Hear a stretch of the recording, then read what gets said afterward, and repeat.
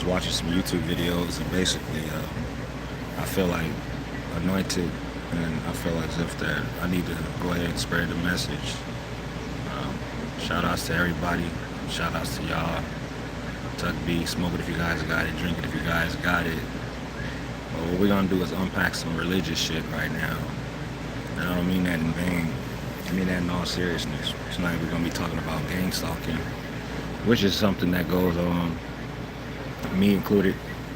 So what I'm gonna do is set you guys up on a pedestal so we can watch this together, and I'm gonna keep going back and forth so I can explain my side of the story, and also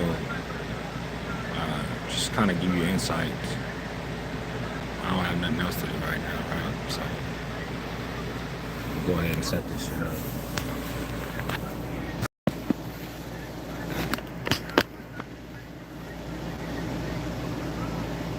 Remember, smoke it if you guys got it, drink it if you guys got it, chew it if you guys got it. If you do that other shit, do it if you got it. Alright. So first, before we go anywhere, we're gonna go ahead. I'm gonna start this shit off. I'm gonna start this off with Jesus. Unbroken but radiant, unstoppable, and divinely favored. If you're watching this video right now, it's no accident. God has guided you here for a reason, and what you're about to hear will ignite a fire within your soul.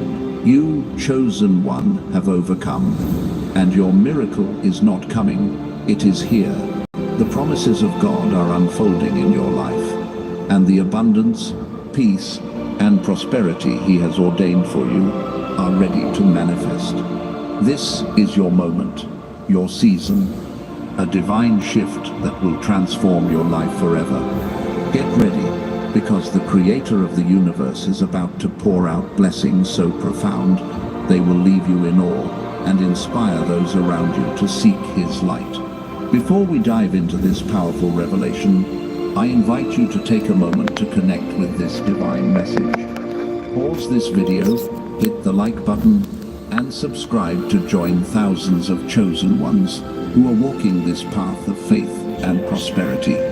In the comments below, type 777, a sacred number symbolizing divine perfection and completion, to declare that you're ready to receive your miracle. By doing this, you're not just engaging with a video, you're joining a community of believers whose faith amplifies the power of God's promises. Stay with me until the end, because if you're truly a chosen one, your spirit already knows this message is for you. Let's dive into the miracle that awaits you, a testament to the truth that you have overcome through God's grace. You, chosen one, are no stranger to trials. You've walked through valleys of doubt, faced challenges that would have shattered others, and stood firm when the enemy tried to dim your light. But here's the truth. Every storm you've weathered was not meant to destroy you. It was meant to refine you.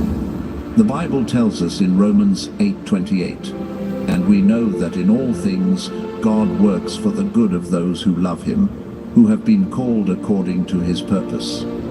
You were called, chosen one, handpicked by God to rise above, to shine brighter, and to walk in a prosperity that reflects His glory.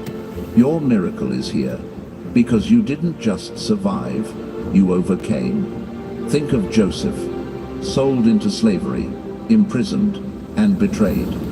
Yet God turned his trials into triumph, making him a ruler in Egypt. Like Joseph, your hardships have been the stepping stones to your divine destiny. What does it mean to overcome? It means standing tall when the world expects you to fall.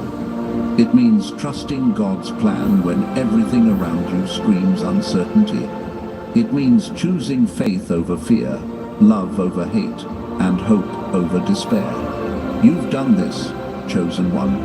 You've faced the fire and walked out not smelling of smoke, just as Daniel's companions did in the fiery furnace. Daniel 3:27. Your resilience is a testimony to God's power working through you. The miracle that's here for you is not just a fleeting moment of relief. It's a divine transformation that will touch every area of your life. Your finances, your health, your relationships, your purpose. They're all about to align with God's perfect will. This is the moment where you step into the fullness of His promises, where the abundance He spoke of in John 10:10, I have come that they may have life, and have it to the full, becomes your reality. Let's talk about prosperity, because God's plan for you is not just to survive, but to thrive. The world may tell you that wealth and success are reserved for the few, but God's word says otherwise.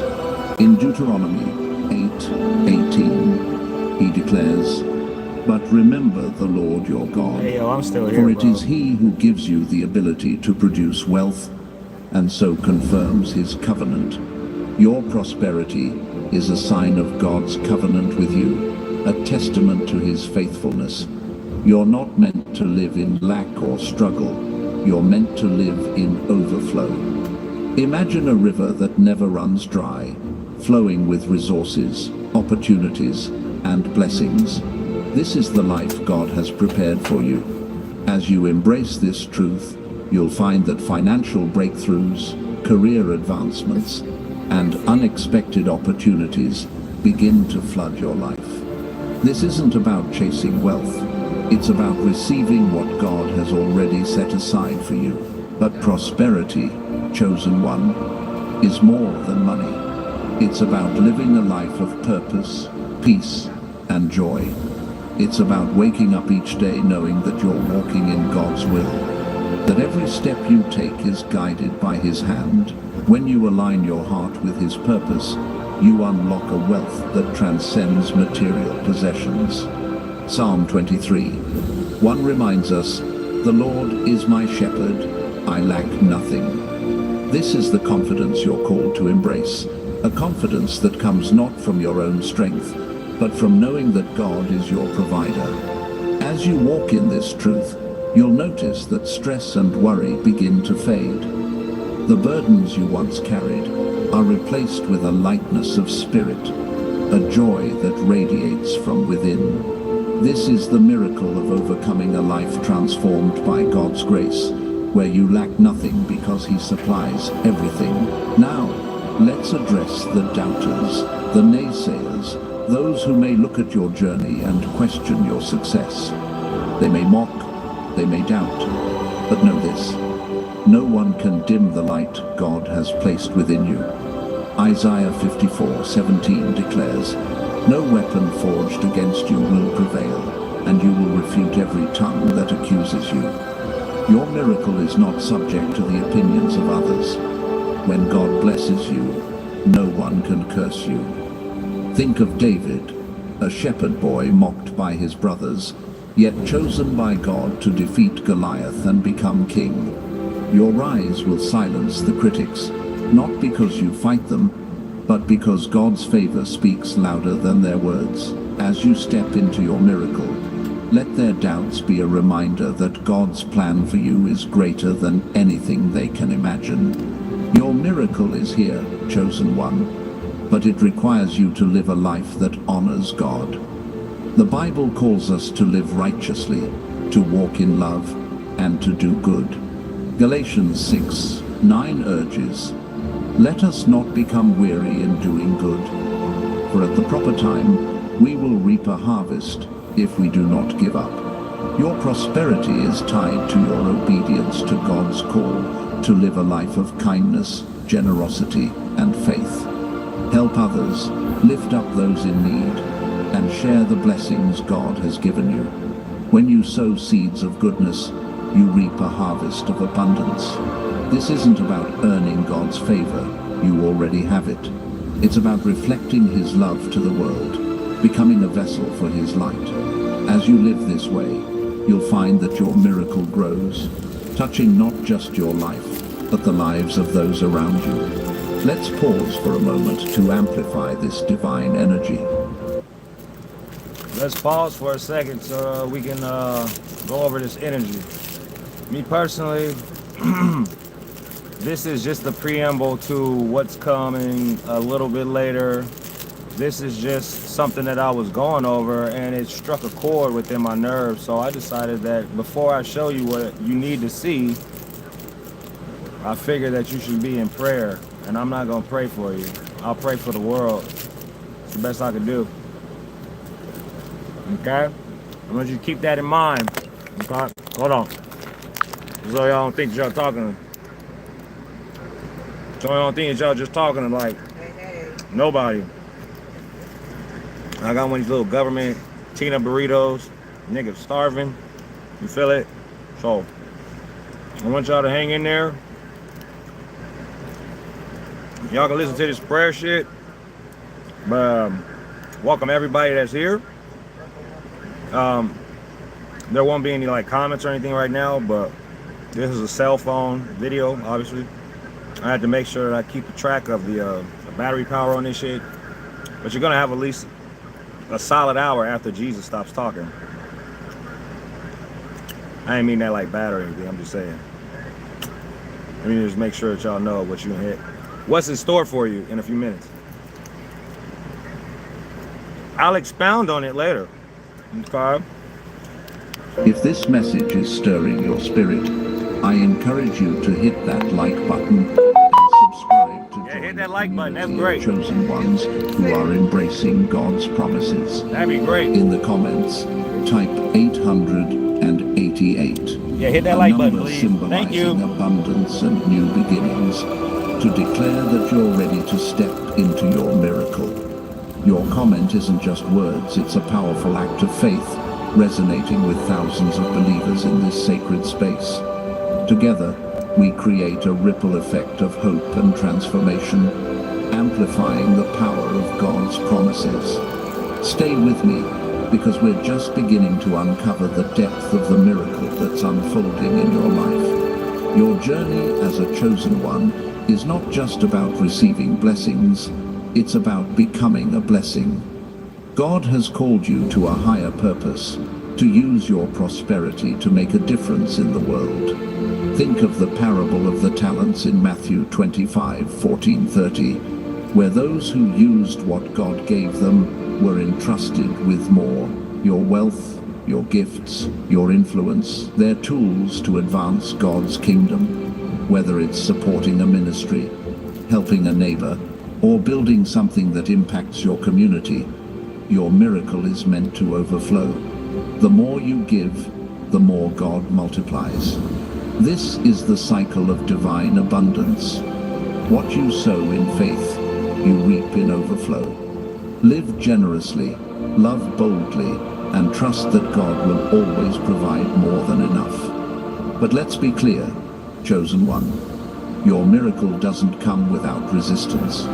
The enemy will try to plant seeds of doubt, fear, or distraction to pull you away from God's plan. Ephesians 6:11 reminds us, put on the full armor of God so that you can take your stand against the devil's schemes. You've already overcome so much, and you're equipped to overcome this too. The devil may try to whisper that you're not worthy, that your miracle is too big, or that you'll never make it.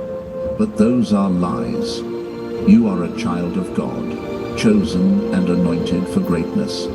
Stand firm in your faith, pray without ceasing, and let God's truth drown out the enemy's noise. Your miracle is here because you've already proven you can overcome. What makes you unstoppable, chosen one, is your faith. Hebrews 11:1 tells us, now faith is confidence in what we hope for, and assurance about what we do not see. Your faith has carried you through trials, and it will carry you into your miracle. Think of Abraham, who believed God's promise of a son, even when it seemed impossible. Genesis 15:6. Your faith is your superpower, the key that unlocks the doors to God's abundance. When you trust in His timing, His provision, and His plan, you align yourself with the supernatural flow of blessings. Your miracle isn't just a possibility, it's a certainty, because God's promises never fail. As you step into this new season, let go of the past. The struggles, the pain, the setbacks, they no longer define you.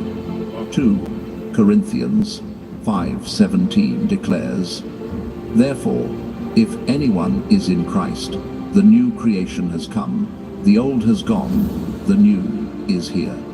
You are a new creation, chosen one, transformed by God's grace, and ready to walk in His purpose. Let go of guilt, shame, or fear. Those are chains the enemy tries to use, but they have no power over you. Your miracle is here, and it's calling you to rise, to shine, to live boldly as the chosen one you were created to be. Your prosperity is not just for you, it's a testimony to God's goodness. When others see the miracles unfolding in your life, they'll be drawn to His light. Psalm 37:4 says, "Take delight in the Lord, and He will give you the desires of your heart." As you delight in God, your life becomes a beacon of hope, showing others that they too can overcome through faith. Share your story, chosen one. Tell others how God has brought you through. Your testimony will inspire, uplift, and lead others to the same abundance you're experiencing. This is the power of your miracle. It multiplies, touching lives far beyond your own. Let's talk about the practical steps to living in this miracle. First, stay rooted in prayer. 1 Thessalonians 5:17 says, "Pray continually." Prayer aligns your heart with God's will, opening the door to His blessings. Second, live righteously. Proverbs 11:28 warns, "Those who trust in their riches will fall, but the righteous will thrive like a green leaf." Your righteousness, your commitment to doing good, loving others, and honoring God ensures that your prosperity is lasting. Third, give generously. Luke 6:38 promises, "Give, and it will be given to you. A good measure, pressed down, shaken together, and running over, will be poured into your lap." Your generosity unlocks even greater abundance. Finally, trust God's timing. Ecclesiastes 3:11 reminds us, "He has made everything beautiful in its time." Your miracle is here, but it will unfold perfectly according to His plan. As you embrace this miracle, know that it's not just about financial wealth, it's about spiritual richness. Colossians 3:2 urges, "Set your minds on things above, not on earthly things." While God blesses you with material abundance, your true wealth lies in your relationship with Him. Seek His presence, study His word, and let His Spirit guide you. This is the foundation of a life that's truly prosperous, one where you lack nothing because you have everything in Christ. Your miracle is here, chosen one, and it's transforming you into a vessel of God's glory, radiating His love and power to the world. Imagine waking up each day with a heart full of peace, knowing that God is orchestrating every detail of your life. This is the life you're stepping into, a life where fear has no place, where doubt is replaced by certainty, and where lack is overcome by abundance. Philippians 4:19 assures us, "And my God will meet all your needs according to the riches of His glory in Christ Jesus." This is not a promise for tomorrow, it's a promise for today. Your miracle is here, and it's inviting you to live boldly, to dream bigger, and to trust that God's plan for you is greater than anything you could imagine. The world may try to define you by your past, but God defines you by His purpose. You are not your mistakes, your struggles, or your setbacks. You are a chosen one, anointed for greatness, destined for prosperity, and called to make a difference. Isaiah 61:1 proclaims, This is for whomever it applies to. I know you're going to keep hearing the word chosen one, and that's neither here nor there. The information applies to anybody that's righteous and has a good head on their shoulders with a good heart. It has nothing to do with being chosen. I am a chosen one. And I get everything that they're saying. I just don't want there to be any conflict, thinking that you're not worthy of the word. So just that's a little disclaimer. Regardless if you're chosen or not, you'll know if the fucking word is speaking to you. Excuse my French, but I don't really give a fuck. Go Navy all day. Spirit of the Sovereign Lord is on me, because the Lord has anointed me to proclaim good news to the poor. You are anointed, chosen one, to bring hope, to share love, and to live a life that glorifies God. Your miracle is not just about what you receive, it's about who you become and the impact you make as you walk in this miracle. Let gratitude be your guide. Psalm 104 says, "Enter his gates with thanksgiving and his courts with praise. Give thanks to him and praise his name." A grateful heart opens the door to even greater blessings. Thank God for what he's done, for what he's doing, and for what he's about to do. Your gratitude is a powerful act of faith, declaring that you trust his provision and his timing. It's a reminder that every blessing, every breakthrough, every miracle comes from his hand. Let's amplify this divine moment. If your spirit is stirred, if you feel the power of this message resonating within you, hit that like button and subscribe to join a community of chosen ones who are living in God's abundance. In the comments, type, "Thank you, Lord," to express your gratitude and align your heart with his promises. Your comment is a declaration of faith, joining thousands of believers in this sacred space where prayers are amplified and miracles are born. Stay with me, because we're diving deeper into the truth of your miracle and how it will transform every area of your life. Your miracle is not a one-time event, it's a lifestyle. It's about waking up each day knowing that God is with you, guiding you, and providing for you. Proverbs 3:5-6 instructs, "Trust in the Lord with all your heart, and lean not on your own understanding. In all your ways submit to him, and he will make your paths straight." Trust is the key to unlocking the fullness of your miracle. When you surrender your plans to God, you allow his perfect will to unfold. This trust isn't passive, it's active, bold, and unwavering. It's choosing to believe that God's promises are true, even when the world tries to tell you otherwise. Your prosperity is a tool for God's kingdom. As you receive his blessings, use them to bless others. James 2:17 reminds us, "Faith by itself, if it is not accompanied by action, is dead." Your faith, coupled with acts of kindness and generosity, brings your miracle to life. Help those in need, support causes that align with God's heart, and share the love of Christ wherever you go. Your prosperity is not just for your comfort, it's for God's glory. As you live this way, you'll see that your blessings multiply, creating a ripple effect of hope and transformation. The enemy may try to distract you, but you are stronger than his schemes. 1 Peter 5:8-9 warns, "Be alert and of sober mind. Your enemy, the devil, prowls around like a roaring lion looking for someone to devour. Resist him, standing firm in the faith." You've already overcome so much, chosen one, and you're equipped to overcome this too. Stand firm in God's truth, pray for discernment, and let his spirit guide you. Your miracle is protected by his power, and no force of darkness can steal what God has given you. As you step into this new season, know that your miracle is not just about today, it's about your legacy. The blessings you receive will impact generations. Psalm 112:2-3 promises, "Their children will be mighty in the land, the generation of the upright will be blessed."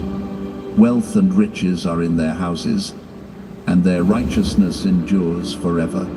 Your prosperity is a seed planted for the future, a legacy of faith, love, and abundance that will inspire others long after you're gone. Live with this vision in mind, chosen one, knowing that your miracle is bigger than you. It's a testimony to God's eternal faithfulness. Your journey as a chosen one is a journey of transformation. Romans 12:2 urges, "Do not conform to the pattern of this world, but be transformed by the renewing of your mind." Your miracle requires a renewed mind, one that sees possibilities where others see obstacles, abundance where others see lack, and God's hand where others see chaos. So do you see the glass half empty or half full? That is the question. You hear me? That's the question. Do you see the glass is half empty or half full? Right? So some anointment came upon me, and I'm just gonna spread it.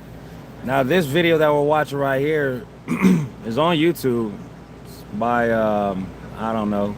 All you gotta do is type in God's chosen one, semicolon, your miracle is here, and you'll get the message. This message is an hour and 34 minutes long. Okay, so I just want you guys to be aware that I'm not gonna watch this whole thing. All right, what I'm gonna do is keep on going until I feel like that's enough, and I'm gonna show you exactly what the fuck I'm really trying to show you. And I hope you guys are taking you know, the courtesy of listening to what they're saying. They say some truthful shit. And I hope you guys, you know, take it in, you know, feel it, you know, think about it, sleep on it, you know, think about it. But, yeah, I would say that, you know. It's the real shit. The world's going to hell in a handbasket, and it's unfolding right before your eyes, so just be aware of that. I don't have to tell you that. You should be able to see that by yourself. Robots are taking control. There's cars self-driving, so if you drive a Tesla and that motherfucker rear ends somebody, is that on you or is it on the manufacturer? Is that on Elon Musk or is that on you? These are questions. I'm not saying I own a Tesla or a Cybertruck or anything made by Tesla, except for Starlink. This is the reason that you can see it. Shout out to Starlink, because that's the only reason you can see this shit right now. But I'll say I wouldn't invest in no electricity, though. Electricity cars or anything like that, I don't know. Just electricity, you want everything to be like you could be able to plug in or like have solar or something. Electricity cars and all that shit, that shit can blow up on your ass. I say that. Electricity do blow up and it's heat. The weather's going crazy too as well. Everybody getting a mixture of different weather, so I'll just say that. But stay prayed up. What you want to do is go ahead and hit that like button. I appreciate everybody that's hit that like button so far. I see the stats up here at the top. I really appreciate that. A little like goes a long way. There's a lot of new features that YouTube is promoting and whatnot. That's neither here nor there right now. I really appreciate the hearts. Whoever is showing those hearts right now, I really appreciate that. I'm gonna try to go ahead and record this, and I'm gonna get it on every channel from this TUCKBEAT to TUCKBEAT number 2 to TUCKBEAT 3.0, because the information that's going to be passed along in this video is very crucial. Whoever is throwing those hearts, I really appreciate it. Really appreciate it. Rosa to roll shell, haha, said hi. So hello, how you doing? Just to let you know, it's real. This is not a pre-recording. This is real. This is actual. This is live. I'm gonna switch the camera angle and whatnot, but as far as I'm concerned, like button, y'all. Ensure that you take this shit in, not with a grain of salt, but maybe with a grain of gold. I really appreciate whoever's throwing those hearts. When I turn this camera back around, I won't be able to see them, but those are more than welcome. All the love is very, very, very, very appreciated. It's been a long time coming on this channel, and what the plan is to build it up. But it takes people like you, me, D, and everyone to spread this message in order to see a little bit of change. I can promise you, as a secret agent of the United States Navy in the government, that I can't promise you tomorrow is going to be pretty. What I can do is lead you to some truth and some knowledge, and always keep God first. Keep God first in everything you do, I don't give a fuck if it's going to the shower. You might slip and fall. Put God first. Put God first in everything you do. And get back up and do it. How you doing, Ismael? How are you? How are you? So like I said, this is not a meet and greet. This is some real serious shit. Excuse me for putting God in the same sentence as shit, but that's just the way I talk. I've been indoctrinated by the United States government. I'm a classified agent, and it is what it is. My job here, Laura, you look like Jungwon from any pen. Whatever that means, I do not know what that means, but blessings to you. So basically, I want to get as far into this message as possible, and then I'm gonna switch over to the actual reason why we're all here. Because of the artificial intelligence and the shit, what do you call that? The algorithm. The algorithm, I programmed it to the point where it's sending me shit that I need to be paying attention to. Okay, Laura, I appreciate it. I still don't know what the fuck Jungwon from. That must be a group. You can elaborate on that. If you're talking about me or her, I don't even know who you're talking about, but if it's a compliment, then I appreciate it. Me personally, we're trying to stay on track with this subject, so I'm gonna keep God first, like I should, and like everyone should be doing right now, because the times that we're in right now, as an agent, I can't tell you what's getting ready to happen, but I can point you in the right direction, and that's what I intend to do.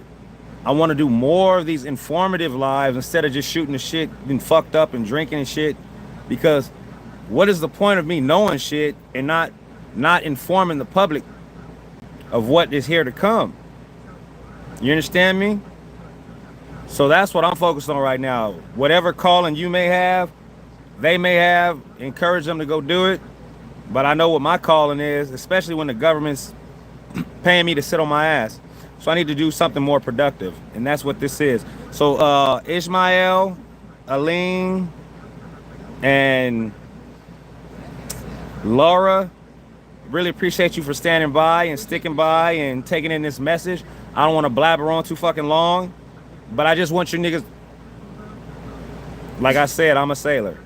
I want you people, you individuals, you collective lovely bunch, to understand that I'm not here on no bullshit.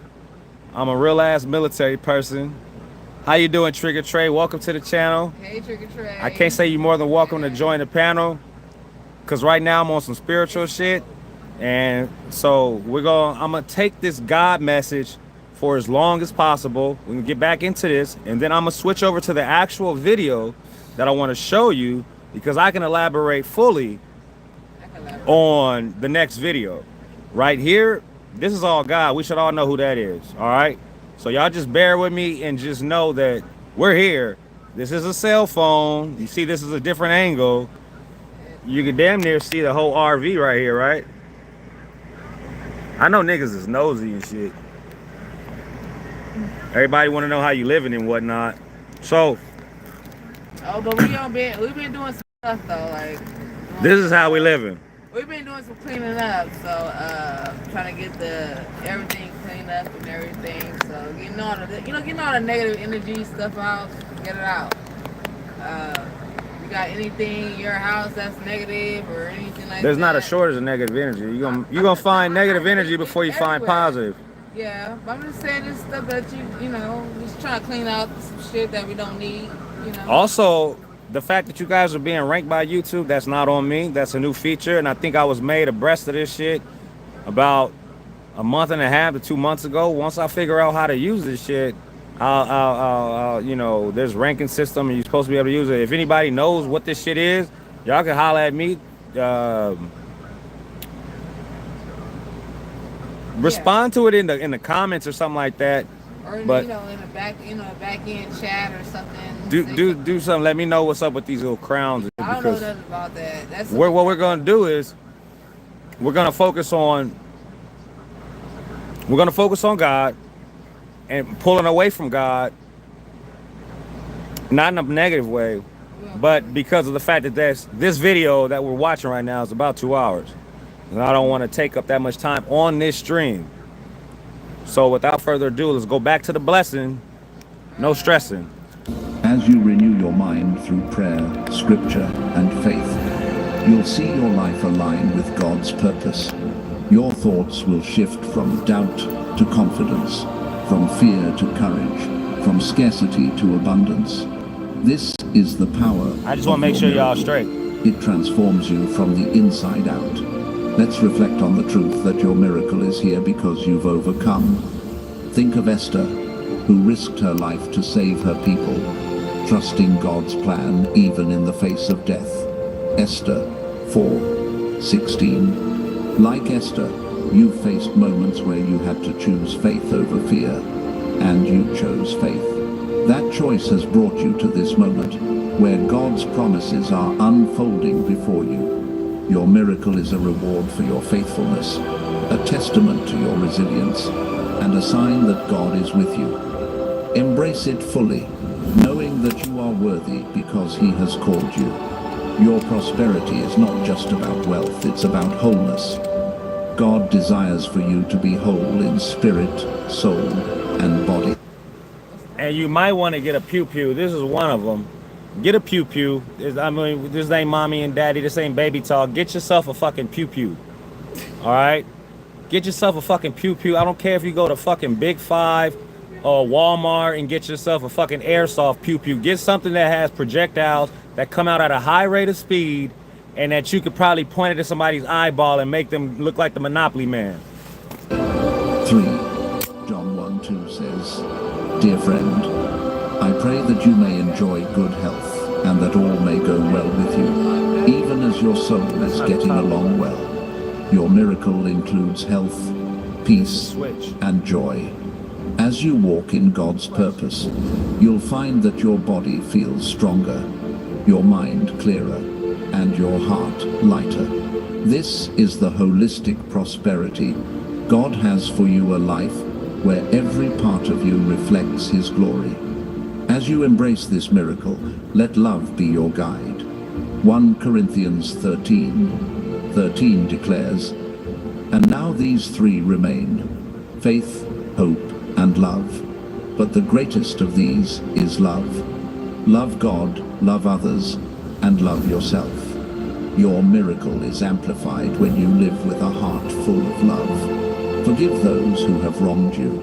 Extend kindness to those who don't deserve it, and show compassion to those in need. This love doesn't just change your life, it changes the world.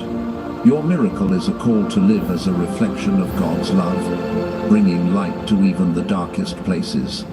Your faith has brought you to this moment, chosen one, but it's your obedience that will sustain your miracle.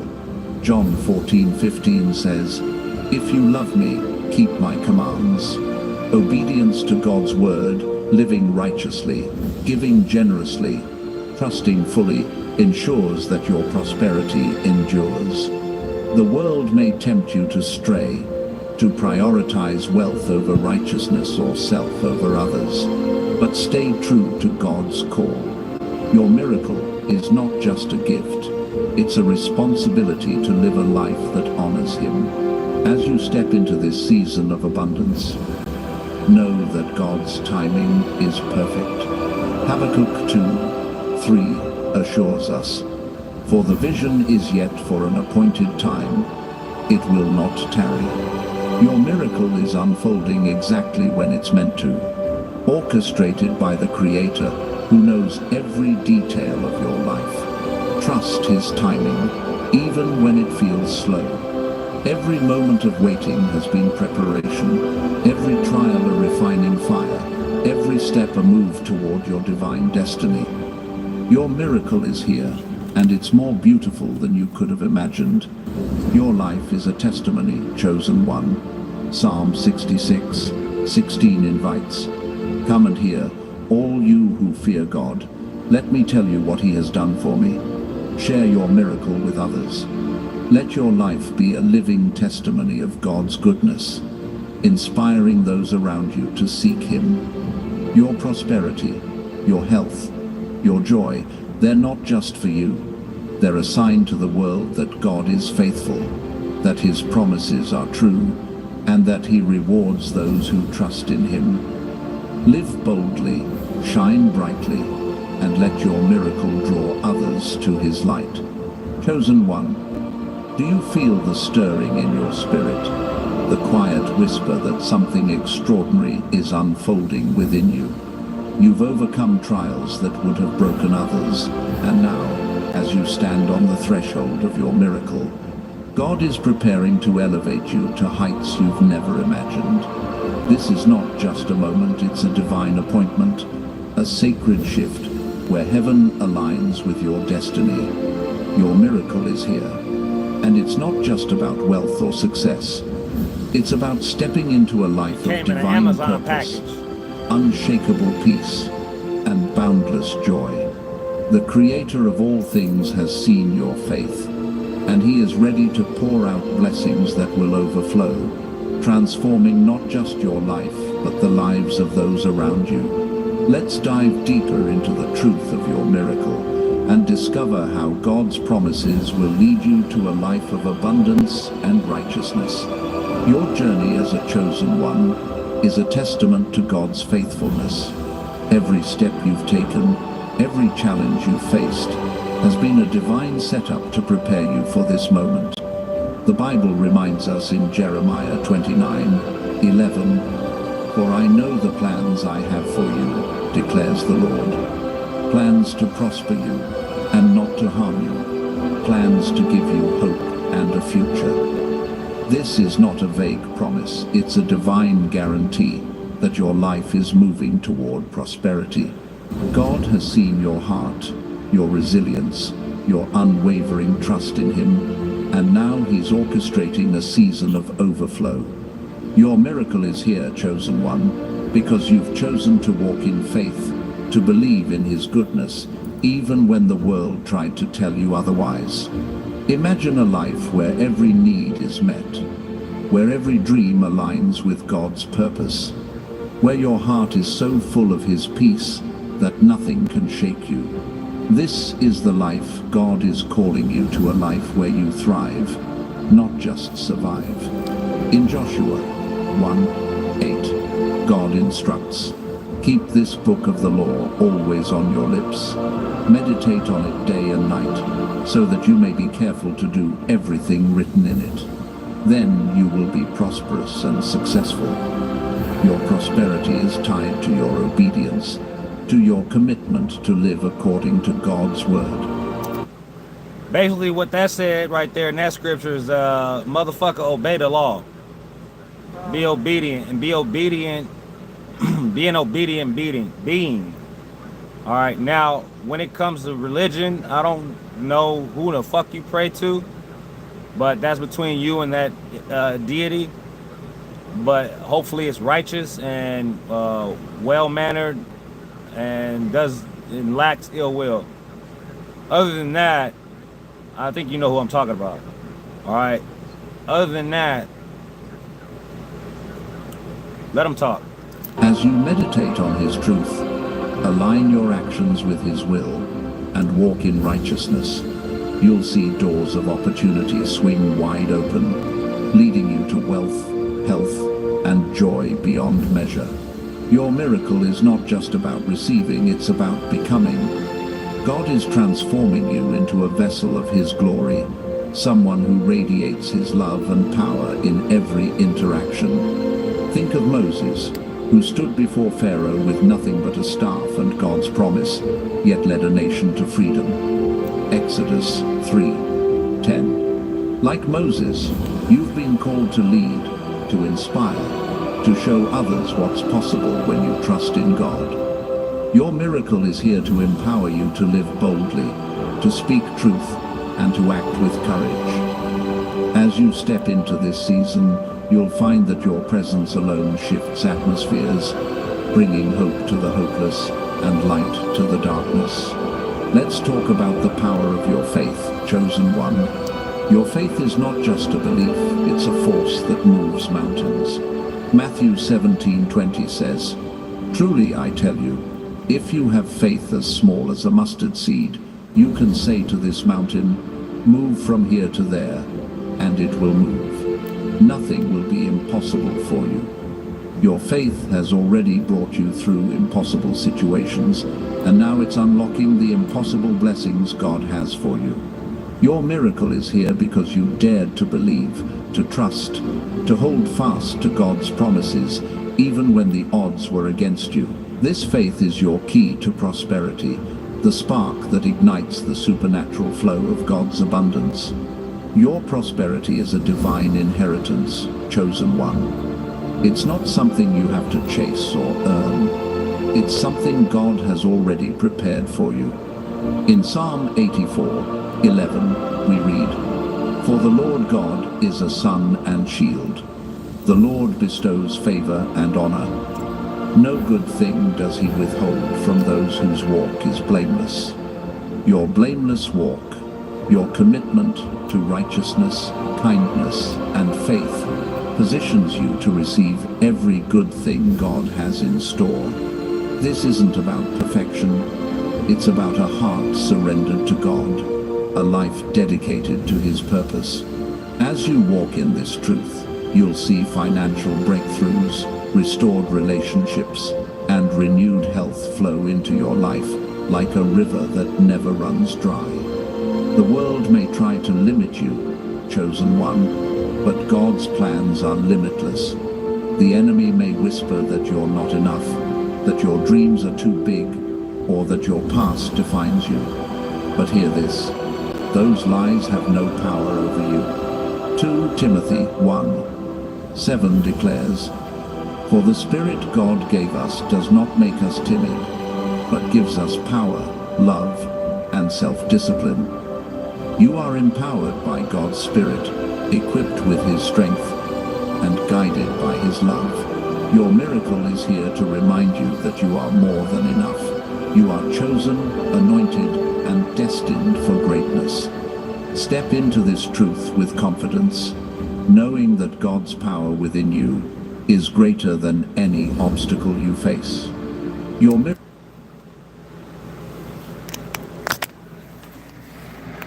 All right.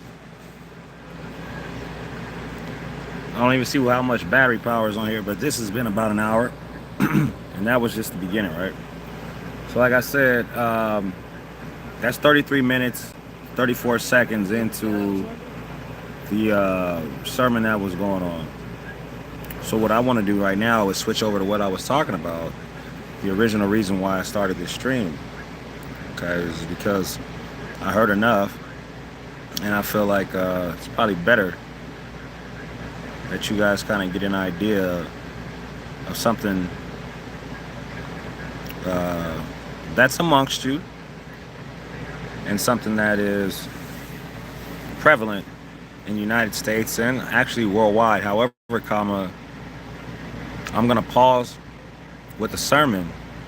I'm going to bring up the actual reason that we're here. Okay? So top of the morning to you as well.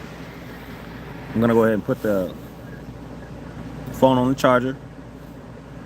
And let's go ahead and figure out this second half of this video. This one shouldn't be that long. Copy. Shouldn't be that long. But there will be some explanation. And it's really unfortunate, you know, what you're getting ready to see. However, I'm well versed in it. So, like all states, you're in good hands.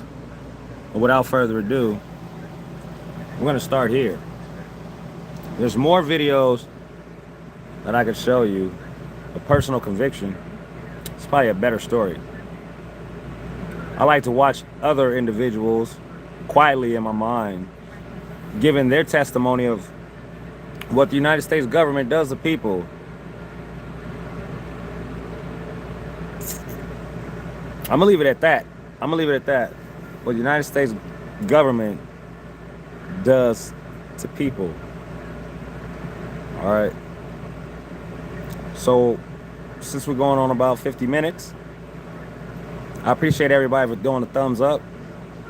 I appreciate everybody that's donating money to the channel. Also, smoke it if you guys got it. Drink it if you guys got it. Chew it if you guys got it. And if you're one of those individuals that do that other shit, do it if you got it. Ain't nobody over here snitching. To all those crowns, apparently those are called top fans. So I really appreciate that as well.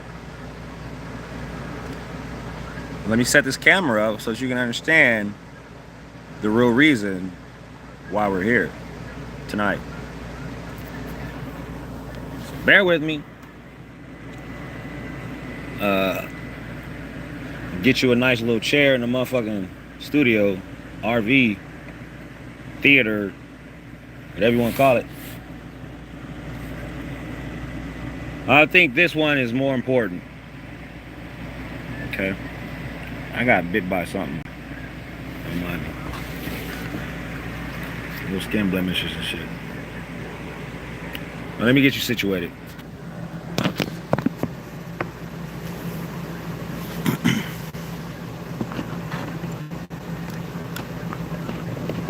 Well, make sure you got the best seat next, because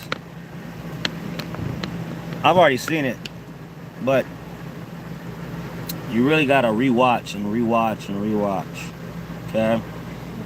So I'm not gonna give you what the background is on the individual, but I think the individual here in the video does a pretty good job of explaining exactly what's going on. Like I said, I'm a government official, secret society, secret whatever you want to call it. I don't fuck around, play bullshit, but it's really fun when individuals come out of hiding and actually start speaking about shit. I understand that we're racing against the clock, so let's just move forward. All right, so usually I make videos in a different room of mine, but I'm painting that room right now.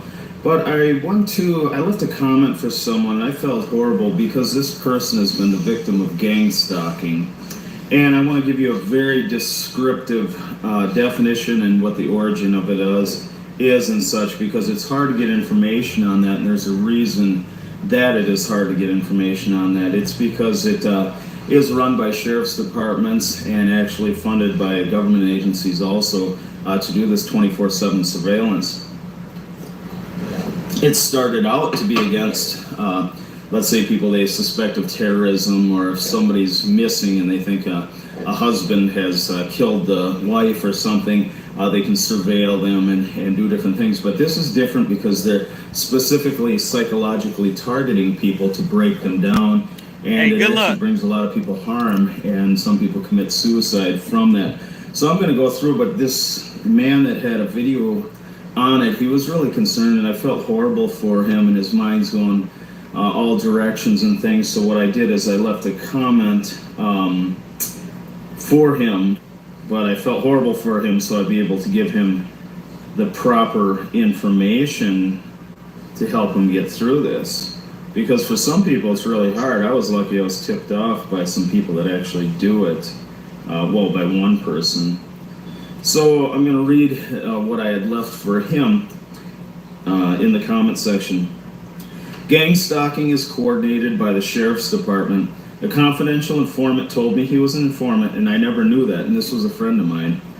He felt bad because he told me that I was placed on the list. He told me because they put me on the list to be a targeted individual, 24/7 surveillance, after I turned in a dirty cop. The confidential informant, my friend, told me their ultimate goal is to trigger you to get you to commit suicide after they stalk you and isolate you. They will break in your house and even do things to double your bills, etc., to also target, so they can also target your finances. They are doing things to systematically make you waste money fixing, replacing, and spending on things you shouldn't have to because they sabotage things. My friend had said at their Masonic Lodge, many of the Masons there were on the list to stalk and harass people also, but the most people that they use are the confidential informants that do surveillance and other things for the police department, and like controlled buys and different things like that. But there's a difference between surveillance and harassment. This they want you to know, and they want to harass you and psychologically come against you. When they could get someone to finally commit suicide, he said that they would throw parties and celebrate that like it was a big joke. It wasn't as bad for me because I knew what was going on, since my friend had thankfully tipped me off to what was occurring in the sheriff's department, the different individuals that were doing this. Within 1 month of him telling me that I was on the list and that they were coming at me, they found him dead from a diabetic thing. He was 36 years old and his name was Josh. It's a pretty odd coincidence. Your vehicle is the biggest thing they'll mess with. They will do things to have your check engine lights come on, scratch the vehicles constantly, break things that you've just had repaired, put like small little cuts in the upholstery or on the dash, and little things, you know, cut with a razor like on your radio into the plastic and things like that. One thing they loved doing to my vehicle was cutting the steering wheel with knives. I'd go into a store and come out and go to turn my wheel, and then you'd have cut up areas on the wheel so they could let me know that they'd broken my car just to mess with me. And I did file police reports on this. This isn't something weird. It's actually documented and stuff. And I did that even knowing law enforcement and their informants and different people involved in this program were doing it, but just to get it documented. But I knew it wouldn't go anywhere. And it was funny too, even when I'd call in to document this. And they also killed my children's pet rabbits out of lock cages and many other things, broke into my house, did lots of things. But I would call to file a report just to get it documented. And, you know, it would take like 6 hours for anyone to show up. And it's not that they were busy, it's because I was hated, you know, I'm on the list. So it'd take just a super long time, then they'd show up with somebody that's like equivalent to like a parking ticket cop, and, you know, it wouldn't go anywhere. I think that at one point, I can't remember if the animal was killed or what, but there was a little bit of an escalation there. Yeah, I think that's when they killed the animals and stuff. I filed police reports, but I knew law enforcement were some ones doing it, so it wouldn't go anywhere, blah, blah, blah. I say throw it in the Even when I comments, filed the you ever had reports, been they weren't even gangsta, busy. I just talked about that. They've slashed at least, I would say at least 6 or 7 tires, motorcycle tires, do different things. If I parked my car like in the parking ramp and go downtown and stuff and leave it there, if I had some drinks or something, I would come back and not only would my battery be dead, they would actually kill the battery, drain the battery, but then they would unhook the battery cables from the battery to make it obvious that it wasn't just an accident, you didn't just leave your lights on. No, we actually drained your battery and unhooked the cables from the battery. It was pretty pathetic. Let's see. They'd break in my house and let some of the pets out of the cages. So I'd come home, and here's these, you know, closed up cages, and I've got animals running around the floor. They thought that was pretty funny. You know, I did put some surveillance cameras out. They'd just break the cameras. Or I'd come in the house, and I had my daughter. I was out of state for a time, and some things had happened, and I had to go back and look at the cameras, and of course they deleted entire like months of footage, and you know, that's when the camera magically went out too. One of the cameras, there was 8. A girl in the bar tipped me off on more than one occasion, and more than one different girl, that they'd approach them in the bathroom, and those people would tell them that they should stay away from me because I'm violent, and one person even told them that I was a child molester and I was a felon. I'm not a felon, I'm not anything, you know, but they would tell them these lies to slander your name, to get people to hate you, so that way they're easier manipulated too if they want to use them against you. They think they're actually doing a good thing for their community. I would have conversations with people and everything was fine, and then as soon as I was gone for a little bit, go to the bathroom or whatever, or go do something, you know, it wasn't uncommon that when I'd return or see them again or things like that, the atmosphere completely changed, and that person wanted nothing to do with me any longer because of those, the people that would talk to them about me. One of the biggest tools, they'll use family members against you too, but what they'll do is if you talk about gang stalking or surveillance and things, they'll say like, hey, we're worried, you know, we want to investigate this, but we know he's just, you know, delusional or demented, and, you know, they'll make up lies, and they'll try and actually get your family member to be part of this too, to come against you. And the family members a lot of times love you and care about you, think you might be a little bit off because you're talking about these things, and they don't believe that there could be any bad cops or like weird people doing this, and that's exactly what's occurring. And I'll get into in a second about this program because it's actually intended for one thing. So even if you got a hold of some high-level people and said, hey, I want you to check this, they're doing this and that to me, and then the cops will just lie and say, yeah, we are doing that, and we're using this program, but it's because we have reports that he's been speaking to someone that has ties with high-level gang members, or a big drug dealer. That's how they cover their tracks.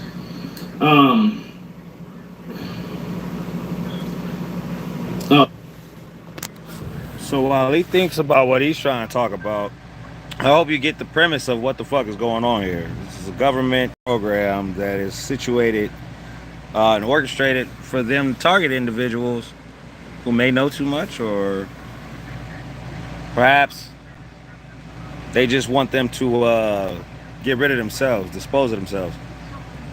Me personally, I've been gang stalked, and it still happens to this day, but not getting any type of details about the situation. It's just, keeping an eye out on your surroundings and whatnot, and being careful who you trust. The term gang stalking, which is probably within the title, if not, it may be in there after I get off of this, and just give you some keywords to go look up and give you some things, some pointers and a place to start from, just so that you can kind of understand what is going on around you with your government. And I'm only talking to those who are in the United States. I know I have viewers from all around the world, but this is only pertaining to the United States of America. Me personally, since someone else wants to talk about it, I figure I'll touch bases, because I wouldn't start this conversation by myself, because I'm sworn to secrecy as a confidential individual. But the threat is real. The threat does exist. And what happens is, what certain individuals do is they'll target your family, the closest people to you, everyone that knows you, and then those who don't, all to try to drive you crazy. Okay, that's what gang stalking is. You'll see cars with one headlight out a lot of times. All right, you're gonna see street theater, which is people acting. They're paid with fucking gift cards. They're paid with like gift cards to fucking Amazon or to the mall, your local mall. Low life, no lives. They have nothing better to do with their life but then to go and harass people. And that's what a gang stalker is, a paid fucking person, or not paid, or promised person that they're gonna get something out of targeting someone who's on that community shit list.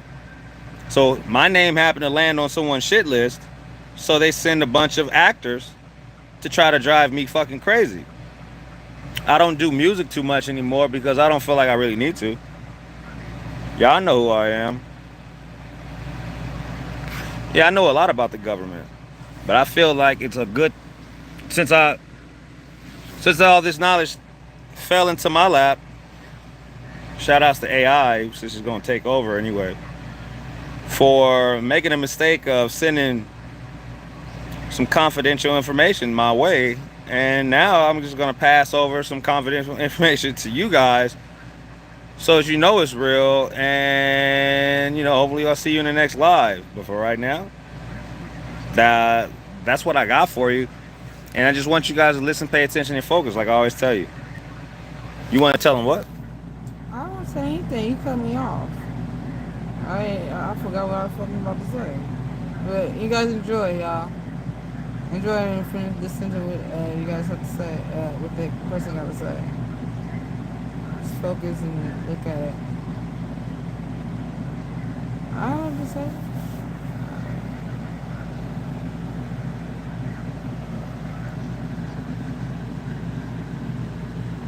Don't fucking do that.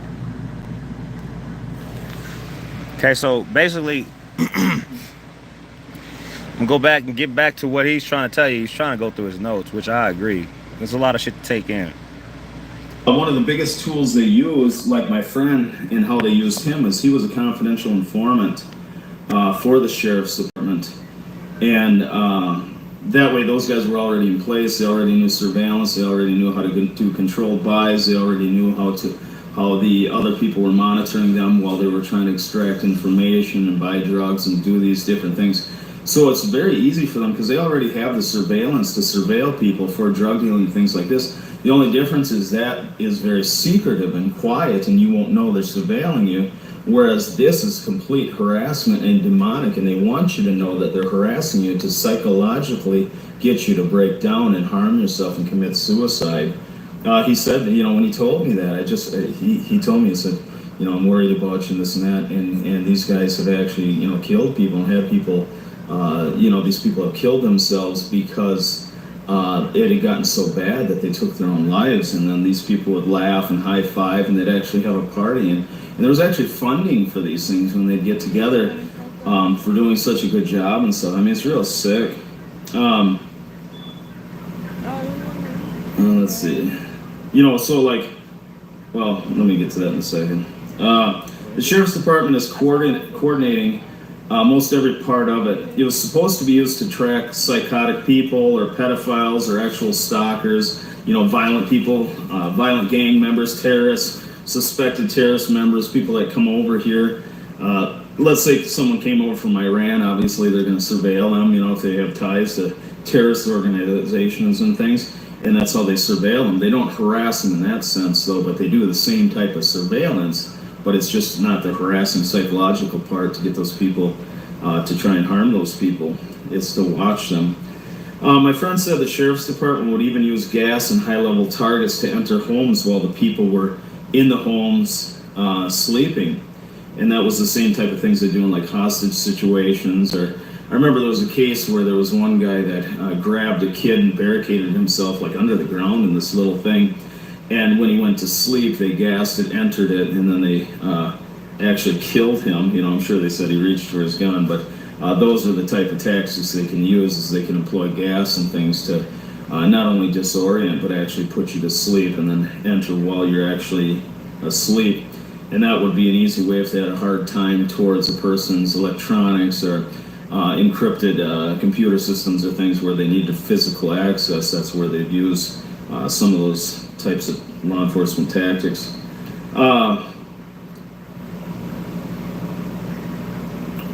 And then when he was telling me about like going into people's houses when they were sleeping and things like that, and some of these different things they were doing, he got real nervous and he just looked at me and his eyes were kind of sad, and he said that, he could be the one that gets targeted for telling me to do this. Before he talked to me too, we were out in the country and he right away pulled the batteries out of our cell phones and we went and put them in the car. And he wouldn't talk about anything until that was done. So then when we went out, he was all paranoid, a little nervous to tell me. And then he told me, but he looked really sad when he told me that he could himself be targeted or hurt for talking about that when he was talking about entering the houses when people were sleeping and things like that. He said the surveillance with the targeted individual consisted of law enforcement using the law enforcement tools to track their cell phones and GPS track the vehicles. They'd use stingrays for the cell phones to intercept all the texts and different things, and they'd set up a lot of times close to the individual, or they would know different people and they'd talk them into and give them payments and things to set up right in that area. But the stingray could intercept everything, GPS track the cars, phones, all that stuff. And then also he said too, like even people's antivirus and stuff, that was a great way for them to track different people through different computers they were using and everything, to keep on top of every single bit that was going in and out, to know who they're talking to and this and that. So if somebody met somebody online and they're having a great conversation, they're going to meet up, and all of a sudden that person never gets talked to again. A lot of times they intervene on the behalf and talk to the person.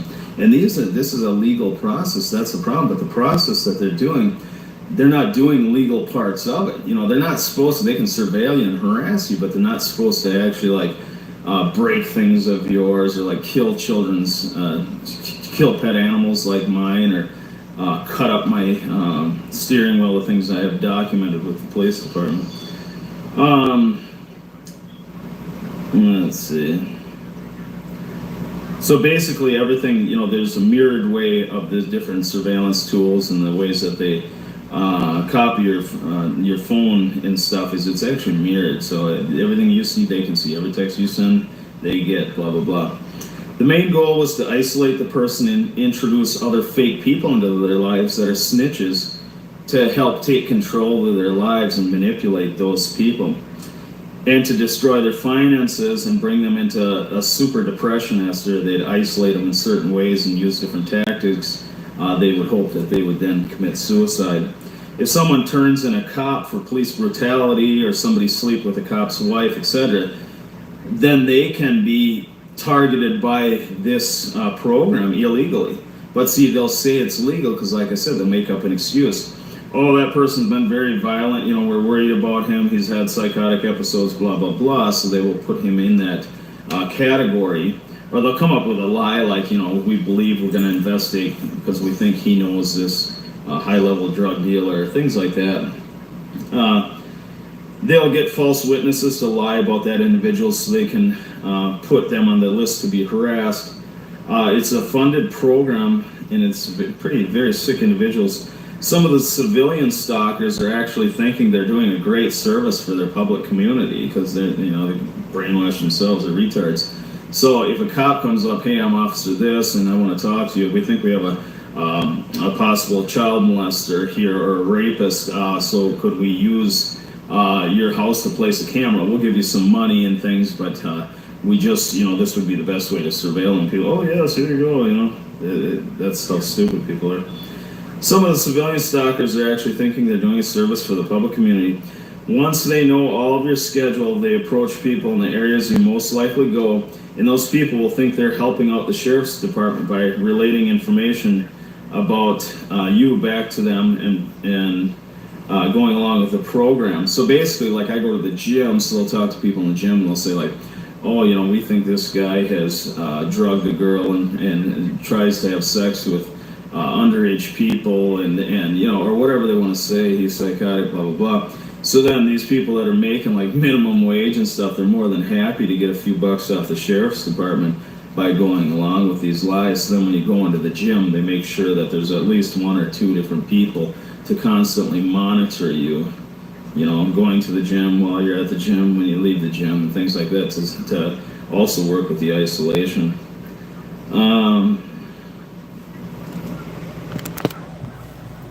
All right, so when you don't see us on for a while, just know, man, bullshit do be happening, all right? I just want to put that shit in your fucking air, put that shit in your brain and whatnot. Anyway, just want to throw that out there. Oh, the funds, he told me that the funds, they provide cash and even gift cards, or they cut a check. In his case, he was a drug addict, and a lot of times they'd give him actually, like his buddies would give him drugs, because they have full access to the whole sheriff's department things. It's pretty sick. That would be because they're best friends, and this isn't legal and it's not on the books, but these things would be on the side, and he also was able to sell drugs and never worry about getting caught. They mark these people's license plates too, so cops, if they go up behind them and run a plate, they know they're active in investigations and doing something for the sheriff's department, so they will not touch them. So they can get away with a lot unless they like literally run into a person drunk or something. But other than that, they can get away with a lot of things. So they can cut a check to any of the civilian stalker snitches in the exact same way that they pay their informants to do controlled buys from drug dealers and to start the surveillance and process to arrest them. So, when they're doing controlled buys and they're setting up drug dealers and things, they're doing surveillance on that person and who he's talking to, where the drugs are coming from, who he associates with, what cars he drives, all the same things. But instead of harassment, they're doing this low-key and quietly to start a criminal case against them for felony charges and such.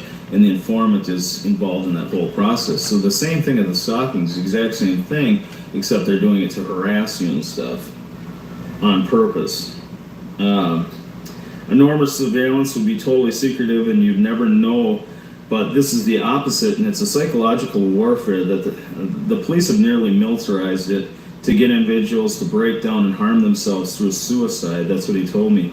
They like to honk their horns or set up car alarms anywhere you go to make you think to make you know they're there and flash their headlights at you a lot and things like that, just to let you know to try and pick at you and things. I've actually had more than one city cop, sheriff, and state trooper stick their arm out the window, look me right in the eye while they're driving by and go like this, you know, just with a hatred on their face, flip me off. And this happened many times. Let's see, they use other first responders and all the tools of law enforcement to go against you. And, you know, the targeted specific triangulated ways that they do this is with, you know, anybody. It could be an old lady, this person, that person with 5 kids, blah, blah, blah, blah. It's all part of a network. This is for harassment, but the surveillance tools are the same as if they would use it to watch any target at a high level. So the surveillance part of it, if they wanted to be real sneaky and like I said, they're looking for to watch a suspected terrorists, they would employ these, you know, same type of things, but it'd be in a different way than harassment. But the surveillance and following you and using the tools and being able to monitor your phone and Stingray and all these different things would be similar. They truly think it's funny, and like I said, that my friend told me, warned me because he liked me a lot. You know, we were good friends. I never knew he was an informant. And, you know, this was till, you know, about a month, maybe a month and a half before he died. And he liked me and he knew it wasn't fair. And he was doing this surveillance and stuff himself because he started out doing it to go against like pedophiles and then this and that. So a lot of times people get started, and when they're close with the sheriff's department, they'll tell them like, hey, this is pedophiles, this is a violent person, or we're going against this bad gang member that we don't want in our community, and blah, blah, blah. And that's when he started, you know. So he started with the right intentions, but then his heart gave in, and, you know, he started realizing how bad it really was. But then he was stuck, he was already involved, and he didn't want to become a target himself. So it started out for the pedophiles and all those people, like I say, and then it started with him. It led into, you know, going to anyone would be added to the list that the group had a problem with and didn't like, or someone made complaints against an aggressive cop or whatever, police brutality. The program is legal as the intentions is, as I said earlier, pedophiles, terrorists, surveillance, blah, blah, blah. But they abuse it for all their own demonic purposes or hatred for people the surveillance network wants to harass. Okay, so like if someone files a complaint against a cop, someone sleeps with the cop's wife, blah, blah, blah, they could put them on the list. My buddy had to sign a confidential informant agreement with the sheriff's department, he said, and also they had full agreements to never talk about the program or anyone involved in it. He was dead roughly 1 month, maybe 2 at the most, but I think it was a month and a half most, after he told me this. And from then until now, I've had to file police reports after they killed my children's animals, slice up my car's steering wheel with knives, vandalize vehicles, vandalize my house, break into my house, I mean, all kinds of things. Let's see, you know, like I said, I'll go to watch a movie with my daughter, come out of the movie theater, and they break into my car and slash up the steering wheel with knives, and I come out into the car, and even though I know what's going on, and it's not even a big deal to me, because honestly, I'm a tough guy, I'll be honest with you. I've never had a problem street fighting, and I've knocked out people twice my size very easily. Most of the people involved in this, they really are pussies. So, like, if you go to the gym, work out a little bit, hit a punching bag, you could knock out 95% of these people very easily. But the thing is, they don't engage like that. And I'll tell you another trick he told me quickly, too, but let me go back to this first. So I go to the movie theater, I come out, they slice up my steering wheel with knives, and my daughter's in the car, and she's scared to death, you know. So it wasn't fair to do that to my daughter, and this program was never intended for that. So these people are way out of line, and, you know, they feel that they're above the law because under this program, they're actually allowed to break into people's houses, break into cars, to do certain things, and they call it in the name of surveillance and stuff, and they're, you know, and they're trying to be the person that's so helpful to the community and the needs of this type of surveillance, you know, whatever justification they can have, but it's a bunch of crap. But anyways, like I said, I can stand toe-to-toe with it, but the thing is that if I can stand toe-to-toe easily with any of these people, but the thing is, if I scrap with one of them, they're actually taught, he told me they're taught to, if somebody gets violent with them, they're taught to fall down and make sure they rub their arms on the ground, or their face or something to get scratches, and then call the police, act like this person's being psychotic, and then show the cuts and wounds to give higher charges so they can throw them down in the jail. Then they have to bail out, and the family thinks they're crazy, and then they can go work on the family, like I said, to go psychologically, go to the family and say, hey, we're really worried about him, he's violent, he hurt this person, he's saying he didn't do it, he's talking about people surveilling him and stuff, and that's how they come up with the lies, and they get some of the family to work against their own family members by doing this. One thing I forgot to mention also is that with their surveillance program, not only do they monitor your cell phone and turn that into a roving bug anywhere you go, but they monitor your home. Also, that's why when you talk about going somewhere, the information is sent out for others to already be there. They want to arrive before you if they can, but if they can't, they'll just come later. And then I left my cell phone number for the man. I felt really worried about this guy, and so that's why I wrote that quick message to him. But okay, so we're gonna go over this again, and this is some other notes on it. To understand truly what gang stalking is and the origin of it, it's like I said, it's by the sheriff's department, coordinated by all them with their informants and different civilian people and stuff that they employ for these tactics. It's state to state, with through all the sheriff's departments coordinating this, so they can follow you from each state to state, and they can just call ahead and tell the guys, hey, here's what we like to do. We like to cut a steering wheel, so that one of those cops will come out and cut a steering wheel. And it's actually as easy as, they don't need your keys or anything. They can just call the locksmith, hey, his VIN number is V358, blah blah blah. Guy types it in, and he can copy a key right from your VIN number, give it to the individual. They go out and they cut up your vehicle, and they got the VIN number and all these, the key to get in your car and all these things to harass you. The informants always have marked license plates for them, so that if they were pulled over, other people scan the plate, they know that they're in an investigation working for the sheriff's department. Nobody will pull them over, so they can literally do all kinds of illegal things. I'll give you an example. My neighbor girl, her name is Amber, and she sits out in her vehicle, smokes meth, and drinks vodka all day long, constantly. And she does buys right out in front of my house and things. And she knows they won't do anything because she's the sheriff's department. There's another guy, Bill, a few houses away. He's the same thing. He'll enter my house when I leave and do different things. And he has a right to do that through these people. They work through the program. So Amber's sister actually tipped me off the one time and told me that Amber had put a camera up for 24-hour surveillance in my household, and then she could get some money. And so she's got a camera watching directly across my house. It's not even her house. It's, her parents don't even like it. She's a meth head. So she has that. So she's driving around the public all the time. Now, the sheriff's department, obviously, she's not supposed to be able to sell narcotics and, all these things, but she does. And, obviously they don't care. Nobody's going to care. If you're kind of a prostitute for the sheriff's department, they'll let you commit crimes and get away with things. One thing to remember about sheriff's departments, law enforcement, and different things, there's a lot of good cops and there's a lot of bad cops.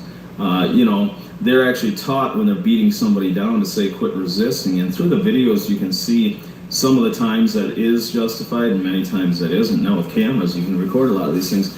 But the other thing too is I go to the gym a lot. I'm 45 years old, a grandpa, and I can still put up almost 400 pounds. That's why I said I'm not scared to scrap with anybody. But at the gym, a lot of the people, you can always get steroids through the cops. Okay, I know this personally. And so if you wanted steroids, you can get them through the cops, and they're using the steroids. Well, this is a felony thing. All over the United States, steroids are a felony. So they're okay to commit a felony using the steroids. You see how the doors open up in different areas. And when you're justified under these surveillance programs and you think you're doing a great job for your community, even though you're using felony steroids, but the bad guys are these guys, so you're going to do some techniques that are not only gray area, they're downright illegal, And that happens all the time. So the people like Amber and these different people, or if I go into the gym, there's just tons of people. There's a guy, Bill, a few houses away, same thing, does things. And He'll damage house and vehicle and things when I leave, and he's right in the area, so they use people closest to their home. This Dave guy likes to badmouth me through different people within like religious activities or church or things like that. Melissa, Lindsay, the line goes on and on and on. They get a few bucks and they turn informants, and then they coordinate with these other people, and it's just really a sick mixture of individuals that many of them are selling drugs and committing crimes themselves, but they kind of have the okay, not written or anything, but they're not going to get arrested because one, their license plates are marked, so they won't pull them over, but two, they're not supposed to be doing these things, but obviously when they're doing all the work for them, they're allowed to do these things. So I don't want to get stuck on that yet. So Amber across the street her sister told me, put a video camera to watch my house 24/7. So she is valuable to them because she can be around me all the time because I actually live here. They lie to civilians and offer money to other people's homes, and it works with different ways. Like if they suspect drug dealing and stuff too, they can go talk to a homeowner and say, hey, can we set up a camera, blah blah blah, or can we use your house for a time because we're doing this operation and such, and that's real common. And they'll put surveillance equipment in your house, listening devices, and the whole works too. They have every capability to be able to do these things. If you have an iPhone, the one thing to remember is the easiest way is, they can actually, there's like different viruses and things and spy stuff that can go into your phone through that cellular network, but if they have physical access, it's best. But if you reset on iTunes, especially from like a library computer or anything else, that does clean your computer, or clean your phone, just as good as brand new, and it starts back up. But all of your phones are identified, so Apple knows when you go online, you use Safari and you use different things, you use Google and stuff. When that phone goes into a certain website or whatever, it's not only just IP address, but they can tell that this iCloud account belongs to this person. It's number 5369, blah blah, blah blah blah. So there's always a digital signature to all these things. But the best way, like I said, do a full factory reset of your phone on iTunes, and that'll make it totally clean for a short time until they can corrupt it again. Let's see. Bill, the neighbor guy, has gone into my house, broke things in my garage, and stole things and stuff. And he's another drug addict, smokes weed. And I actually turned him in because he was taking advantage of an elderly man, totally ripping him off, stealing his money, stealing tools, and forcing him to. He was forcing the guy to give him payments to fix his own house, and then he was trying to get the guy to give him that house. So I mean, we're talking thousands and thousands of dollars. So I went to the county and turned him in, and right away he was the guy that was told that I had done that. So they put him on the list, as an informant and as one of these surveillance people to come against me. So he has a hatred for me. So he loves doing this, and he's done other things too, like throwing lemons and things and eggs and rotten fish and sardines in my car and stuff like that. They work with different lock and key shops, also keysmiths for entry into all your homes or combination type items, safes, whatever they can get into easily. And safes, just so you know, when you buy a safe, if it's a combination or something, they always put codes on the safe, so all the sheriff's department does is call the safe manufacturer, gives them that code, and then right away they give them the combination to open your safe, so your safe isn't even safe any longer. The same with the, like I said, if they want to get into your car to harass you, they can have a key cut right from your VIN number, and then your house, so people can come out and pick the locks in your house or whatever. They have full access to this. This is the sheriff's department. They, claim it for the legal use things, and that's what it's intended for. But it's misused by these people that think they're above the law, and they're really sadistic and causing problems to many people. But you figure too, let's say if you look up Freemasonry police and Freemasonry police badges and things on Google, you'll see pictures of Freemason police, and they'll be like Master Mason from Chicago, and they'll have the Masonic board and stuff. It's all Luciferian doctrine. They study the teachings of Albert Pike, and everybody I've always known, they wanted me to be a Mason. All of those guys read the Satanic Bible, different Aleister Crowley books, and tons of stuff on Albert Pike and magic, witchcraft, and all these different things. So you got to remember, some of these individuals that are in law enforcement, they're probably Freemason, and then they also study Luciferian doctrine and do satanic rituals at Masonic lodges. And you can Google all this stuff, and I can give you full documentation from their own books. Okay, and then on top of that, they jack themselves up with steroids. So they think that you're slave, their master. And that's why when the beatings get out of hand sometimes, I'll give any cop credit that, you know, if they're on a police chase and they're running after somebody, the adrenaline's high, they're grabbing that person, they might rough them up a little bit. And anybody could do that. I have no problem with that. But when you see videos of them torturing and beating people and allowing their police dogs to rip into people and sick them on purpose and stuff, that's a whole different category. So the demonic actions of these individuals that are doing certain things in Luciferian doctrine, satanic rituals, and part of a fellowship of a bunch of idiots, and then they also go and jack themselves up on steroids, so their emotions and different things are out of control. That's when they rage, and that's when they hurt people. So it's pretty sad. Okay, so let's get back to this. Okay, I talked about the keysmiths and stuff, the lock and key shops. Yep. All they need is a car VIN number. Their locksmith friends will cop the key open the car. Let's see. So if they mess with your car a lot, that's the thing, is like if you drive to another state, they just call ahead, and then that other state does their dirty work for them, and they're all, you know, buddies in sickness in this whole deal.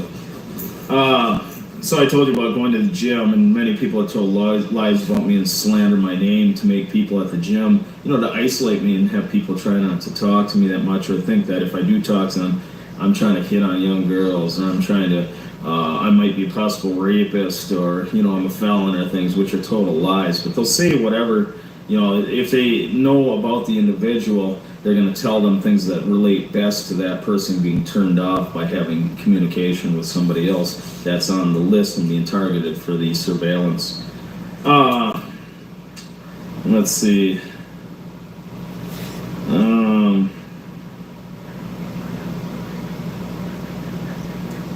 Oh, and then I was just going to tell you, like, you know, the funny thing is like, you got to remember these people, you know, that are going to Masonic lodges, studying Albert Pike, satanic rituals, Luciferian doctrine, and you can Google all this and see it in their own books. The cops using steroids, their violent police brutality. There's cops on YouTube telling that that they were actually trained to say quit resisting while they are abusing somebody and brutalizing someone and assaulting someone illegally. And these people too that are following you around, like I said, if you go grab them or you push them, they're going to do like on the NBA and fall down and skid their arms on the ground and stuff, so they can hopefully try and show some blood or something, but they want to show more than just, oh, he pushed me. They don't. All right, so basically what he's talking about right there, when individuals who are being paid by little Chuck E. Cheese cards and Macy's and shit like that, no life ass motherfuckers. Basically what he's talking about is that when you engage with one of these individuals, an actor, we're gonna call them actors, they're all around me and shit, I see them all the time, every day. But when you engage with these actors, they'll sometimes do dumb shit. Like you might stand in line and shit for a movie, waiting for popcorn or some shit, and that's, you heard what he said. Basically, they just go cut up for no fucking reason and try to draw as much attention to themselves and the situation when nothing really is going on. However, the more amplified the situation looks, the more attention it's gonna grab, which they win in their eyes. Now, if you are just an individual who doesn't know what's going on, a lot of that can catch you off guard and you won't know exactly what the fuck is going on. So me being through this type of shit personally, I feel like it's my duty to let everyone know that's rocking with me that this shit is real, like low key, like that I'm speaking the truth. You feel it? And if you want to, we can talk about it. Just start leaving your comments down in the below. Make sure that you hit the like button and subscribe, because there'll be more talks, you know what I mean, like this. But as far as I'm concerned, this is the first time I've ever talked about gang stalking. Street theater is another word that's used for this.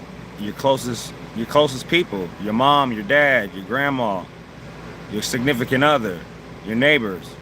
Once these motherfuckers are indoctrinated into this system, and they're gonna be pay off the phone bills and shit, you know, some people just need a little help. So if the government, hey, you got a targeted individual living around you, they'll pay them Scooby snacks and shit to make your life a living hell. And I believe the objective is for you to commit a crime, for you to incriminate yourself or hurt someone. Okay, I believe this is the main objective.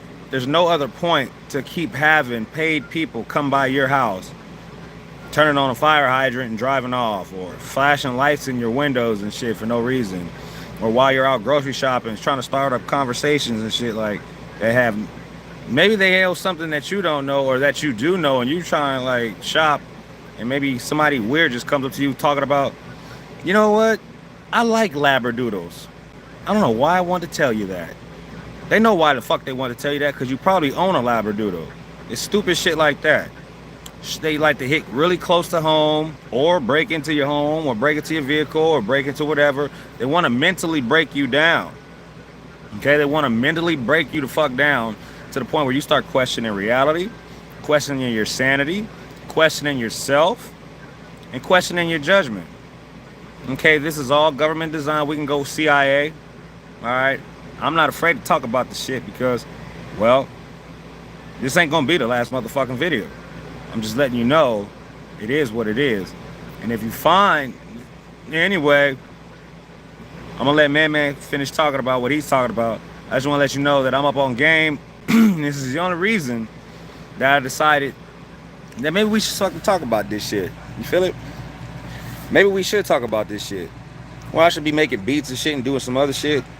Nah, but once you've been through some dumb shit, it's like, who you gonna talk to? Like, who in the fuck? I'm only talking about this shit right now just due to the fact that God told me to do this. So I'm gonna just listen to God and just do my shit. But as far as I'm concerned, that clock up there is broken. It needs a battery. But why in the fuck would I not? Why in the fuck would I not explain what the fuck gang stalking is? You understand me? Why in the fuck would I not? So I'm gonna let him keep talking, but y'all got questions, like I said, throw them bitches in the fucking mailbox or throw them shits in the comments below. Excuse my sailor mouth, but as you can see, you know, certified. Let's get back to it. They want a disorderly conduct. They want an assault with some damage so that you have to go to jail, get bail. They can go to your family, tell them they're worried that you're violent, they're going to watch them, you know, and that they can work through that, okay? So everything's projected ahead to cause as much chaos against you as they can.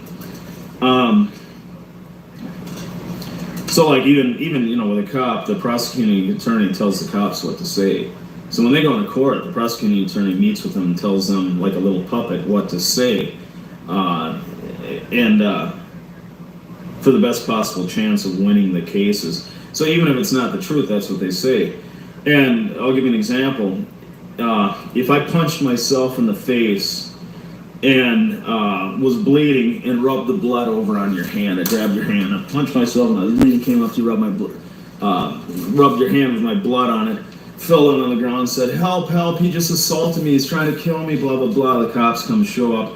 You've got blood on your hand. You tell him, no, he's full of crap. He came up and rubbed that blood on me, and you're bleeding, and you play the victim. When you go to court, you're going to lose. Even though you were innocent, you're going to lose. So the prosecutor's going to come in and tell the cop to say, hey, you know, I seen him, you know, kind of grab the guy sideways, you know. So the story changes quite a bit. So you got to remember that. A lot of people that satanic ritual abuse and different things, from the Masons and Freemasons and Satanists and different things, when they go to turn this in, if they turn it into the wrong cop that's actually a Freemason and doing satanic rituals and Luciferian doctrine and doing these things through the lodge, the higher level members, obviously that person is going to get blacklisted, and they're going to try and do absolutely nothing about this that they can.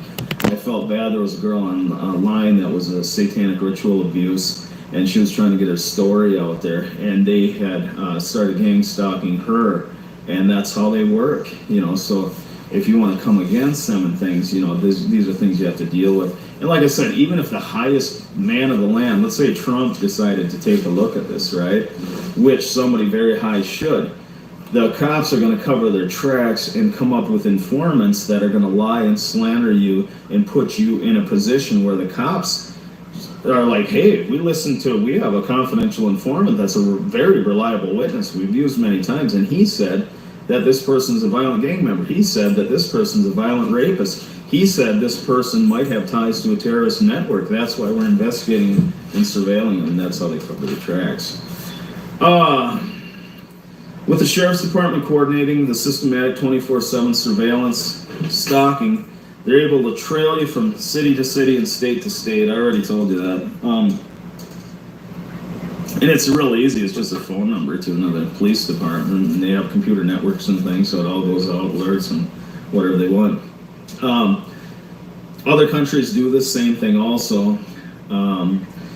The illegal things that the gang stalkers have done to me personally, and this is where it's illegal, so they're supposed to be able to surveil you and psychologically keep you confined and controlled, but they're not supposed to do illegal things against you, and these people aren't supposed to be using illegal narcotics and selling drugs and doing things themselves, but they do.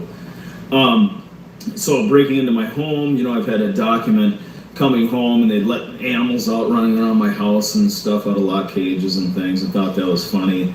And many different things like that. Lots of, you know, dead animals and stuff. Lie to people and say that I'm a felon, slander me, and totally, completely lie, even saying that I was a child molester to other people.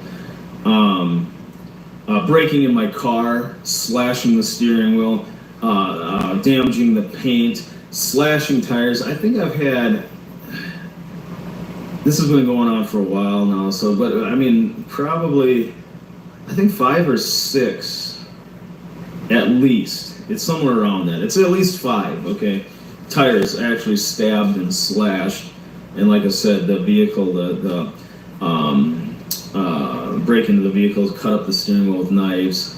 You know, you park your car somewhere, not only do they drain the battery, but they will actually drain the battery completely dead, take the battery terminals off and pull them backwards, so you know that it's not possible that like the battery went dead, because obviously the battery cables are often bent back up.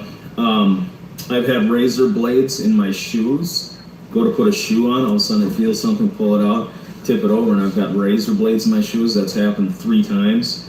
Glass in my dryer. Somebody took a bunch of light bulbs, and I had a load of clothes in the dryer, and while I was gone, they were in my house, went into the dryer, and the broken glass went along with my clothes and stuff. And constantly breaking things of mine too, you know, within the house, outside the house, in my garage. I would leave the garage, and I can't even drive into the garage because things in the garage they would take and break and throw inside there.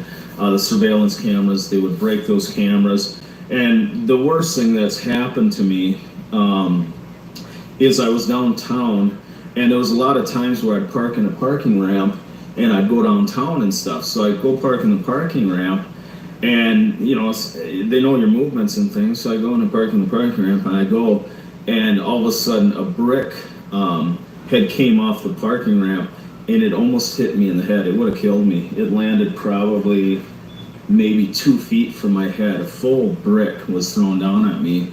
I had actually ran over to that ramp, and I ran up those stairs, and I was going to destroy the person that threw that brick at my head.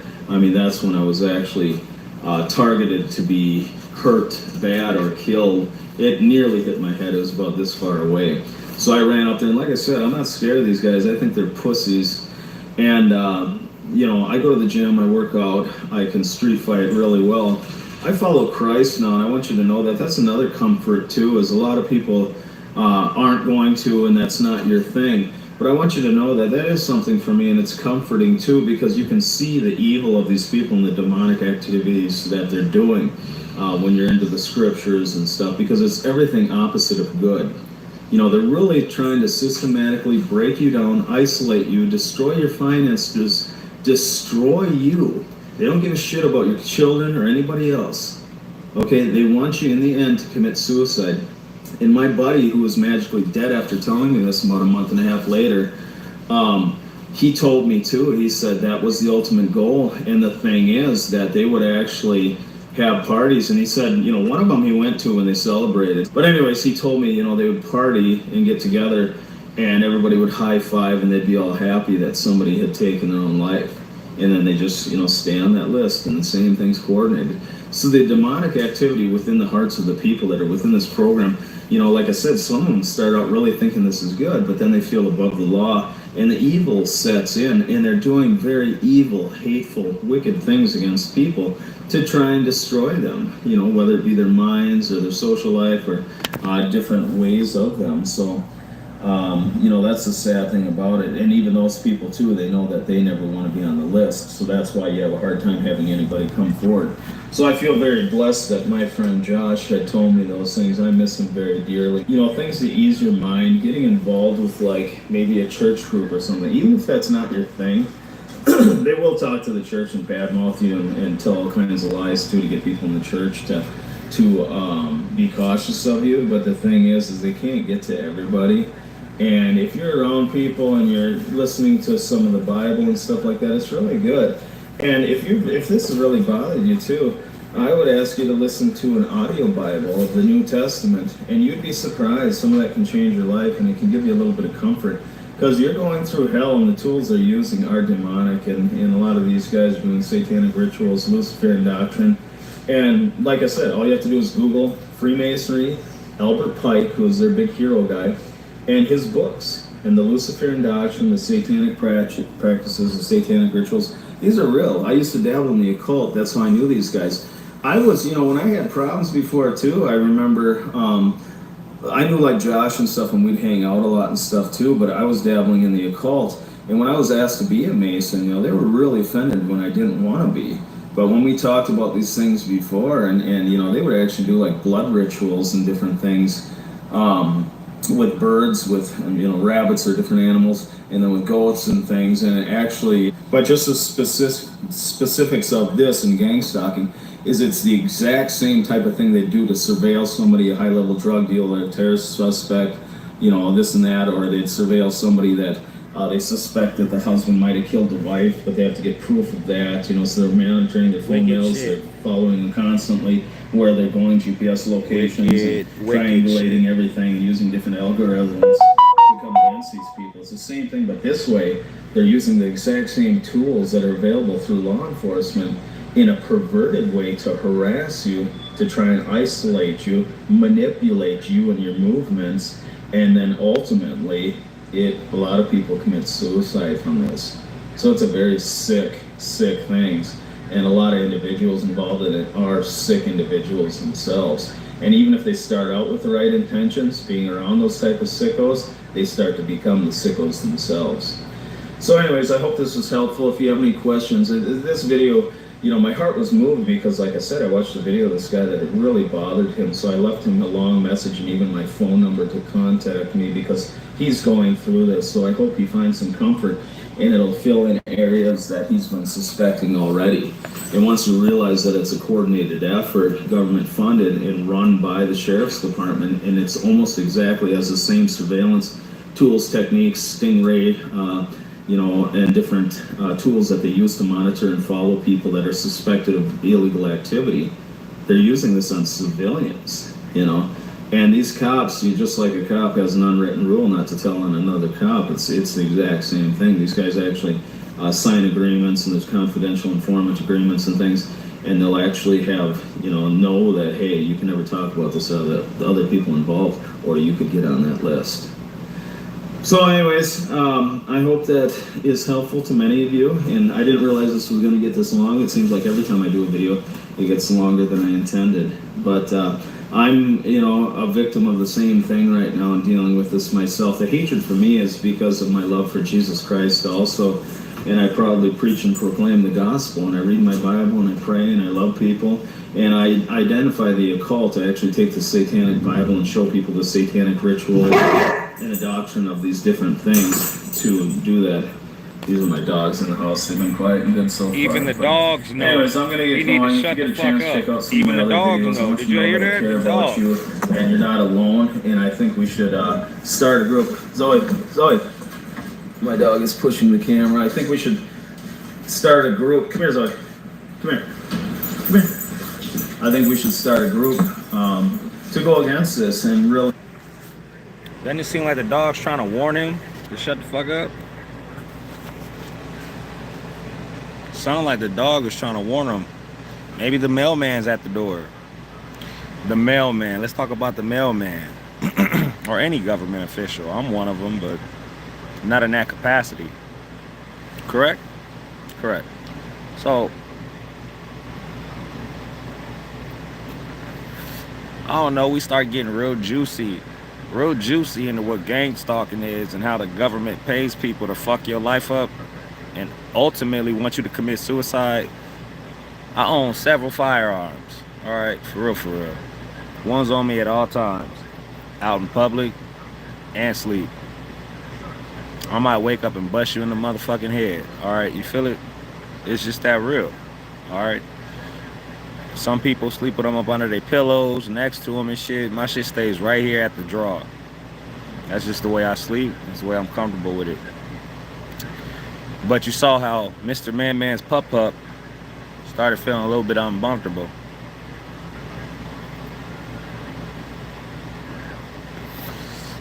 Probably because, you know, in this day and age, microchips and radio waves and signals coming from the antennas and shit for your cell phone, or the power coming to your house and shit, radio transmissions and shit. If we was to black this whole shit out today, I bet there will be an amount of calm that overwhelms you. It'll be quiet because you won't hear the static and all these interruptions that are going around where there be power lines, because signals are being sent to everybody, but more specifically targeted individuals. That's a term. Like, this is supposed to be educational, so look up targeted individuals and you'll find on YouTube what a targeted individual is. Now, if you're deep in the military or deep in the CIA and shit like the shit that I do, and you step away for a brief moment, you know too much.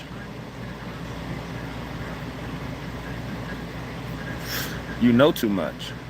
So what does Tuck know? Perhaps too much. What is too much? Shit that I don't talk about because I ain't fucking stupid.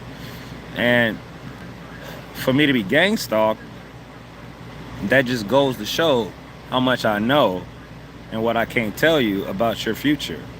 But I feel like it's important for me to go ahead and give you a heads up. Like, I wouldn't want nobody to have some information that they know about and then like not share it, so I can't at least go dig a hole or try to build a bunker, bury myself. Who wants the government to bury him? You want a warhead on a forehead? Warheads on foreheads. All right, nobody wants that. You don't want to be caught off guard. You don't want to be hit by surprise. You just made chicken dinner. Winner, chicken dinner. So of course, you don't want to come out with your pot mittens on and all of a sudden you got agents rappelling from the roof or wherever you reside. They don't have to be on your roof. You could be homeless. It doesn't fucking matter. If the government thinks that you know something or they have proof that you know something, they're gonna come and find you. They're gonna make your life a living hell to the point where you're not gonna trust your own thoughts. You're not gonna trust the people around you. You're gonna have to start questioning a lot of shit. I think that's the best way to live anyway, regardless if you are an individual who knows too much or if you're not. You're just someone that the government chose through their little special cocaine parties and decided that your name landed on the wheel. And so they'll just start sending them weirdos that are paid by the government through fucking Applebee's and Olive Garden, motherfucking gift cards and shit. Like, I don't understand how you can live your life like that, but low key, to each his own. I'm not gonna knock nobody for doing what they gotta do to survive. Some people got children, but if the government offers you a program where they just gonna give you gift cards, free movie tickets, and amusement parks and shit, I'm not gonna go down the whole fucking line. I just want to give you an idea of what it means for you to accept the challenge of being a gang stalker. You don't know what the fuck you're doing. You just know that it comes with free money and free trips to the mall, Amazon. I won't get started on a Bilderberg Group, Vanguard, State Street, and up there in the stock market and big money. Poor President Donald Trump. This is 2025 right now, and today is August 20th. Bless the hearts of every soul that believes in the system. And this is coming from somebody who is the system. All right. Someone told me I wasn't going to be shit, and I took that shit and ran with it. But now I know too much. So, you know, I don't really give a fuck about the gang stalking. Hey, the more, the merrier. I believe those who are fucking around with me probably kind of understand that I do say what's on my mind. I got a daughter. Okay? I got to make sure that she's fully aware of what the fuck could be going on or what could potentially come her way. However, she knows her dad is an influencer on the internet. So we all have those talks when they need to be. Because we're not going to go ahead and start discussing, you know, everything. I'm not going to discuss everything. This is merely a video to give you a heads up on, well, shut the fuck up. This is what I'm not doing. You know, but if you don't want to see, case in point, there's a time where maybe you should throw it in the comments. Tuck, say more, and we can keep this going. I'm gonna tell you about a time where I was in a hard place at my mother's house, at my grandmother's house, and then life in general. Now, I'm not gonna say that I give a fuck about half the shit, because most of the time I like to just sit. You know what I mean? I could say less, just due to the fact that it's better that way. But as far as I'm being a government agent or being someone who's under a protected program, that doesn't mean shit when it comes to the United States government, because everybody can get it, especially if you don't go along with the dialogue. I like eye-to-eye contact. All right, I'm over here looking at myself because that's natural, but I like to look you eye to eye. You know what I mean? So I appreciate everybody for throwing the likes out, and for those of you who've donated to the channel, I really appreciate that as well. I know when I first started streaming, a lot of people were trying to donate money, and I really do appreciate that, but my heart is geared towards homeless people. Like, you're getting ready to see robots. You're getting ready to see a lot. You got the Elon Musk with the self-driving car. We could do that. We could do that at another topic, I think. But if I feel like talking about it, I will. And if you're here to listen, well, I mean, so be it. All right. Not everybody's life is perfect. It wasn't designed to be. Everyone's here to do something. Find your purpose. Make sure that you fulfill it. All right. And make sure that you hit that like button too. And subscribe. This is TUCKBEAT. I am TUCKBEAT. But there's 2 more channels. And if you haven't subscribed to them, I would highly advise you go check them out. This is the main channel. where most of the I won't call it action, but where most of the fucking fuckery happens. But when YouTube decides to hit that one button and say that, oh, this is too controversial, or oh, we just had to take it down, you're gonna hear a lot of people, a lot of your favorite influencers and shit talk about, oh, YouTube took my video down, or I'm getting throttled, and oh, my internet connection is slow. It's because that's not, I can't speak for everybody, I only speak for me. I believe in truth, because the truth will set you free, and by any means necessary, I promise you, the truth will come out, and Lord willing, I will televise it. Just due to the fact that I'm not under that much of a government control. I do what the fuck I need to make sure I fulfill whatever God told me to do. Copy? When I say that, I mean, if it's not holy, I'm not fucking with it like that. I mean, I'm like Curious George in this bitch, but not no homo. You feel it? I'm over here trying to figure out, hey, what the fuck going on? Because I grew up trying to ride a bike just like most of the motherfuckers watching this video. You put your foot on the pedal, and then I started with training wheels. It was still a challenge. But you go through life and you walk through life, and then you start, you know what I'm saying? You start figuring out shit, Lord willing, because not everybody will figure out what the fuck's going on around them. And it's, for me, I felt like it was a calling just to share some of this information, because I'm gonna keep doing my due diligence and my research and make sure that I put out things that I can validate. The only reason I'm putting this video up is because, first of all, we started out with Jesus, and we started out with God, the Most High. And then I wanted to move into this video due to the fact that I've experienced this shit. And to this day, still do. But to me, no fucks is given. Warheads on foreheads. If you want to be my enemy, that's your fucking problem. You know, all I got for you is, if you want to be my enemy, that is your fucking problem. I won't expound on that. I'll just let you know that I'm highly fucking connected to a lot of shit. You feel me? And all it took was for my stepfather to tell me that I wasn't gonna be shit. I took that as a bet.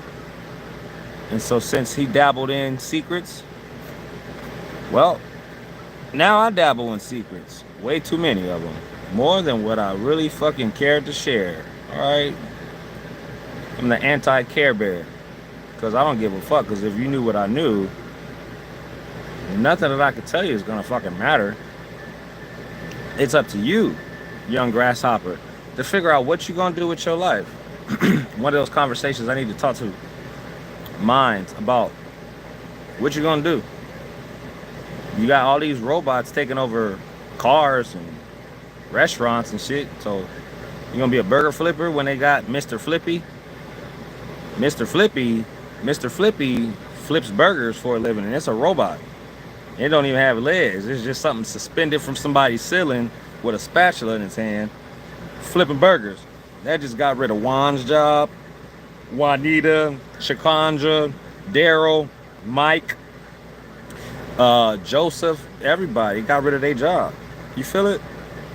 So you walked into this world, well, you were birthed into this world not knowing what you was born into, like all of us.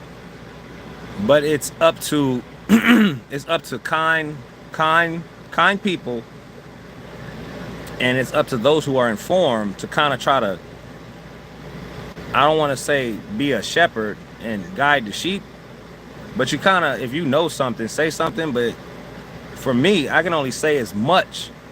I can only say as much as I'm allowed to before you're like, where the fuck did that nigga go?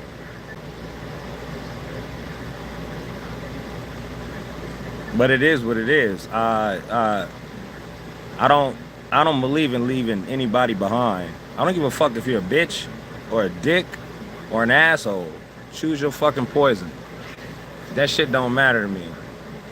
What matters is that we all in here together, and that this planet is being destroyed by the powers that be. And if you don't step up, or if you don't stand for something, you'll fall for anything. And shut the fuck up if you ain't got nothing to talk about. Me personally, I got a lot to talk about, but it's being censored. Raise your hand if you want me to talk. I can't. I can only point you in the right direction, play certain videos, and most of this, not most, but I believe I haven't combed through nothing that has to do with YouTube. But I'm gonna say that, I'm gonna say all the shit that I post on YouTube or any other social media platform is to engage the audience. I have one of those personalities where I can corral a crowd and I can get people thinking, I can get people moving.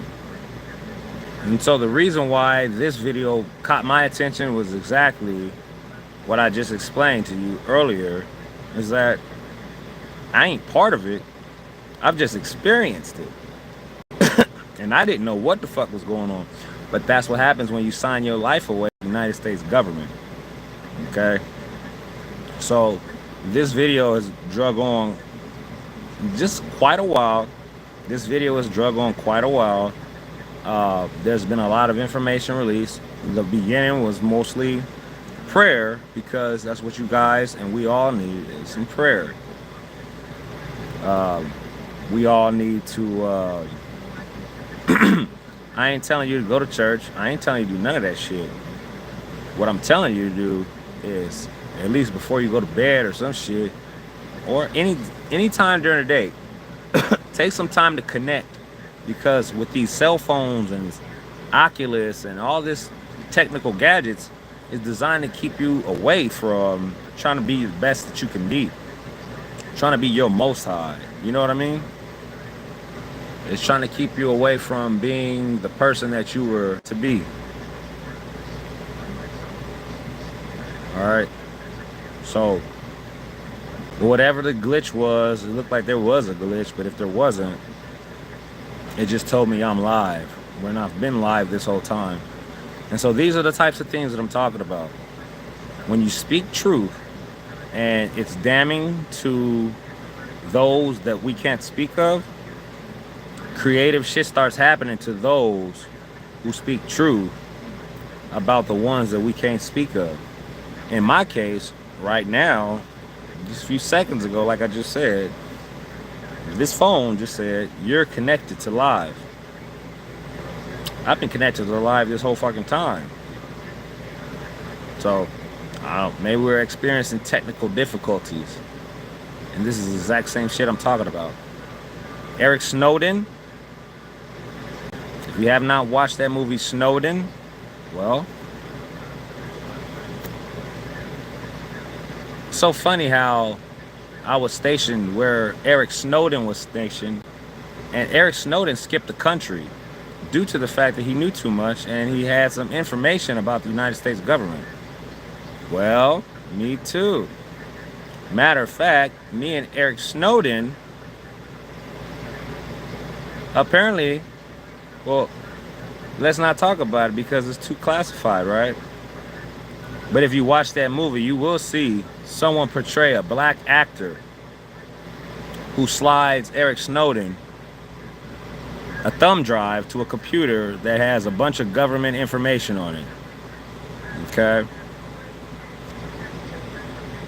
It was just a black person. All right? Now, I don't know what that's all about, but what I do know is that it was a good deep dive and it was some real good information to take in. You know, I don't want anybody to come over here and feel like, oh man, this is clickbait, this is bullshit. First of all, this started out with God. And I don't have no intentions on ending this with like demonic or any devil shit. My objective is to make sure that you are well informed about the state that you live in, the country that you live in. And just know that what you think you see, you don't. Okay? So as I wind down and get comfortable in my shit, you know, I was letting Man do his explanation about gang stalking and what that consists of. It's something that will literally, well, what it can do is drive you fucking crazy. Okay, but for me, I wouldn't let gang stalking drive me fucking crazy. Okay, because I'm fully aware of what's going on. You've entrusted a bunch of secrets to an individual about the United States of America and told him to shut the fuck up. So, I'll shut the fuck up about America and the rest of the world. However, comma, I'm not gonna let my people get caught slipping. You feel me? That's just the way I operate. Okay? So, I recall there being an individual that went missing a couple weeks back. A black guy with knots or dreads in his hair. I forget his name, but he's cracking down on fuel. He's turning plastic waste like your Gatorade bottles and your Aquafina and shit and your whatever special water or sodas you drink. All that plastic waste, he's recycling it, but not in the way that we traditionally think of. He's taken all those plastics and he's created a machine, nuclear powered or some shit like that in his backyard, and turning that into renewable energy. And he's also creating diesel fuel out of it, plastic, gasoline out of plastic in his backyard. I figure when his stream or his page went down, his page didn't go down, but he was missing for a few weeks, and then he came back on and explained why he was missing. And so that's why I feel like, since there's an audience being built around this channel, I want to make sure that I'm present every now and again, because going through the computer systems, it's a lot of energy. So I don't want to do that. I'd rather just point, click, aim, and start. Because when you come to my classroom, I'm a no nonsense ass motherfucker. I promise you that. I don't really tolerate dumb people. I have a lot of shit to do, and so do you, but you just don't know it yet because you haven't prayed and tried to figure it out. And I'm not here to guide you that way. But everybody has a fucking purpose. You need to go figure that shit out by yourself. My purpose at this point in time, being paid by the government to shut the fuck up. I find in my free time shutting the fuck up, gardening, and doing some other shit, betterment, woosah, and then explaining to you motherfuckers that here on the other end about your government. Okay? Not like I'm snitching on them, but I'm gonna let you know what you think you see, you don't. Aliens, we have all types of conversations, but you can only go so far before it's like, oh, you slipped up and said the wrong shit. That's just the way this shit works. So Man is pretty much finished, and I'll let him finish his statement. Really, so other people don't feel isolated and alone, because it's not fair. And like I said, whatever perverted ways they think they can justify doing this, there are certain ways to do things and the intentions of why that program even originated, and now it's perverted. And when they're going illegal routes and doing things that are illegal against you, this is law enforcement actually doing that, so that's not right, and that has to stop. But anyways, you guys take care, and I don't know what angle the camera's at now, but hopefully it didn't get off too much, so thank you. Alright, so D says, hello. Hope you guys enjoyed this what he was talking about. I mean, it does happen to certain individuals, but so basically D was asleep and shit when closing her eyes. So what I figure I'll do is,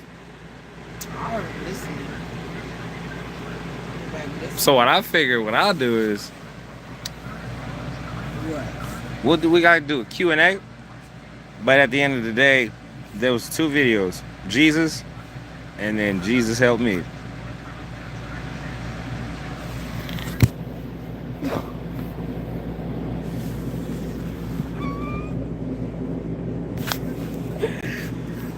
I throw the thing at me. Oh, go ahead. Do it. What? I said, oh, you enjoy yourself. Okay, guys. What? Explain what you just saw. Oh shit. I would say with this topic that was going on, it happened to certain individuals, and it can happen to whoever is closest to them. This video, I can relate to. You should look at them while you talk. You should look at them. I was looking at whatever. But no, I was I can relate to it, the video and everything. Experienced it. If anybody out there experienced it as well, I mean, you can relate to it as well.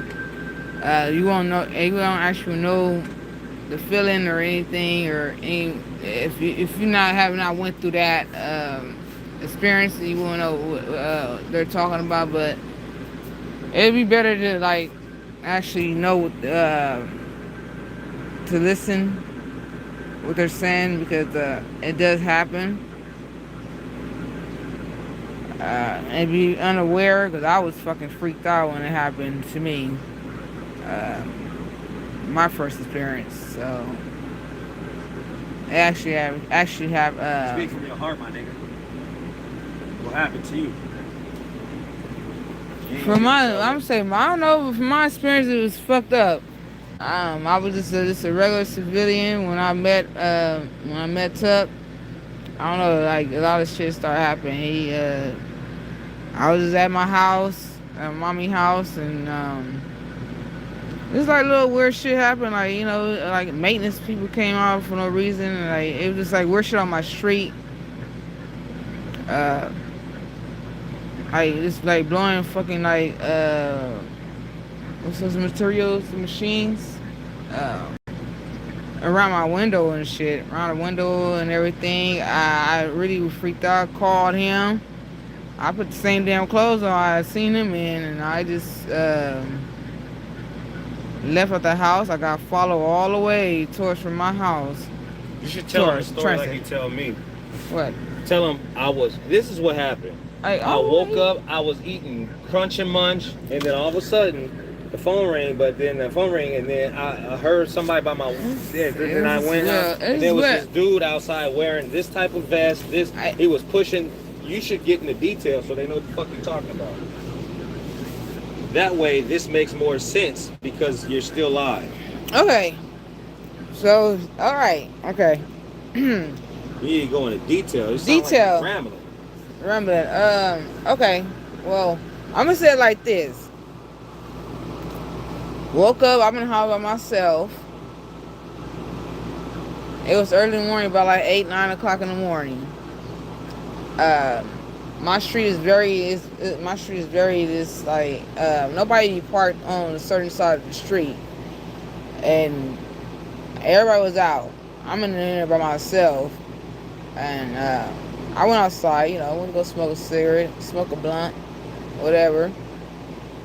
And I see this weird ass, you know, just was vehicles across my street. It was like lined up. A lot of Mexicans is out. What color was it? What kind of vehicle? Vehicles like bunch truck. of fucking Hondas. You're not yelling? Chevy vans. What the fuck did you see? Is what I'm trying to. You got to be in detail. Okay, well, because I don't know. Like, I don't give a shit. It was pickup. Like I say, pickup trucks. Kind of it was like pickup trucks. Pickup trucks, vans. And a bunch of Mexicans. Bunch of Mexicans on there looking like they're going out to go working.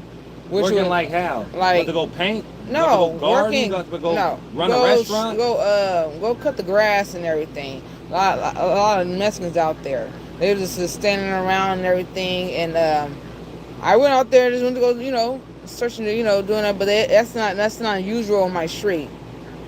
Not usual at all. Like people coming over, going fucking cutting grass, doing all that. Nothing. That was not natural. So I went back in the house. And all of a sudden, I hear a room, you know, they put their machines on, about to start cutting, it was a leaf blower. It was going towards the window, the kitchen window, and where I was, you know, starting doing my chores and cleaning up and everything. You lived in a what? I lived, what? Was it a house? I was living in an apartment. It was an apartment. Was you on the first, third, second, 27th floor? What floor was you on? First floor. First floor, it's only 2 stories, so it's on the first floor. And then they just, what they did in the front of the apartment, the back of the apartment? Front. You have detail. Yeah, I was in the front of the apartment, and they only went around my mom's house. That's all they went through. Your unit. My unit. They ain't go nowhere else. They went towards the fucking window and everything where I was doing. So I went out again. It was still out there just chit-chatting, and it was a lot of glasses.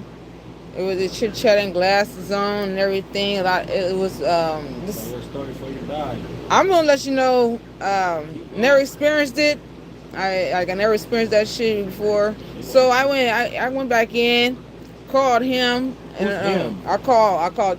I called Tuck because I ain't know who to call.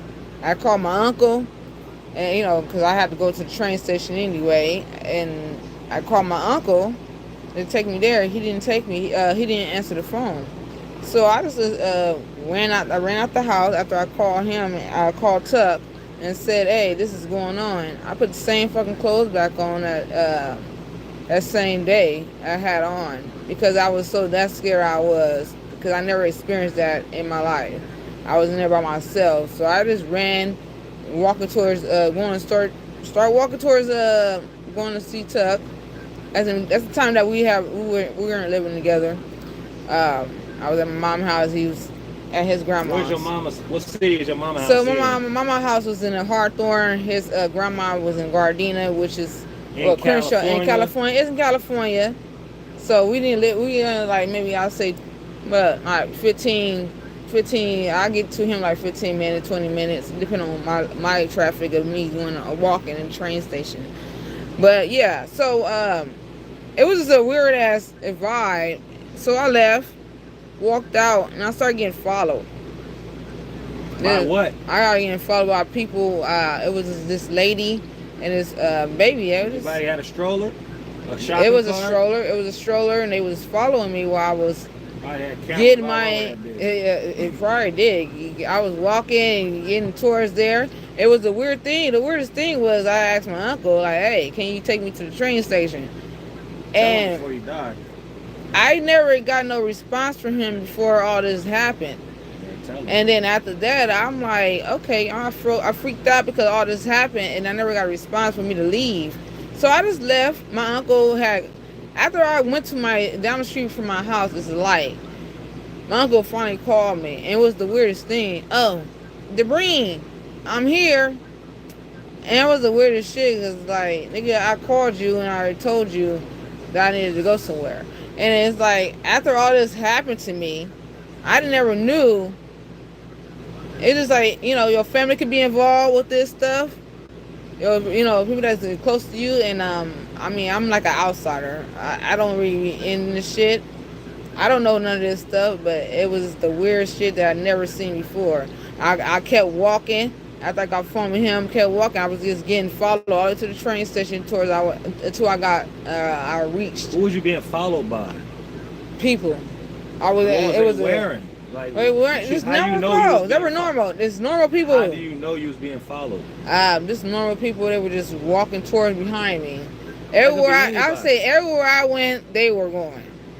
Wearing the same clothes? Yes. Same people? Yeah, same people. So, okay, the same people. I said the one with the baby who had the stroller had the same thing, walking normal clothes, baby normal, you know what I mean, walking towards wherever I went, they went. I was going to the train station, they was going. It's like normal people. It's like regular people. You wouldn't even know, they just blend in. It could be your people that's just next to you, like you sit next to every day. You never know. It could be your family member. It could be your family member. It could be anybody.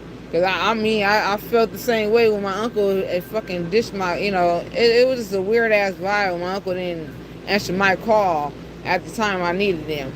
But it was just a weird vibe, and me getting followed all the way towards I had to get to Tuck. I was getting followed by just normal people, and this is civilians. They're just walking around, getting paid, just stalking, drive your ass crazy, make you fucking want to hurt yourself. You know what I'm saying? And you think you're going crazy, but you're not. And you're trying to like tell somebody this, but it's like, oh, this is happening to me. They don't want to understand you unless they've been through it. The police is involved. The police, fire department, yeah, the police. I'm gonna tell you this one story. I swear to God, I said, The crazy part was one thing. I did some crazy shit. I said I was gonna bum this building up. Went back to the. What building did you say? I was gonna bum this damn building up, which was at downtown LA. What building? It was the LA Times. That's where I used to work at. Who's LA Times? LA Times. LA Times building. Yeah, but what's the LA Times? Oh, I didn't. LA Times. LA Times newspaper. LA Times newspaper. It's a building in downtown LA. LA Times. I used to work in there, customer service. I was working there. Yeah, I was getting tired in there too. There's a lot of little freaky ass shit in there too as well. I didn't like that shit at all. So I said I was gonna bum that place up.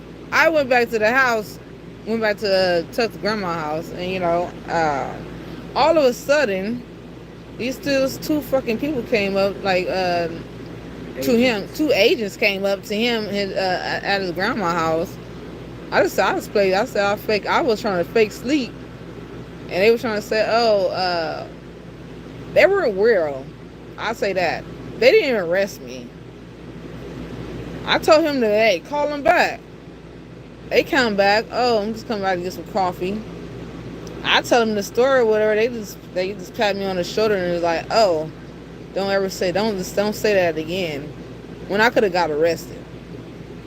But you didn't, because you were gang stalking. But I didn't, because gang stalking. I was being gang stalked. And it was two agents, a lady and a male, coming in these SUVs and shit. I don't fuck around with none of these damn vans. No. They can kiss my ass, I'll tell you that. All these vans and SUVs, you better watch out for them. These undercover cops, all that. Cause they with it. They with this shit. I just know I can relate to this video. I can relate to shit. Been through it. And for those that have been through it, hey, keep your head up, keep prayed up, and don't take your life, because niggas they taking their life over this shit. And it's serious, it's not funny. Like, people think like, oh, it's like laughing giggles, but actually it's taking people's lives. And nobody understands, like, they just doing petty ass shit to tick you off. And I'll tell you that, don't trust your government. I say that. Fuck your government. I'll tell you that. But yeah, that's I can tell you more, but I'm gonna pass it on to Tuck. Hey, stay up and everything. And if you got more information, just go look it up more. I gotta do is look up gang stalking. Hey, more videos on for it. That shit's serious. It's nothing to be fucking played with. I'll tell you that. It won't hit you until it hits you. Or like, they play with you. When they play with you, you'll understand. Thank you.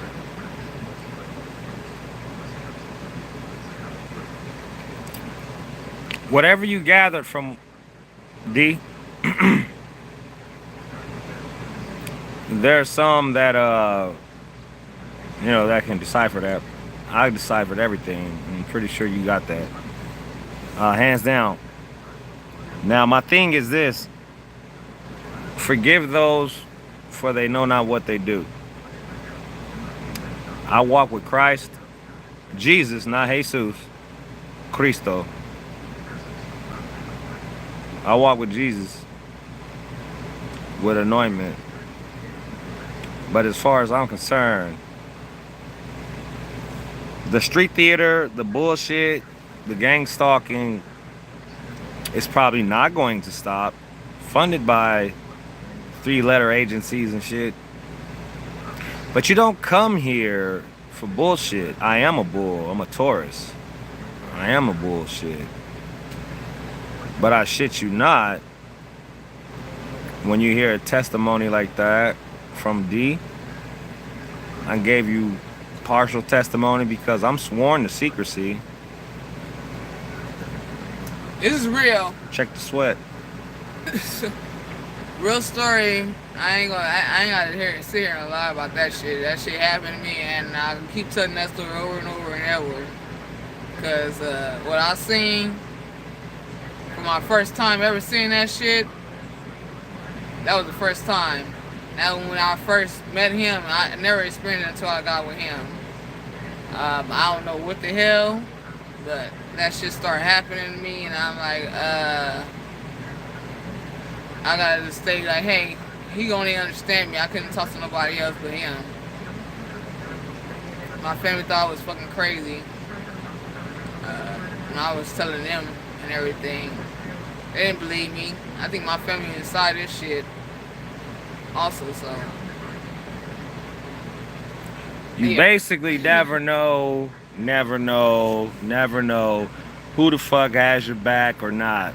That's not the sanest way to live. However, once you realize what you're dealing with, it can give you a little bit of certainty that it's not you that's going crazy.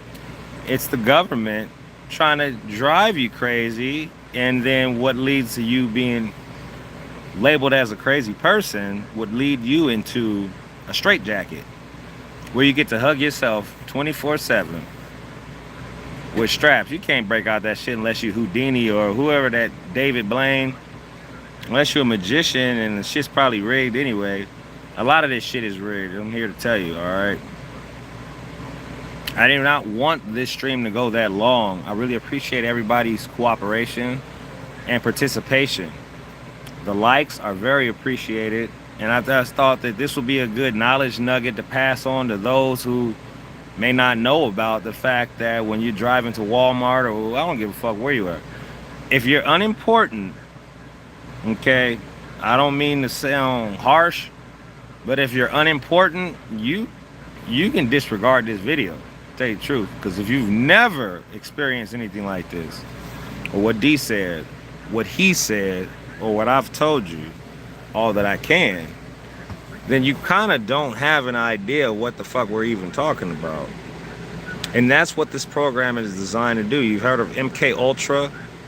You've heard about the government secrets where they use mind control. You've heard of HARP. You've heard of there's a lot of programs that are, just imagine this. This is your territory. Just imagine that someone just gifted you the United States of America. Your first thing you need to do is control your territory, which means control every person or possession on that territory. You need to make jurisdictions. So now we have 50, 51, 52 states. The more we conquer, the more we will achieve. That's neither here nor there. But you set up and you colonize. All right, you colonize and you make sure that when I go this direction, I know we're headed over to hillbilly country. When we go this way, we're headed towards the ghetto of California. We go this way, we go into the ghetto of New York. We go down to Texas. They don't even want to be a part of us, but we still claim them because they're our cousins, our wild children. Everybody in Texas has a pew-pew, okay? And all these restrictions that come along with freedom of speech and shit, freedom ain't free, all right? So I don't like getting into too much, but I felt like, I don't even know what the title of this video is, but I'll go ahead and fix all that shit a little bit later. I just felt that it was important to go and hit the live button on the cell phone due to the fact that you can just automatically go live on your cell phone. It sure does beat the fuck out of like setting up a live and having dual cameras and all this other shit. You just straight up hit the button and we gonna start talking. There will be more like this. There will be more like this. However, it's not gonna be, I'm not gonna promise any time when this shit is gonna happen, but in order for you guys to stay informed, I will let you know. There's way more shit that I could talk about, and if I felt like talking about it or bringing up certain details, we could do that, but I'd like to be in the right state of mind, because like right now I'm over here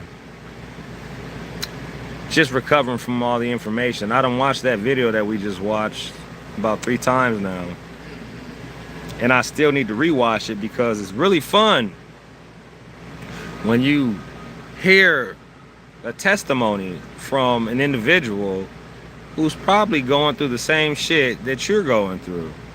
Those who are watching now probably have no idea what the fuck gang stalking is. Probably have never been through it. And to that I say, good for you. Don't learn anything that the government doesn't want you to know about. Or if they trusted you and you decided to walk away, they don't like that shit either. You could become unalived real quick. And then your family could start experiencing shit. Now, when they go talking to your family might be so inclined to not tell you that the men in black showed up to their house and told them, hey, we're after so-and-so, and you're related to them. Don't tell them that we talked to you, but just monitor them and put these thoughts in their head. Drive them crazy and we'll pay you on the side. That's how this shit works. They pay people fucking, I'm not even gonna go there. Anyway, they pay people to try to come and fuck your life up and make you feel crazy, drive you crazy, or just start saying nonsense and shit. So you're like, I'm an educated individual. What the fuck's wrong with you? First of all. Then you want to second guess yourself, right? Big mistake. Stay tuned to this channel. And matter of fact, if you want to go deep, I would highly advise you to say, hey, Tuck, let's talk deep about that military shit you can't talk about, because I will dance around what I can't talk about to the point where, well, at least there's 3 channels, right? You're sitting here on TUCKBEAT. Make sure that you subscribe to TUCKBEAT. Like, share, and subscribe, because this is real shit. I'm the realest nigga you ever met. And excuse my French. But then, besides TUCKBEAT, the channel, my namesake, there's TUCKBEAT 2.0. Point meaning period. So TUCKBEAT period 0. 2.0. No space.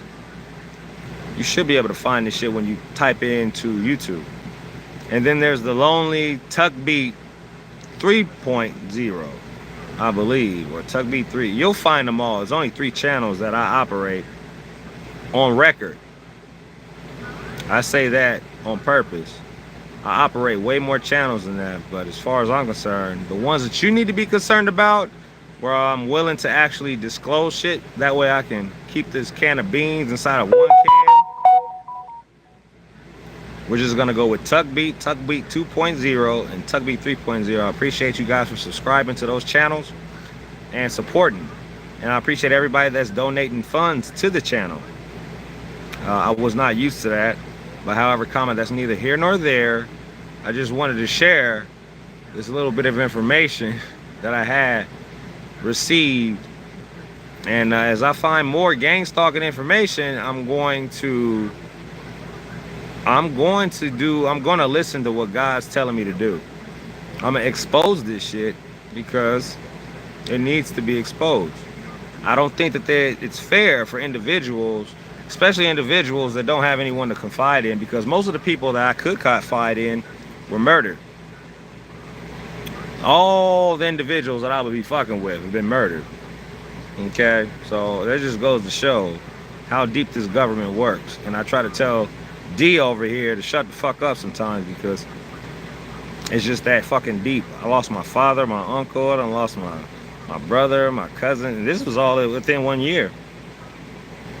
I don't know what they was up to, but all I know is that my brother couldn't even speak. He was in a hospital bed at my grandmother's house because she's a registered nurse, and she won a court case and got my brother up under her care. What happened from then on out, I don't know. Some of my business or none of my business. That's TBD.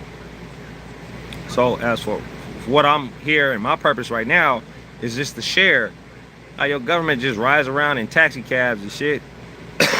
You need a ride? That's a whole nother conversation right there. When you get so deep into the CIA, the FBI, the government, the White House, there's some shit you need to take to your grave, which is, well, I'll be taking a lot. A whole lot. But I feel like tiptoeing like Bigfoot around some shit is at least enough to get your motherfucking brain, that little mouse in your brain, and get it on that wheel and start turning. because I want to keep it as 1,000 as possible. Some niggas like to say 100. I say 1,000 because I'm really serious about my shit, and I don't want to lead no one astray. My voice should not fall upon deaf ears. We can keep on playing. I'm gonna just tell you, TikTok, there would be a watch on my wrist, but it probes your fucking DNA, so I took it off. It's nice to know what time it is, if it's the right time. Okay? So, the way that this video had started was Jesus, correct? So, I'm gonna trigger. Oh, True Freeman. What's up, True Freeman? Hello. I look down at the comments. I'm like, what the fuck? Excuse me. Hello. I'm just trying to tell the truth. Hey, how you doing? I'm just trying to tell the truth. You know what I'm saying? But excuse me for being a real ass motherfucker. Feel it? Alright, so I thought that was a knowledge nugget that everybody should have participated in. Is fuck. Oh, he said, what's good? See, look, you fucking up the game. Here, hold up. Hold up. I'm gonna put my phone on the I'm gonna put my nah, I ain't gonna put my phone on the charger. Hold up. Hey, True Female here. Hey, holla at your homegirl. I don't what? Don't do that. Don't do things like that. I got a What's good? Hey, what's good? What's good? I'm just saying, hey, you already coming at the wrong time. I'm trying to show Jesus. He trying to show Jesus and stuff and the government time. and stuff. You know, at the end of the day, you know, we here with it. My homie D. Hey, what's up, y'all? Y'all know what it is. I've been good, shit. I'm just chilling, you know what I'm saying? If you got it. So I'm gonna say smoke if you got it, drink if you got it, and chew if you got it, guys. If you do that other shit. Do that other shit, you know, do that shit. I'll say stay off the other shit. Excuse me. Push your basket. Excuse me. Steal that cart from Target. They got another cart. You take that cart. You need it. No. Los Angeles. I would say, hey, I did all my drugs all my life. I did my shit when I was young. This new school ass drugs, I say stay off of it because it's killing people. No. It's killing people. And it's got this new shit that's in the gas station. Get some kratom. It's kratom shit that's going in the gas station. I guess it's fucking, I don't know what make motherfuckers be all numb and whatever the hell. Zombies. I don't got the pill. I show them that and the package. I'm just, Good night, brother. No. Happy Thanksgiving, bitch. Facts, yeah, for sure. I'm just saying, I did my shit when it was safe a little bit, you know what I'm saying? When it was safe. I'm saying, when it was safe, I was like, hey, I was over turned up. I had free shit and all. Hey, this shit look like this from the gas station. I'll say, that's the Rhino. That's that Rhino shit. I don't know where it went. That Rhino, whatever the fucking shit, stay off that shit too. I say if you got like heart palpitations and they say, what else they say about this damn pill? It's some other shit about this. Niggas like to drink. It's like this one. We watched this one YouTube nigga. He a rapper, I guess, a white guy. He was drinking Mickey's and he like, oh yeah, I'm gonna pop one of these and say, hey, turn up night. But what behind this motherfucker here, it say y'all gonna be up for a minute. Couple days. I guess say what, one capsule 12 days, y'all gonna be up. I just say if you got heart palpitations and like palpitations or any healthy little shit, why take this? He didn't take this. I said hell. I told his ass hell no. Not the Rhino pill. I was finna turn up, nigga. He said not the Rhino pill. Yeah, bro, I was finna turn up. I thought like, hey, this might be some legit shit. Yeah, he was gonna turn up, but I was like, then we started time, size, and stamina. Then we I'm finna rock the boat. I'm scared of stuff like that. Yeah, you should be because I've been warned by every fucking gas clerk. It's only for baseheads and crackheads, and I ain't one of those, so. He didn't take it. We start reading up on it, so. I was trying to show y'all the capsule, but it's missing. Where is the capsule? Missing. Must not meant to be. But yeah, I say, hey, drugs. I say like, hey, y'all do what y'all want to do out there, but niggas are dying left and right, messing with these fucking drugs, and they putting this fentanyl and all that shit and type of anything now. So I'd say watch out for that. Like, you know, they're not like safe as it used to be. And, you know, I don't do drugs, but I'll smoke some marijuana because that's medication right there. I'll tell you that, medication right there. It heals you. It don't do nothing to you. I really don't fucking know. What do you do with it? Left it right here on the table. Were you drumming? You was drumming earlier. That's correct. So it could have, you know. Well, anyway, the shit was a space age. Yeah. Shit, and I'm gonna figure this shit out. But yeah, I say yeah. Minded. Yeah, stay off that. You know, just hey, stay cool and everything. I'll feel you on that. Yeah, I'm just being real with it because I just know I was. Question is, did you sit through the whole sermon that was presented before you? Oh shit. Did you guys sit through it? Did you guys listen to the sermon and listen to focus and pay attention to what was going on there? I don't know that anybody listen to pay focus, pay attention and focus, and listen to see hear what everybody had to say. I wouldn't know that because it was a good sermon. I like to sit back and listen. I had watched it already before we came on. But yeah. I just know that I hope everybody did, because that actually happens to certain individuals, and you know, you gotta have your head on the swivel.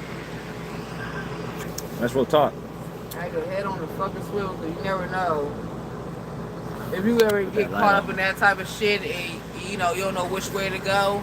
But if you listen to the sermon that's going on, and if you did, you'll pick up and have some idea. Like if anything happened to you and that's in a certain way, you will know. You'll pick up like, okay, this is happening. You're gonna freak out or panic.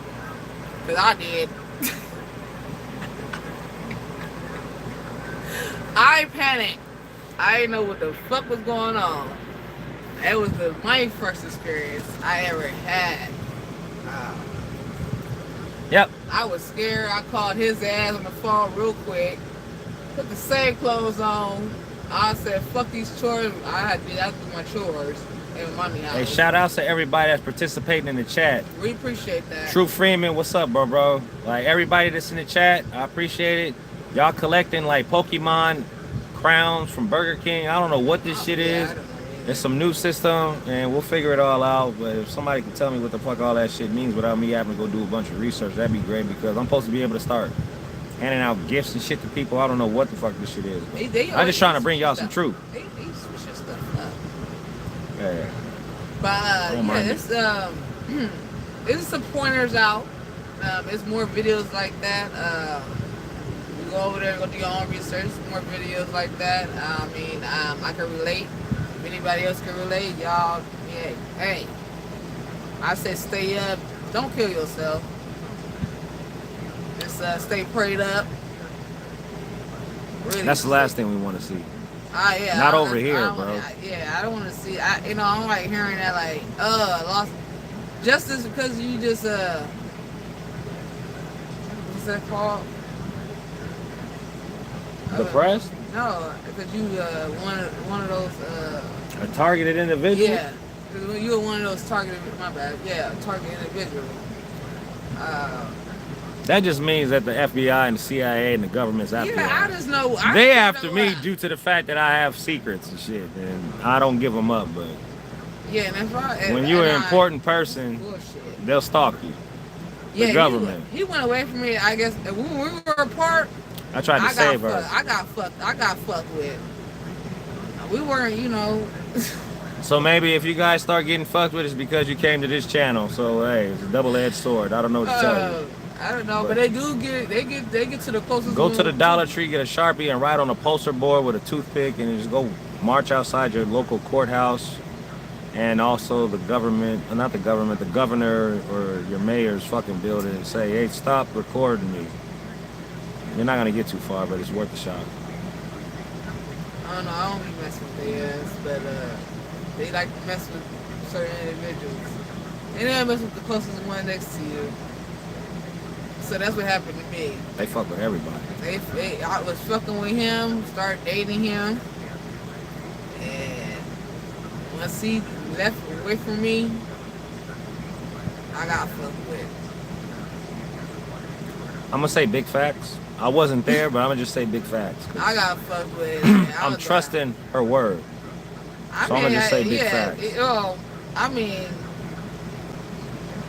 the story. True Freeman says everybody to know that I'm insane. Oh, wait. True Freeman says, I just want everybody to know that I'm insane and I don't know or I do not understand anything. Which is a very powerful and good statement to make. Because I don't know shit neither besides what I'm telling you. I'm just saying, I don't know shit. I never did. Oh, shit. I never knew shit. Like, what was going on? I just hope y'all took the message because I'm giving that shit out for free 99. Because if it happened to you guys, you can have some pointers to understand, okay, this has happened to me. Okay, this is what they were trying to say. Because this is fucking like actually happened to me, and when I hear the video and hear people saying the same shit that I went through. Somebody tell me what the name of this video is. I don't know. Me neither. I'm gonna say it, when people were like talking and I'm hearing the gang stalker thing, I'm like, yeah, I can relate because I've been through it. When you hear the term gang stalker, you probably thinking gang or some New York. No, nigga, this is your United States government targeting your black ass. And I never knew about it until he started bringing that stuff up on YouTube, and I'm like, okay. Like I said, never stop learning. I can relate because that shit happened to me when I called us on the phone on some 911 shit. Sometimes you just know too much. That was my full intention. I called his ass on some 911 shit like, what the hell is going on? I got this going on my outside and this and now I'm getting followed. I did not know. This is the first time happening. Hey man, when y'all niggas ready, I'm gonna put some more Jesus back on. Go put the Jesus on. Keep on telling your story. No, I'm just saying this shit just happened and like shit just fucking happened. And I want if you go back and go look at the video or go look up some more if you need to do extra information research. That shit ain't nothing to fuck with. He always say stay close. Tuck say stay close because you never know what's gonna happen. Cause we wasn't that far apart from each other, and that shit happened. He was at his grandma's house, I was at my mama's house. We were only like 15, 20 minutes away from each other, and that happened while I was just in the house trying to just do my chores. So that's the fucked up part about it. I never knew about it, not at all. Where's that pill? Show me the drugs. Show me the drugs.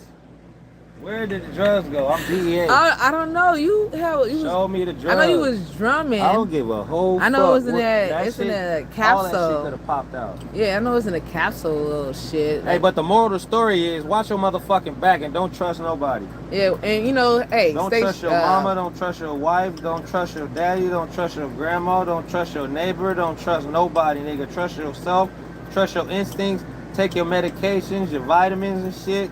Don't trust your medication. Keep yourself. Yeah, don't even trust your medication. I'm gonna say that. Trust your intuition. Yeah, sometimes I don't want to take these damn medications. I don't like popping pills. Oh, your doctor finna call you right now. Who, my doctor? Who you said my doctor? Yep. Oh, shut up. Oh man. Your doctor finna hit you up right now. Like I just watched your stream and you said you ain't taking your medicine. Oh. So I'm finna double up on your shit. Oh. I already told her where you be doing. Oh, you know, I already told your doctor what's up. It's okay. Every doctor knows. Look at here. I forgot. Yeah, I made a mistake. It's too late now. Shit, that shit live as fuck. Use the I camera. forgot. No, but I'm on some serious shit. Sometimes like talking about these damn pills. I'm trying to get off of them. Medication, but yeah. Like I said, the stream ain't supposed to be this long. Ain't gonna be this long, but it's quick and easy. Hey. Put that information out there so you be knowledgeable about some shit. Mm-hmm. Yeah. You know what I mean? Just make you aware, fully aware, because that's the benefit of coming over here. Yeah, I'm a secret agent. D knows some shit that she may or may not. I don't know. I don't know. She gonna tell you she don't know shit. But here's what I got for you. I like to talk about some controversial shit and just kind of like put that shit out there in the air. You make your own mind up. I'm not gonna convince you to do shit. I just know what I've seen and know what I know. You ever seen a fucking big ass ball of light come flying out the ocean? Wonder what the fuck it was. And I yield back. I yield back, Your Honor. I yield back, Your Honor. I'm like, no. I'm trying to go. No, when he told me that, I'm like, shit. But he showed me a YouTube video. They were, it was like the same shit. Like, shit coming out the water. It was Grab some aluminum foil, it was the same shit. Form a cone, put it on your head, write dunce on it with a permanent black Sharpie. Look crazy. And walk down the street with a dunce hat on your head. I bet you won't get arrested. They'll be like, oh, we got a crazy person one? Oh, we got one that's compliant. They want everybody to wear fishnet and aluminum foil helmets. Yeah, well, right. A reason to go wipe your ass off. That's gonna be another conversation. They want. No, I'm saying about this damn tattoo they want you to put on your arm. I mean, your whole life gonna be in your arm. See, we ain't got that far. I see. I was gonna say that's another conversation. Keep us up. You already took a nap. Fuck that. That's a whole nother conversation. I ain't take no damn nap. I was listening. Hey, grow your own food, motherfucker. You go to the fucking grocery store, all right? Go get a tomato or fucking 6. All right? Go get a fucking tomato or 6. And you know tomatoes got seeds in them and shit, right? Look at my little celery. Look at our celery. You might want to put that in the camera by the light. Okay, celery. That's one of them. Just put them in some water. Celery is growing. That's another one. Spit in some water. Celery is growing. Tomatoes grow easy. Just push that shit in the fucking dirt. Hey, D wasn't growing shit until she met me. I sure wasn't, but I wasn't. My mama was a gardener, and I was never into it. I was into like trying to go party and shit. Now she trying to run McDonald's farm. You want lettuce? Oh, I got your lettuce. Tomatoes? Psh, that's my last name. Psh, I was ordering French fries, baby. Get the bag of potatoes. Oh yeah, I was growing some potatoes too until it got some. That cats came from out there. the kindness of my heart. That garden used to be mine. Yeah, it was his. And then I came in and yeah.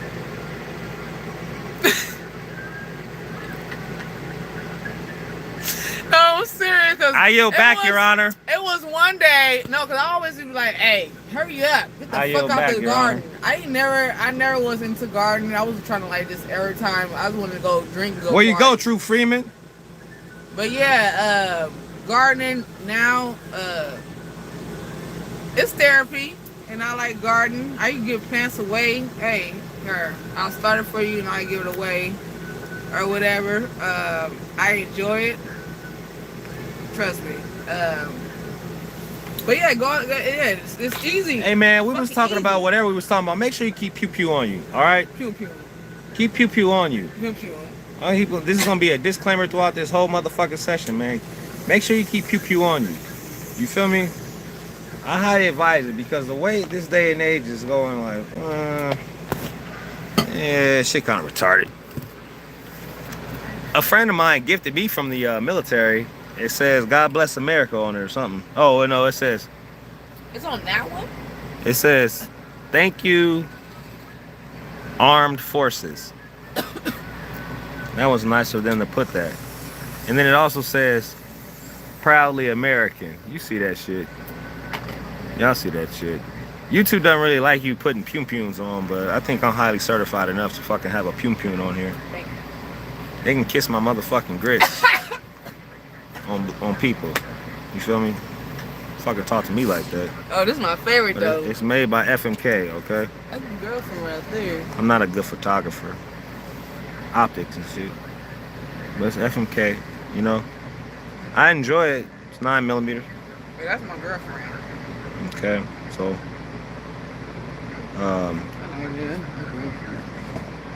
I guess we'll turn this into a pew show. We don't need to, but she's holding the standard of military stand watch. It's a Beretta, and you use that for crowd control, or while you stand watch, making sure that you protect your ass sets. What, 9mm? You feel me? Beretta? Protect your ass sets. Yeah.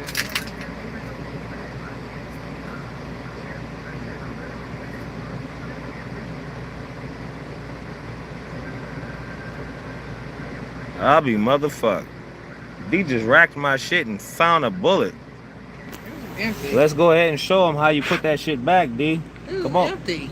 Then why is there a bullet in your hand? Why is it in there? Because it needed to be, and no one told you to touch that. But how you gonna get it back in there? Oh, gotta find the case. That's probably why we shouldn't play with firearms, huh? Case in point, why we shouldn't play with firearms, because you never know if they're loaded or not. Yeah. And you just found out the hard way. Loaded. I highly advise you to not play with these anymore. Now explain to them what you just did wrong. Nope, I don't give a whole fuck. This shit's still live on people. She sat up here and played with my shit and found out that there was one round in the chamber, no magazine. Loaded or not loaded? Now I keep these around for a certain reason, but now there's a real life lesson. Keep your fucking firearms locked up, right? But you would think hanging around adults that you wouldn't have to have that problem. Clearly, I didn't rack this back. And she found a gift inside. No magazine. You gotta make sure it's clear. And if you want to learn more about that, then we'll talk about that. Just talk about home self-defense, and then we can go ahead and do one of those. We can do one of those streams. But for right now, that's not what we're on. I was on Jesus, and I was on whatever fuck Man was talking about. That's where I was at. But in the middle of a motherfucking live stream, that could have been a really fucked up mishap. Okay? It could have been a really fucked up mishap. So I would highly advise you to not play around with them, because you don't know. And make sure it's clear or not. Very correct. But you just found out. Yeah. So now this needs to be reseated.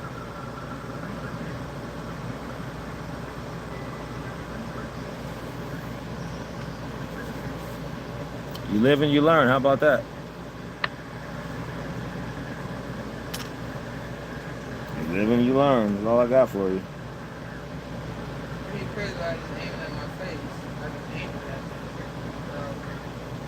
The right stuff, you gotta make sure. Yeah, you really just learned an important lesson about firearms. What's the first rule of firearm safety? What's the first rule of firearm safety?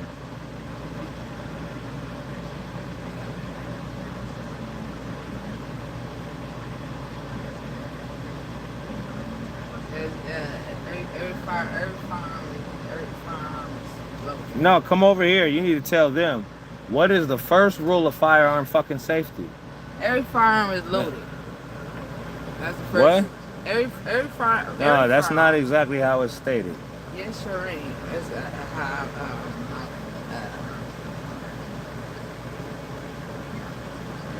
firearm. I'd say every firearm is loaded. So then why did you just come in there like fucking Rambo? You fucking auditioning for a movie? Did you see me racking and stacking anything in this bitch? You really just did a Hollywood flick. If you got caught on camera, man, shame on you, nigga. That's all I got for you. I was over there. I'm trying to explain why Pumes is okay, and here you go off in the background, not knowing what you're doing. No, I wasn't make sure it's clear. But no one told you to go and grab it. I was grabbing my girlfriend. I think that we should drill a hole, have this empty, and you put this shit around your neck as a fucking reminder of why you go by rule number 1.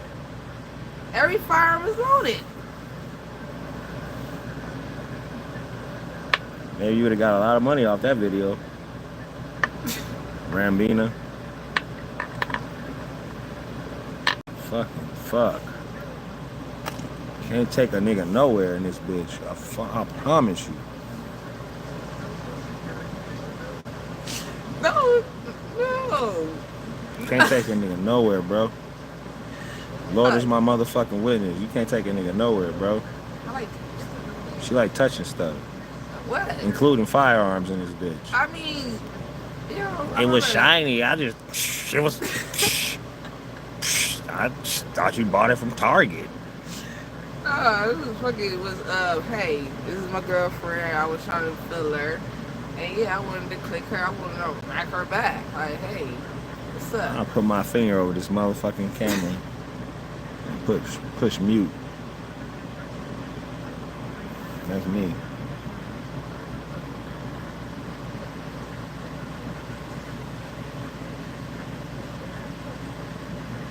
Don't let it out. What? I wasn't even done giving y'all niggas Jesus and this shit happened. Probably should have prayed. Put some prayer hands in the air in this motherfucking chat if you agree.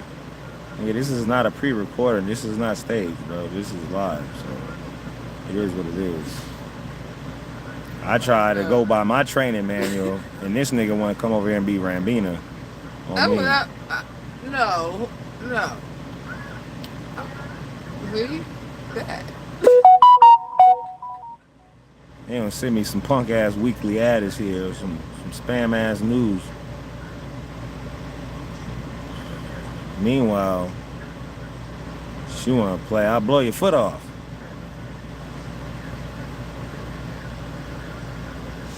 How you was aimed at nowhere? It was aimed that way. She wanna play, I'll blow your foot. You heard that song? I'll bust your windows out your car. I'll shoot the knuckles off your foot, nigga. That's that new shit. I had to aim this way. You see, excuse me, excuse my French. On me, excuse my French. I just thought that it was a perfect time to go over firearm safety. You feel it? Because when you have someone that's reckless living amongst you, normally it would be associated with children or unassuming teens or intentional teens. But once we cross a certain threshold in age, you still have to watch out for curious minds, because Curious George has probably got electrocuted on a motherfucking power line in a neighborhood near you. And that's neither here nor there. What I'm trying to tell you is that if you own a firearm, this is live. Right now, the time is. I know this shit in this way, not nowhere else. I know where how to 8:10 in the morning. So whatever time it is, where you're at, you should see something up 11, 8:11 for me, a.m. Correct? But I just thought that since we all learning and breathing together, right, we'll use that as a knowledge nugget. Okay? If you do own firearms, be mindful of the individuals that you may have them around. You feel me? So, as I'm taking my own advice.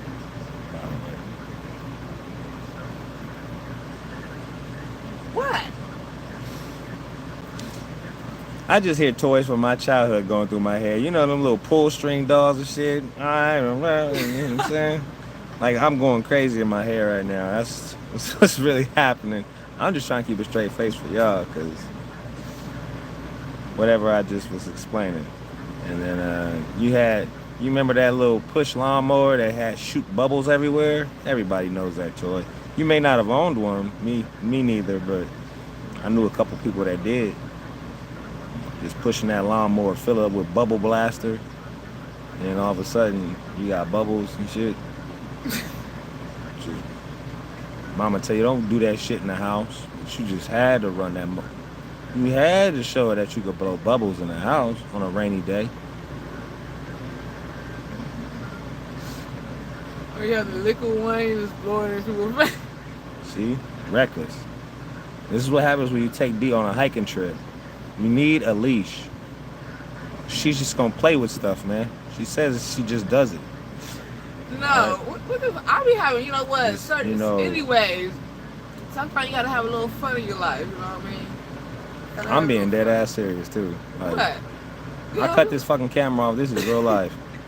This is not a fucking game. This is not for show. I'm being as real as I fucking can. Like, I wish I could hold this camera right here steady so it could just be right here, but this is my arm holding the camera. What? Like, this is real fucking life.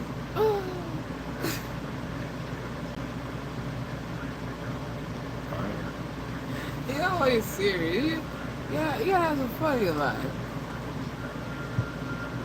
Yeah, like shoot the roof off. Oh, you wanna talk about that?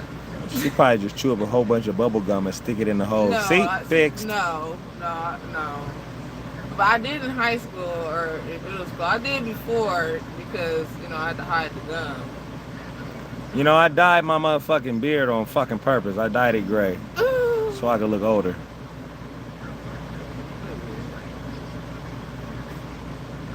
Yeah, I dyed my shit gray on purpose. When? And lost all my hair When? on purpose.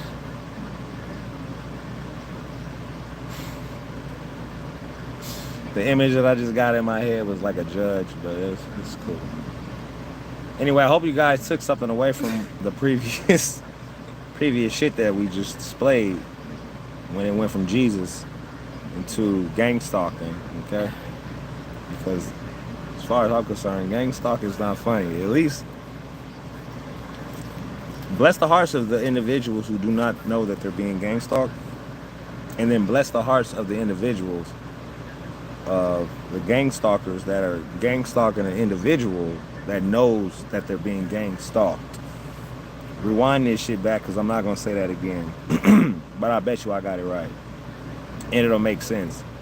It'll make perfect fucking sense. It'll make perfect fucking sense, okay? So I just want to throw that shit out there live. While I'm live, you can't say it's not real. I was not trained of... Anyway.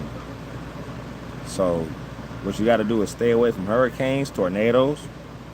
The weather is fucked up. You never know what you gonna get. Cats are not cats anymore. Just to throw my brain off track a little bit, you know. Because sometimes you fall into dark places and you don't want to do that. What you want to do is get on a roller coaster, let the roller coaster scare the shit out of you. That's why they keep inventing all these new roller coasters. You ever seen that roller coaster that you go up to the top and it has this hook in it before you go down? I'm not riding that shit. I just gonna take my fucking camera, zoom all the way in and watch everybody's facial expressions. I might try it. If I get fucked up enough, I'll probably try it. You know what I mean? Get on the roller coaster. I used to love roller coasters. Like Goliath, go to Los Angeles or but no, niggas started wherever it's at over there. Niggas started to fucking... North, it's somewhere, y'all know where Magic Mountain is. If you live in California, you know where the fuck. I don't know them fucking city. But here's what I got for you. When Goliath first came out, you know how long them lines were? At least they put little spritzers along the line, right? But first time I had rolled Goliath, like, I thought that was the bee's knees, bro. But I think that if like Sizzlers, the restaurant with steak and shit, or your favorite buffet or restaurant has comment cards, please leave a comment. It helps us with your service. If Magic Mountain has comment cards and people are saying, man, these rides fucking suck, man, they're too slow, I think they paid attention, listened, and focused, because I've seen some of these little travel channel shows and it's like, first rule is check the chamber, says Freeman. My bad, I was not reading. I don't even want to go back on that topic. Well, I was clearing the damn shit out. That's what I was doing. And say, hey, every gun is loaded, so I was clearing the motherfucking thing out before I started playing with it. I was clearing That's how you. I was clearing it out. You gotta make sure I know every first rule, every gun is damn loaded. Every firearm. True Freeman says first rule is to check the chamber. Check the chain. Oh. No, I didn't. The chain, well, hey, it fucking empty. No, I didn't see it was on red. I just clocked it back in the right way.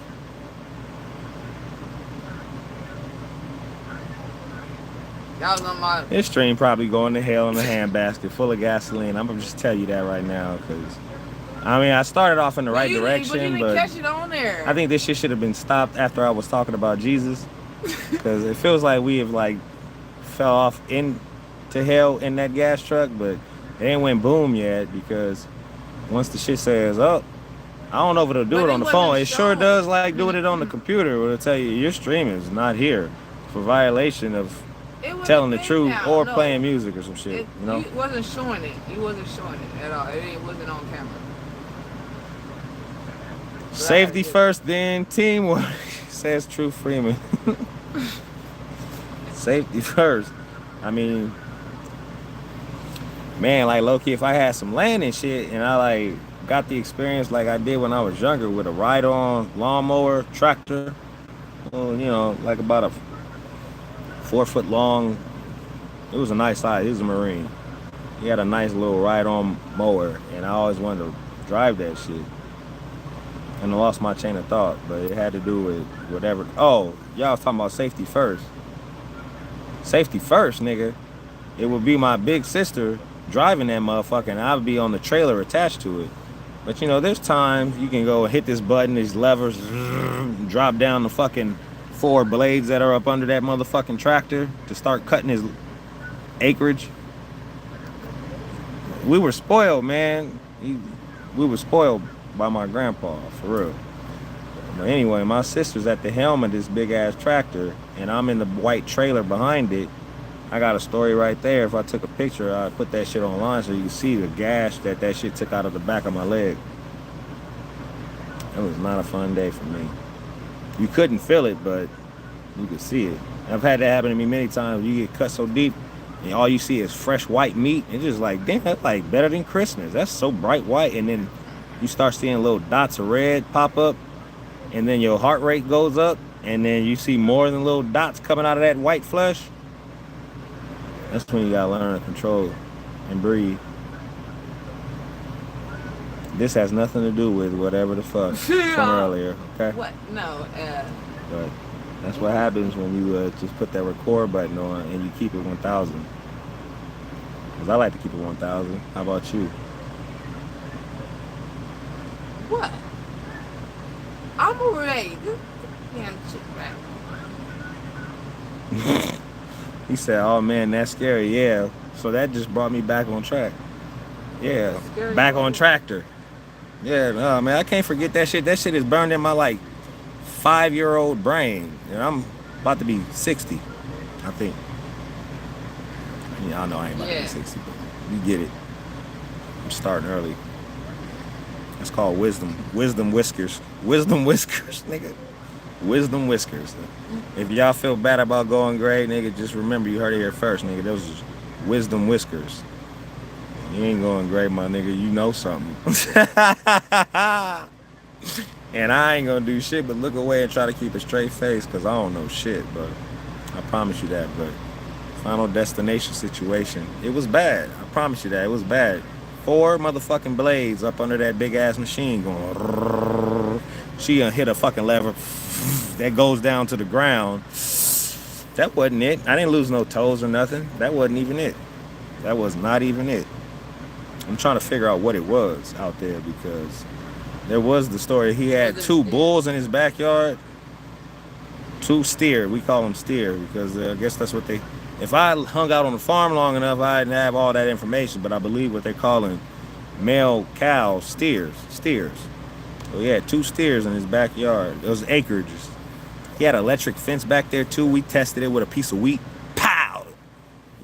Don't touch that fence. He had it electrified, so he had apples and shit. Oklahoma. Tulsa, Oklahoma. That's where it was. Tulsa, Oklahoma. And something about Collinsville too, but my memory's kind of sketchy on that shit.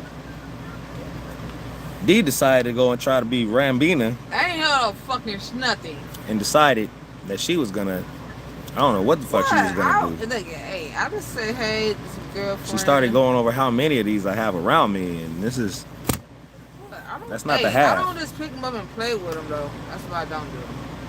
The devil is a liar. No, I really just don't pick them up and just play with them. I'll wait for you, true female. You a true freed man, 100G, which means insert comment here, cause hey, you guys want to see a side? No, you don't, cause that'd be stupid. They just gonna really take this shit down. Cool. But it's funny that, you know, the charades that you get to watch, if you're one of those that dwell on watching the news.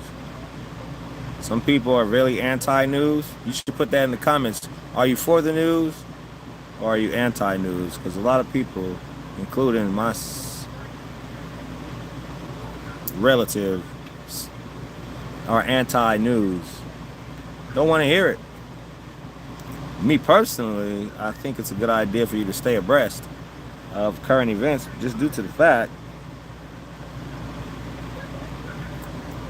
that this is like any, mini, money, mo.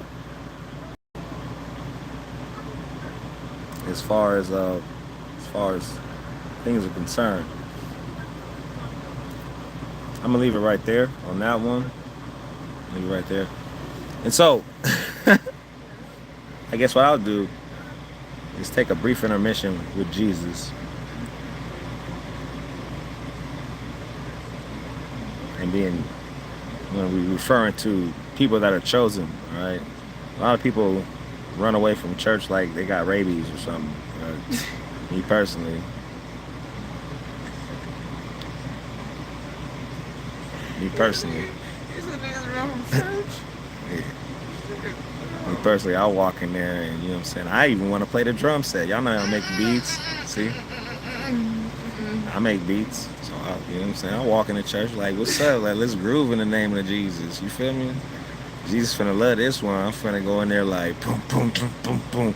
Watch, you know what I'm saying? You know Jesus know how to do any walk your hood know how to do. So, stop it right there. Church, son. She lying. But City of Refuge. I'm pro-information.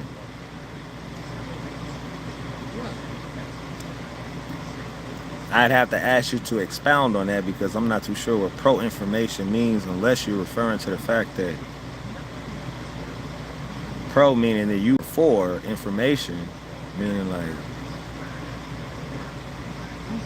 you need to keep the helmet locked on and shit like I do. I keep that helmet locked on like right now. I'll fuck around have a anxiety attack if I don't get to not CNN. Not CNN, bro. Not CNN, man. They play too much, bro. I don't like all that acting in my news. I like stop this shit. I don't give a fuck if you trying to win the academy or some shit. Not in the middle of you talking about niggas getting blown up overseas. What's up with that shit? What's up with those tanks? What's up with that guy? Why did he shake the president's hand like that? Like boo boo boo. I'm in the background with it. Like I don't give a fuck about Downey's fabric softener, nigga. Is what I'm trying to say. And I'm still live. See, that's why sometimes I trigger myself on me. There's so much stupid shit we could talk about. Maybe it should be one of them late night shows where I just get on this bitch just like this and then just start ranting and just see how many motherfuckers agree with what the fuck I'm talking about. As much as I fucking I can say, you feel me? That might be a good idea. Just get on here and start. I call it current events. I got YouTube right here. I will turn on the news, analyze it, and give you what they really ain't telling you, or because it's all a dog and pony show, man. Like this shit is stupid. With real car accidents, real robberies, real fires, real house fires, real forest fires, for sure. I wouldn't want to piss nobody off that flips people's cars over and causes massive death to people and shit like that, and that's doing it just for show and for television, so you have something to talk about when you go to work if you have a job. Imagine if you piss that type of person off. Oh, the whole city was flooded. This hadn't happened in 18 years in Kentucky. trailer parks and you see little Bobby going down swimming with his trailer and shit, hanging on to the fucking broken out window because of hurricane storm winds and fucking flooding. And let's just go further north and then go to over here where Russia just had a big ass massive earthquake, and now all of a sudden they're shaking the whole west coast. I always knew that they told me like a long time ago, they were talking about California's gonna become an island one day. Maybe it will.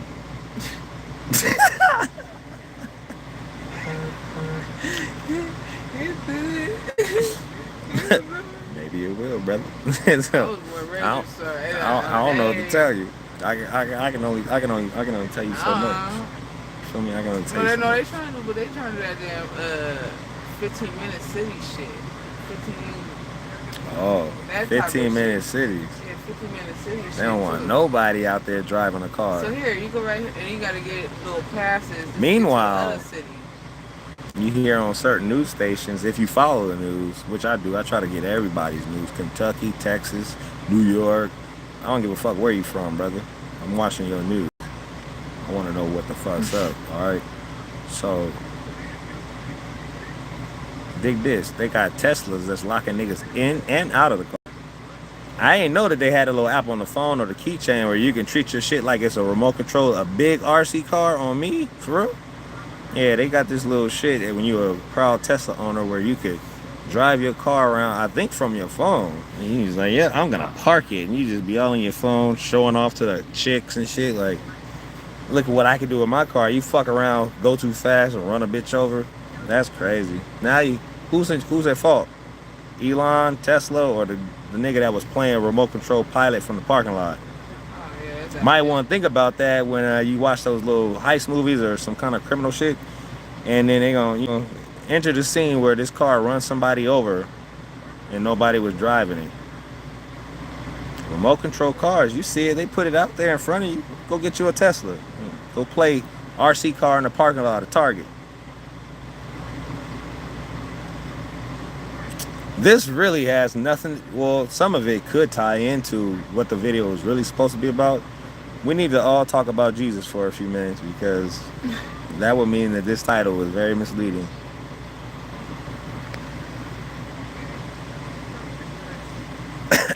That's not my intentions. I came in here with a purpose, but yeah, Tuck does rant. You still enjoy yourself, you know what I'm saying? Put some security cameras in my shed in the backyard and watch me throw gas cans all around my house. I'm on my shed while I'm got the news blasting in the background. Just go live and for no reason. Go live for no reason. Tuck, man, why you throwing gas cans all over the shed? Y'all niggas ain't watching the news? Do you know what happened on 9/11? I do. How you doing, Aviator? Long time no see. I hit you up. Hello. I hit you up like probably about a week or so ago. But since you online and we're not doing, well, I ain't fucking around with none of that shit. This was all about educational purposes, but I had seen some crops. They was looking good. But like I said, like America's going crazy and everything's going automated. She talking about 15-minute cities and shit. Isolated. That's what they did. I did not know Oprah owned so much land and waited to the last minute when them niggas was about to get hit by a big tsunami flood down there in Texas or some shit like that. Oh, yeah, they trying to get her land, get across. It probably take you 15 miles just to get to where her safety bunker's at. And she waited till the one. Anyway. That's above my pay grade, you feel me? So that really don't have nothing to do with me. It's just a shame that those people was going through that. And I don't want to say no more about it. Go Navy. Because I don't even know what I'm talking about. But the premise of this video was to listen to some Jesus. You know what I'm saying? Get some Jesus, bar soap, all that. Scrub yourself down, wash yourself in the Holy Spirit. Because time is, let me get my, Oh, you for information. That's what's up, True Freeman. So yeah, just rambling on a little bit about, you know, current events. And I haven't had the chance to go and see what type of nightmares they're playing today. Because I promise you, every time you turn this shit on, it's like, man. Like, where y'all chose to live at. And then there's just more to it. But at the beginning of the video, you'll figure out what the fuck I'm talking about at the beginning of this video, Lord willing, since everybody's still coming in here. Which I appreciate. Like I said earlier, I appreciate you guys for stopping by and kicking it for a minute. Yep. Make sure you hit the like button, subscribe, y'all. While y'all at it. Like and subscribe. Like you guys coming in, we appreciate you guys do that. And say no to that blue devil in the bottle. I guess it's called some shit. It's called rocket fuel. I don't know what it's called. Kratom, some shit. Kratom? Oh, you gotta get your genitalia right. Feel something. It's like a feel or something. Yeah, feel good. It's like feel gas good. stations and shit. Having heart palpitations trying to bust a nut. You silly goose. You know, why you grabbing your chest? I know, y'all pussy that good. I told you. This nigga having a minor stroke in the bed. Trying to impress a nigga. Nah, I'm straight, bro. Niggas over here catching Charlie horses trying to smash. Trying to get it right? Yeah, trying to get your Superman position and shit, and then you catch a super Charlie horse down the back of your fucking left leg all the way down to your fucking leg, and you froze in one of them G.I. Joe poses that you knew you threw it. Anyway, you feel it? Just looking like man down. That shit is I guess that shit is addictive, and niggas be turning into zombies and stuff. Say these children love that shit. Something to be on the lookout for.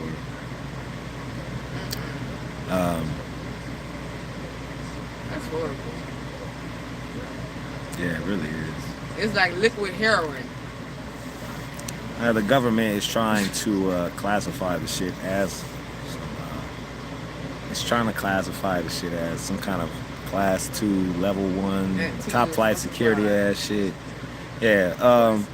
How you doing, Country Barbie? We supposed to be getting the fuck up out of here because all the information is really at the top of this video. Lord willing, I promise you. But you know, but look at you. But people start dropping by and shit, and it's like, yeah. Country, you know what time it is? They probably because they east side. She said, "I'm here. Look, you." How you doing? How you doing, Country Barbie? I got a Tinko. Me too. Oh, come on. Yeah. Man, come on. Go ahead. Go. You go first. Go. Get your ass brother. On. Okay, you didn't go. Hurry up. I go. These messages too. Yeah. Yeah, but what's that shit called? What the hell we were just talking about? Well, basically, everything that the government does is a fucking conspiracy. But we're not going to talk about any of that.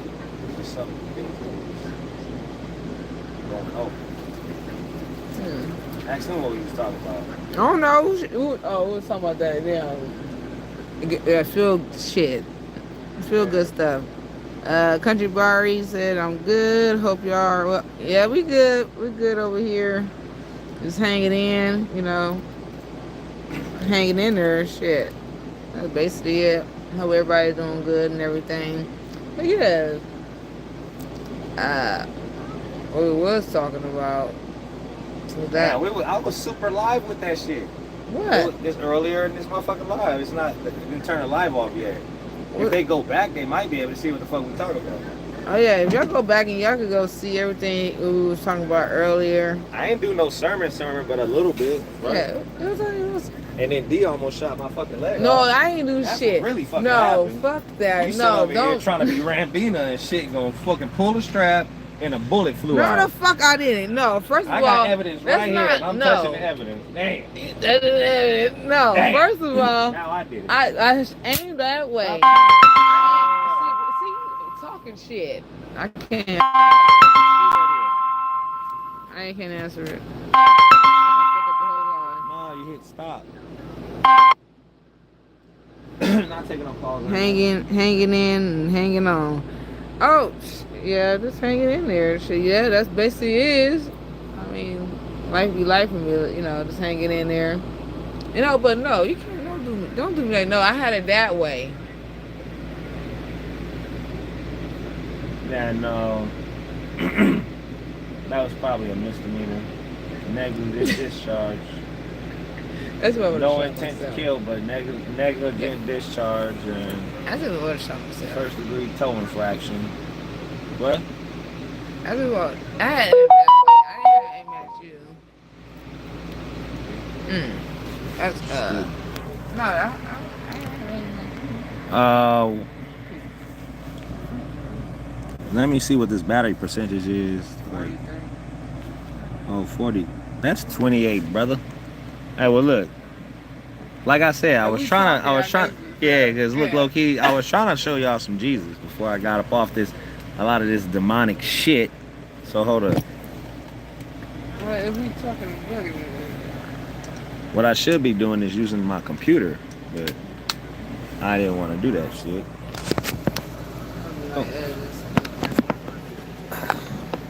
So, look, good as new. At least now it's charging, right?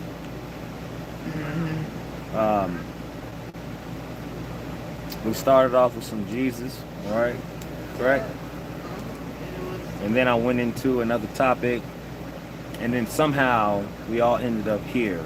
You know what I'm saying? We all ended up right here where we're at right now. This point in time. These are moments, minutes, seconds, nanoseconds that you'll never get back fucking around being over here, right? And there's nothing really important going on over here besides the truth. Now, some people, what's that movie? You can't handle the truth. Excuse me. But for me, oh hell no. For me, it's an honor to be able to tell some truth. You know what I mean? Tell some truth. Just a little bit.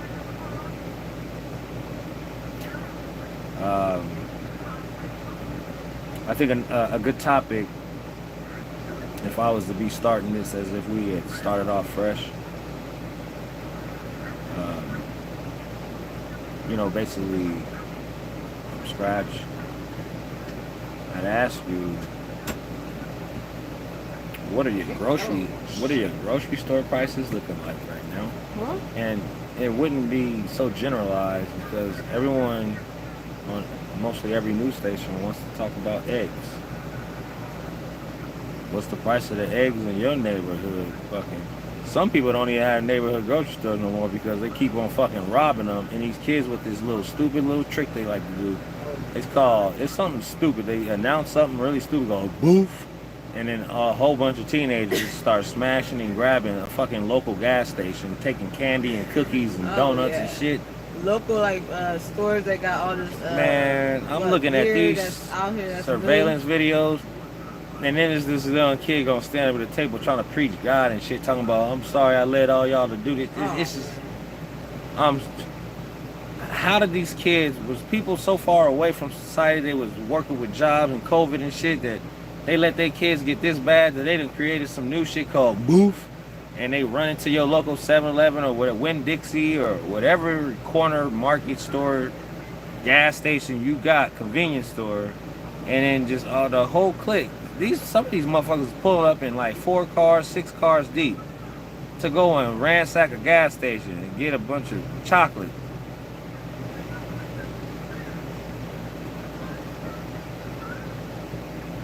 Now, when I was younger, I'd probably say, "Man, you sound like Grandpa." Well, we all had our crazy ass shit in our lifetime, but this place is going up. This place had extra. Diesel don't even burn up like you think it would. I'm gonna say this shit got extra unleaded to 97%, nigga. This shit is on super. Just you sneezing, flames is gonna blow this bitch up. This place is, talk about a handbag. This country. Oh, hanging in $14 here in Southeast Kentucky, says Miss Barbie. I really don't know what that means. Unless I was talking about something and I forgot about What, it. gas price? Oh, full gas price. Is that a gap for gas price or something? $14. Nigga, my son got a birthday party. I gotta get him one of them little cakes from Baskin and Robbins. I hope 14 ain't for a gallon. Is that Aviator says my grocery store is free at this time of year. I bet. Well, eggs. Oh, $14. Oh, the eggs. Oh, the eggs are $14. I don't know. I'm gonna say gas. Yeah, that's what I'm talking about. It was, yeah. I mean, I could accept $7.99, $6.99. Some ridiculous. Yeah, that's why it's good. Yeah, that's right, Aviator. That's what's up. Yeah, that's why it's good to go grow your own, so you have your little. Hey. Oh, I wasn't gonna put you out there on Front Street. You said that shit. I was like, when you said it, it clicked. But I didn't want to be like, yeah, I know what you up to. But you said it. All right, for sure. It's yeah, five. Yeah. He said $5. Eggs here are $4.99. That's what I was talking about. That's reasonable to me. I'll pay that. Yeah, but for a dozen. $14. For a dozen. $14. 14. That's pushing it. That's like more than the eggs that's in the carton. If you had the space, chickens eat anything. Just like pigs. Yeah, some chicks. Get your ass a cat container, little wire mesh basket, and if your fucking laws permit, get you a chicken rooster, not a rooster, chicken, and feed it whatever the fuck you want to. Feed it. Don't listen to me, Aviators online. But anyway, feed that motherfucker some shit, and you get you some eggs. Get some. Gabble dabble, whatever, dabba dabba do.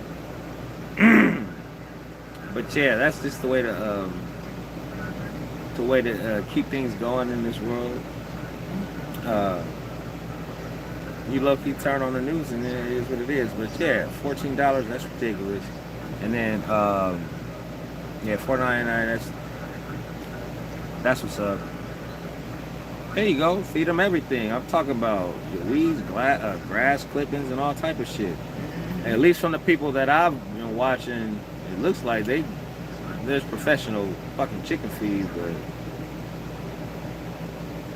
you got to think about those little films that they show you. They only showing you the real, like when they give you Apocalypse 1, Apocalypse 2, and all that shit, and they put it in movies. They really just trying to foreshadow what the fuck. You don't think they got control over the wind and the water and the rain? Arizona's going through a drought only because. Have you seen all the people being evicted out of California? People are living in RVs like a motherfucker. And those is getting swept off the street. You know why? Because the Olympics are coming to California. They don't want no dusty niggas living on the street, so they sweeping them off the streets, literally. That's fucked up. Oh, you know what they said was, or they gonna go. Make them they got two choices. Either you got two choices: go to jail or go get help. Yeah, that's their choices. Yeah. It's not funny, but it's fucked up. But hey, go get fucking help. I hate to break the news to you like this, but yeah, that's like the two choices. Yeah, two choices is go to jail or go get help. And some of them people is like, man, just give my goddamn cot back. I'll hang it from another tree. They not playing with it no more. No, you ain't gonna be hanging his cot from no more trees. Yeah, and hair guy ain't fucking around with the fuck around, so. Yeah. Oh, okay. What? They talking about the probably the growing situation. Because I don't know what dog food will make them lay means. I don't know what dog food will make them lay means, Miss Barbie. Whatever we was talking about, right? I went somewhere else. I really did. I went somewhere else. Oh, y'all got your own. Oh yeah. Y'all. I'm like yeah. So anyway, yeah. The future is near. I'll tell you that much. What I've seen is that they got personalized. They're not motorcycles. They're motorcycle-ish, but fans. You just hover all around the place, nigga. The Jetsons. I really don't understand why they don't want to break it out so fast. Maybe to give companies and corporations time for their stocks to get shit right, because I already see all these videos that are going viral, people pulling up to robotic Taco Bells and Burger Kings and shit. You know, you got AI talking to you, and that helps with not having to pay people. to work at the drive-thru and fuck your order up, so you have to come back and your mama goes and throws the burrito through the fucking drive-thru window and says, "Motherfucker, give me my shit. I had extra onions on my burrito." I'm not saying that happened in my life, that my mama did that. I'm just saying that that's a story that sounds like it could be realistic, if you know what I mean. Okay? Why you laughing? Why she laughing like that? Because she know my mama. That's the fuck she laughing for. Just a child in the back seat throwing burritos back at the Taco Bell bitch. Like, that's a great example, man. That's a great example. Said the kid that I was talking about. Oh no, okay. I want to know your guys' opinion about this Tesla restaurant. Yo, ugly ass shit. That shit ugly as hell. They tagged it. They tagged it?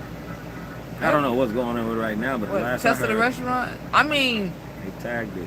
Well, they tagged on it, but you know, he got his security. If you from LA, you know better. If somebody's bold enough to come walk up to your shit, he might have something more than just a spray paint can on him. If you know what I mean. Hey, don't try to be super cop. You as a security guard, and he's spraying on the building, let him take it out your check or something. But don't put your life in danger trying to avenge the Avenger spray painter, my nigga, because he probably got something on him. He's out there in the middle of broad daylight or at night with bright streetlights on him, spray painting the side of a building, looking like this and shit. You probably don't want to mess with that dude. It's not worth your time. Job.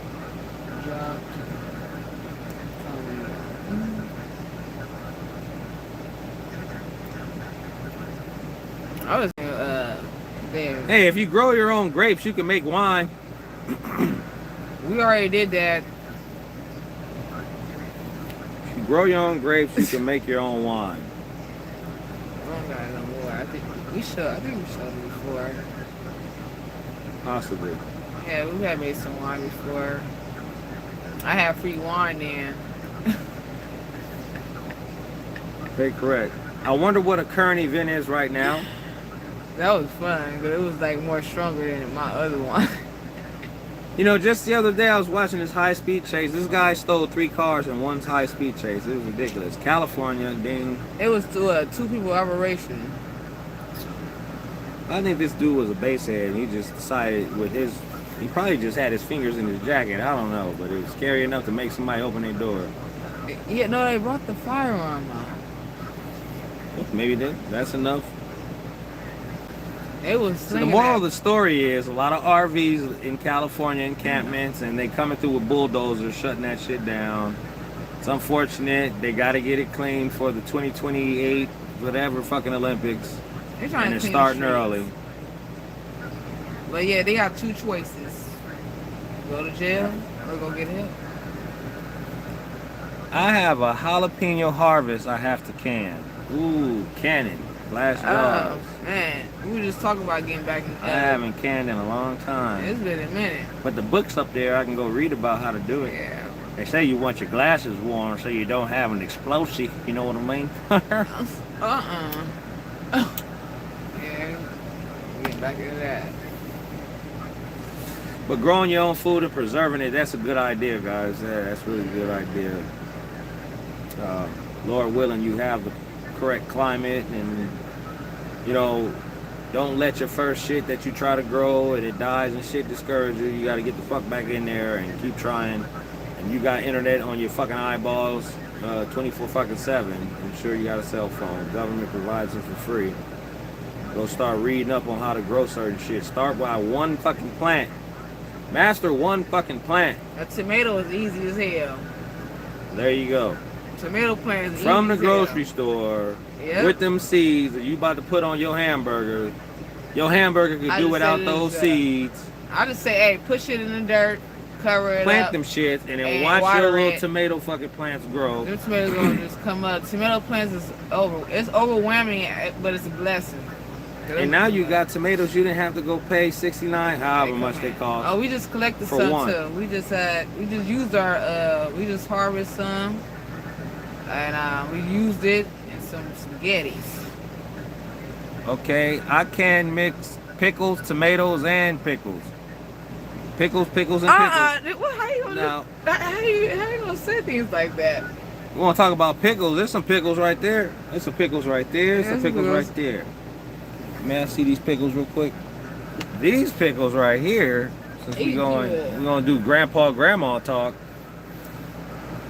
These pickles are hot and spicy. I don't know. You can probably see a red tint on these bitches. Pickling.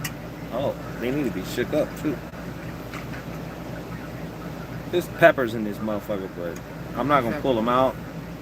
But you know, I don't ask you on the fork. they in there. You know, look like the water that comes out of the. Never mind.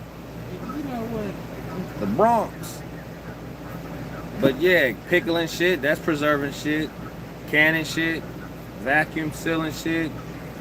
You know, there's a book called The Lost Ways, and I kind of skimmed through it. I ain't read the shit all the way, but Yeah, I skimmed I'm through sure it too. when the lights go out, I'll probably be knee deep in that motherfucker trying to figure out, okay, so you're supposed to put a black-eyed pea. How you do this? You put it, soak it in there. I'm hungry. But it's good to practice. Start practicing growing.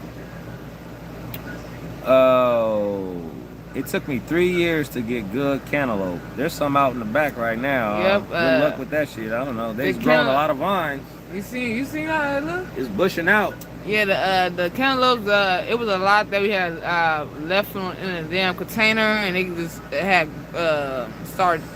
Disclaimer: this has nothing to do with gang stalking. It sure don't.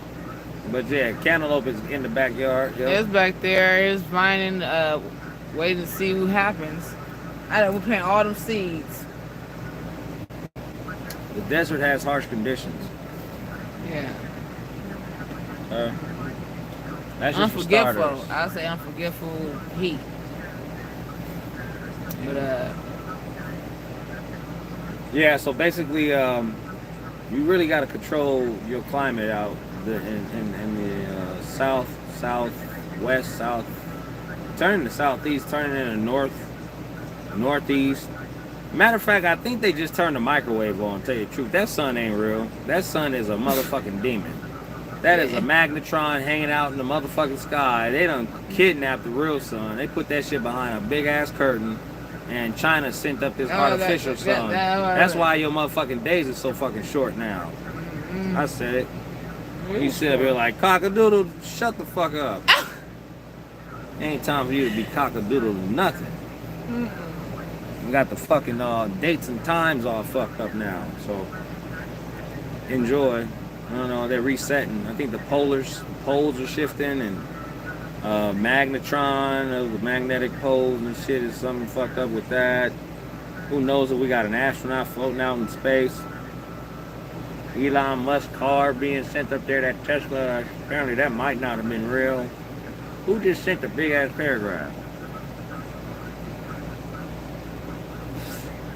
Aviator. I grow asparagus, horseradish, jalapenos, Carolina Reapers, 3 varieties of tomatoes, 2 varieties of cucumbers, ground cherries. There's cherries out there, but I ain't transplanted them yet. Yeah, yellow summer squash, pole beans, and more. So basically, we all got to get Aviator's address, because when the shit hits the fan, man, y'all better volunteer to be some farmers and shit. Don't be trying to get nothing for free.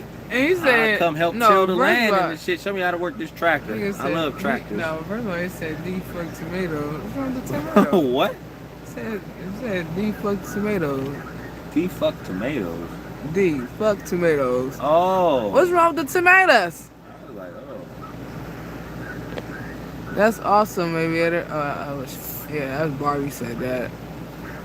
Yeah, why the hell? You know, he laughed. Well, grow your own motherfucking food is the moral of the story. Yeah, I'm just saying for the start, that's easy. I didn't know half the shit that I know now, and I still got more shit to learn. I ain't know you could go to the grocery store and like be growing some of the shit. She just showed you that celery.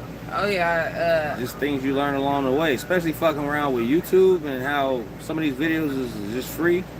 And people getting views off spread knowledge. So, you know, likewise, spread knowledge. You know what I'm saying? Don't keep it to yourself, because these farmers is like up in age. These farmers are up in age. You're welcome. They're like 60s and 70s. These niggas can't go that long. And then the immigrants. We need some. The immigrants is being swept out by Mr. Hare himself. So you gonna take your black ass out there and farm them big ass fields in California? Some people would raise their hand and say, "I'll do it." Well, good for you.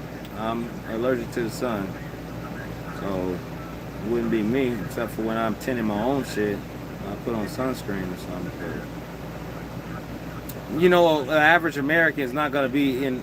I can't tell you. At this point in time, we're like when you flush a toilet and you see that little whirlpool. That's where we at. We sitting in the middle of the motherfucking whirlpool, spinning around. Don't know when this shit is gonna stop. Why, I'm glued to the news. I should have toothpicks in my eyes right now. Because every day you turn that bitch on, it is something new. It is something fucking new. I don't want to say nothing, you spit your drink out. But you can bet your motherfucking last dollar that every day you turn on the news with this presidency, you're going to find out something new. You know they're adding a new wing to the White House? A ballroom. For all the guests, so they don't have to sit out in those tents like the poor people do. You said they nasty. What do you mean? They nasty. What? They nasty? What's nasty? Well, you know what? When I was younger, what was nasty was okra.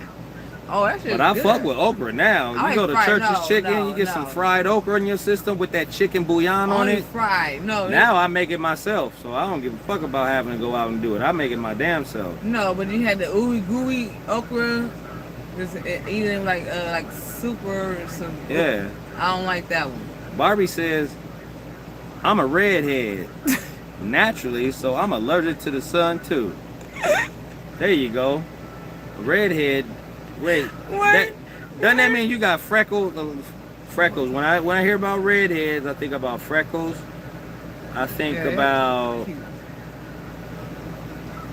a lot of shit. I won't go into detail, but redheads.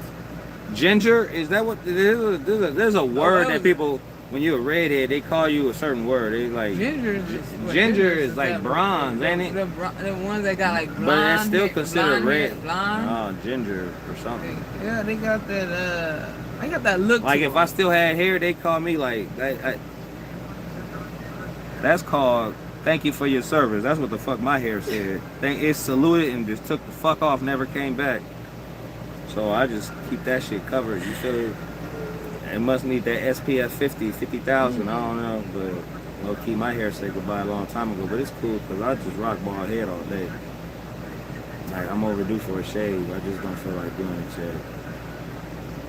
But anyway, ginger was just brownish red.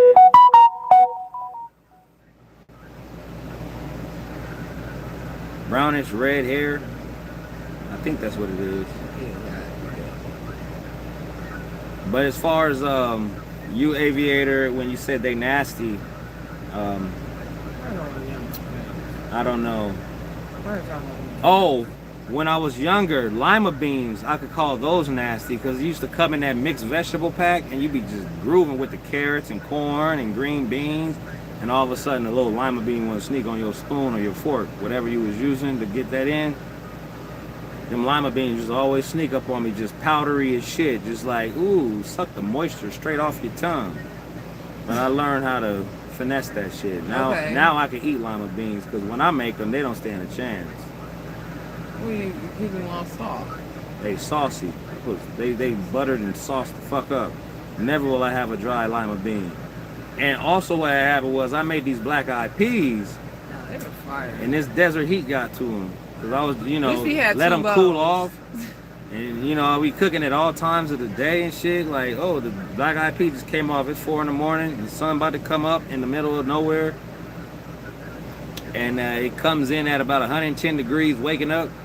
So those black eyed peas are standing a chance. Like you said, we had 2 bowls. 2 bowls. And it was way more that was left. That we could have got it in on those. And it was some fresh green beans. That was unfortunate. Shout outs to the Black Eyed Pea community. It was a sad day that day. But there's a trade-off when you live in the middle of nowhere type shit. Which this isn't the middle of nowhere. You just follow the Colorado River. You'll be fine.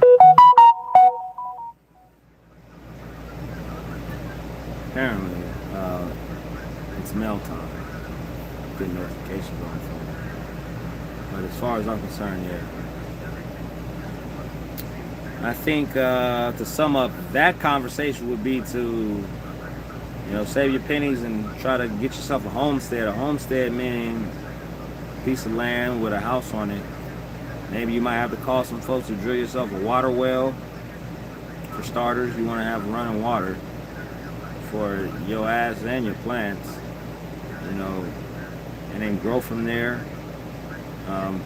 Like we discussed earlier, chickens and pigs, that's your bacon, that's your ribs, that's your 6 P's. What is a whole chicken?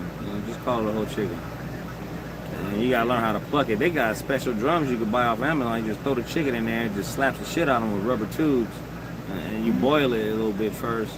It smacks the fuck out of them little chickens and smacks all the fur off of them, the feathers, turkeys and pigeons and fowl. You know what I mean? And you just go back with your little tweezers, your little shit, and plug out those shits that didn't come out. Remember that one video that we was watching on YouTube? That black guy went to go visit that nigga at Altana. He was outside, in the desert, that turkey cow, and trying to attack him. Yeah. Yeah, that's real life. No, that was funny as hell. Old McDonald's did have a farm. He probably had a shotgun too. Sometimes your animals lose their shit, you know what I mean? They might come charge you. Maybe they mad at you because you didn't feed them on time or something, or maybe they have a disease or a worm. But you might get charged by your animals. When you own horses, it's a sad day when you have to put it down. Looks like a perfectly good working horse, but things got to be done on the farm. Country Barbie says, I have a well, which is great. Protect it. Okay, so protect your well, contaminants and people just being people. And I'm glad you said that here. I ain't gonna tell nobody, but protect that well and keep it fresh.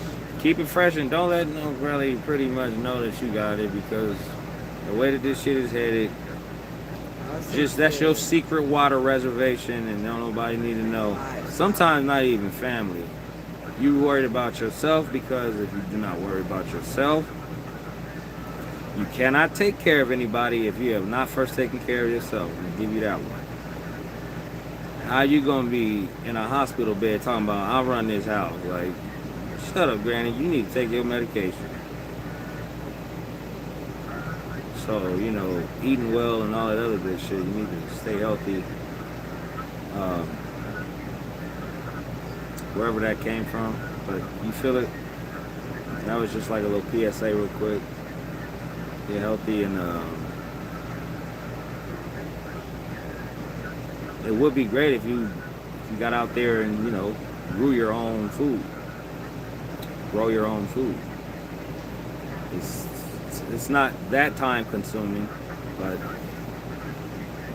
I will give you this: there will be trials and errors.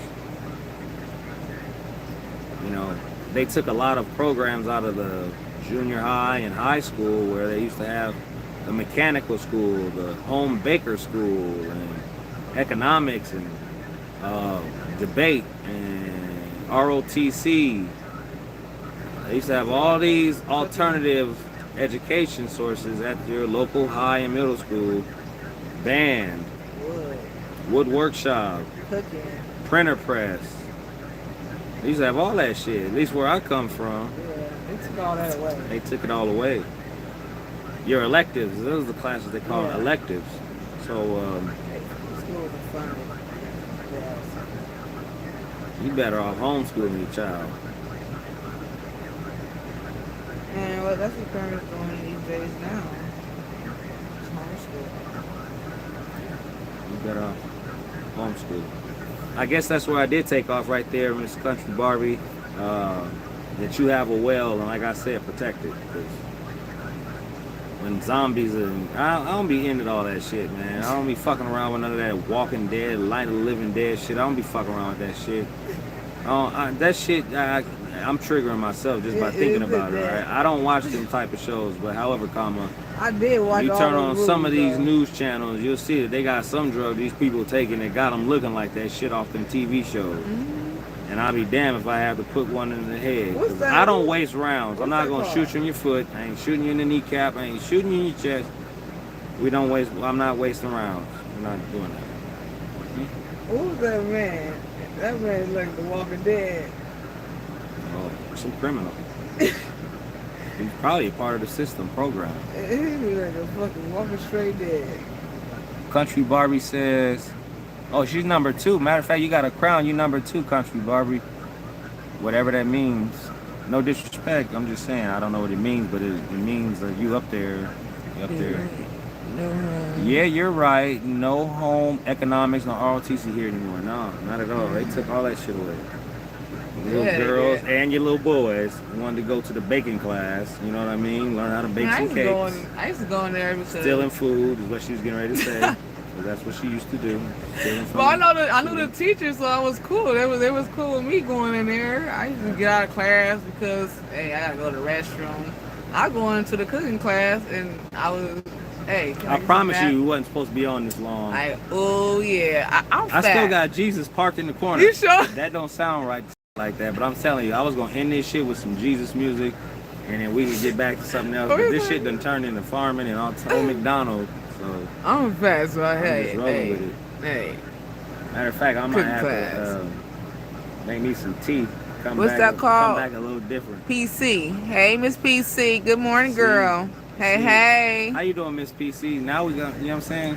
How you doing? How you doing, Yeah, Miss no, PC? but I used to love my sister. I'd say my sister. We a year apart. She's behind me, but she had got to experience woodwork. Ah, she got to experience wood, bro. Oh, shut the fuck up! Yeah, got it. You got me. She got the I experience. was serious the too. wood. I was so serious. Lumberjack put that Damn. wood down, huh? No, not that type of Yeah. wood.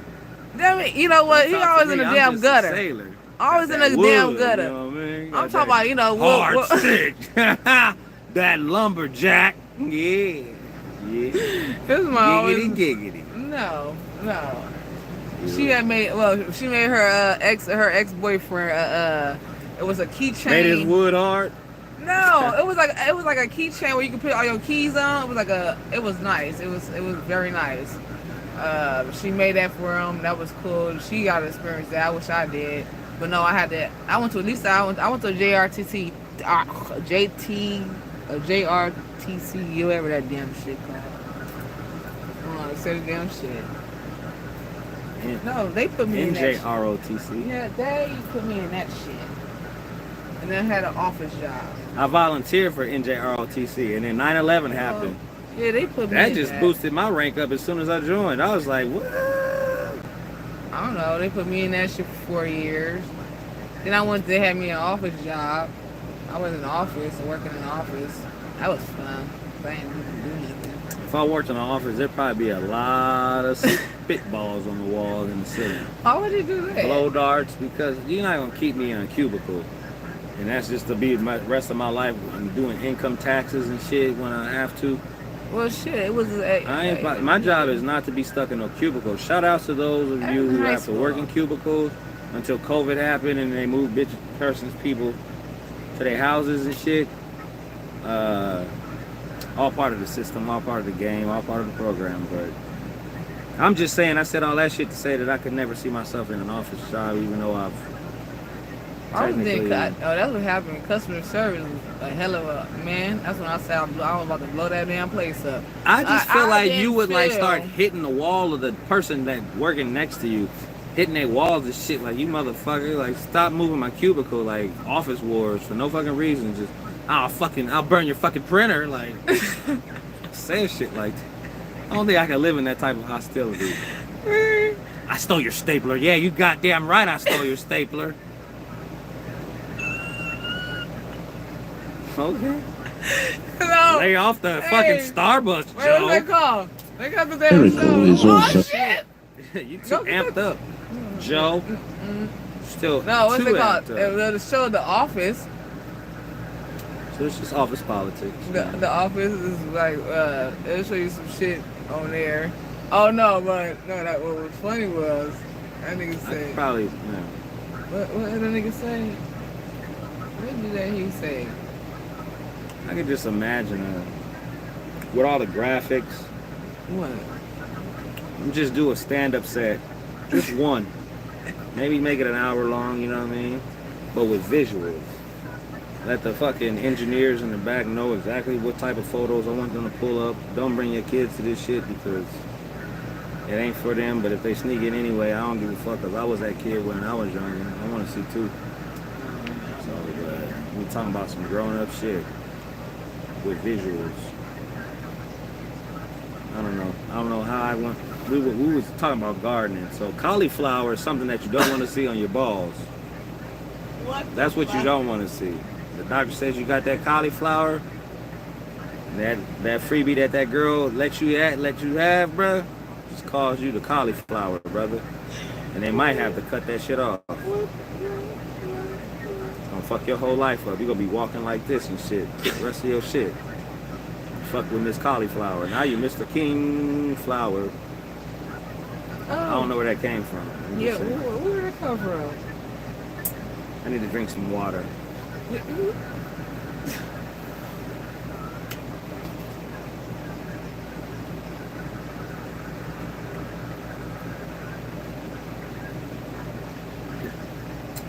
I mean, if y'all niggas is willing to hang around, I give y'all niggas about what? What time? It's 9 in the motherfucking morning. 9:14. It's 7 when I looked at it.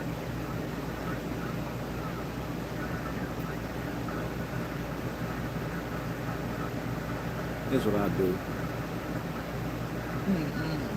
I won't put time on. I won't put time on a moment. You feel it? You get it? Someone in here, raise your hand if you get what I mean when I say I'm not gonna put time on a moment. But what I will do is shut it the fuck off. Somebody figure that part out. I'm not gonna put a time limit on the moment. But if I feel like it, I'll just shut it off. And then hopefully you guys, I didn't play no music, so there shouldn't be no copyright. But I was showing a bunch of Jesus. You know the devil don't like Jesus. Who's on YouTube? We don't really want to be talking about Jesus too much. The devil. The devil's a lie. Giggity giggity.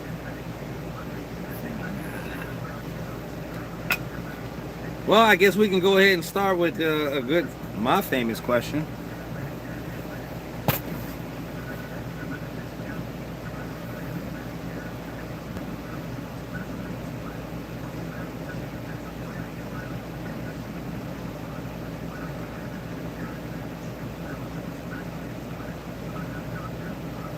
What's for dinner?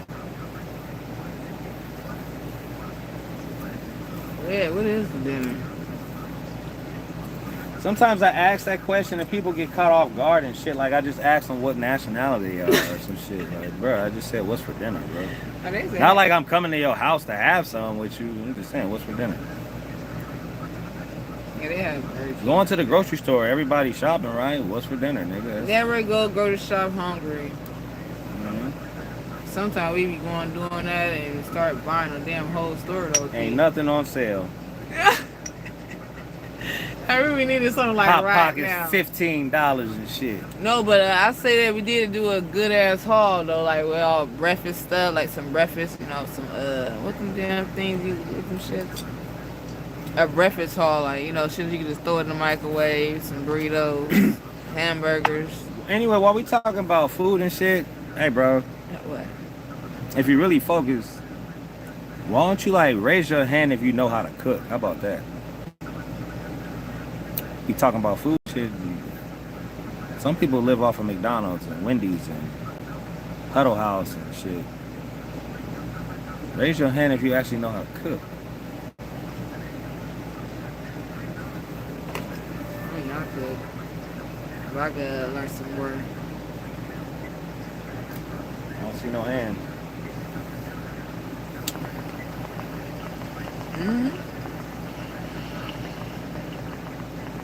Who know the cooking here? I mean, I said I mean, I do my cooking. But I mean, I wish I could do more. Wish I need to do some more learning on. So I mean, but I know how to damn cook though. I get in the First thing kitchen. you should say when they pull you over is, I don't know what you're talking about. I don't know what you fucking talking about. Gone are the days where you could say no habla inglés. You know where that's gonna lead you to. Well, No habla. Yeah, good luck with that one. yeah, man. You don't get the Jet Express. America's They're gonna finest. make sure they find somebody that speak your language.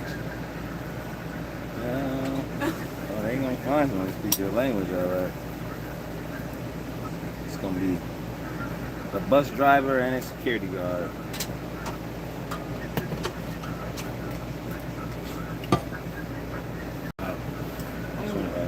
Tea. Nah, probably not. I wouldn't think so. I had loaded that. And what, man? Alright. So hopefully you guys are so inclined to listen to Jesus. Okay. Thank you. And Miss PC, I don't know if I said that, but long time no talk, no chat. Country Barbie, long time no chat. Aviator, it's been a minute, we already talked about that.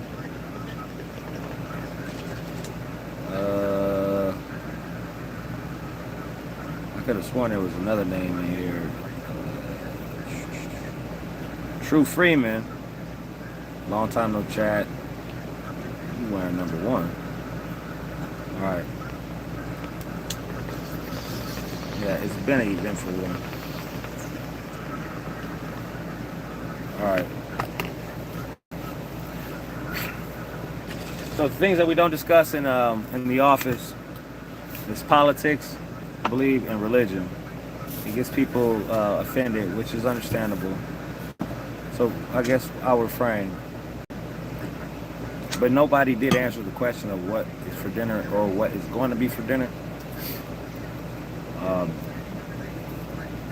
I mean, if you follow any of these other nuances that is not YouTube, like Facebook, Instagram, Twitter,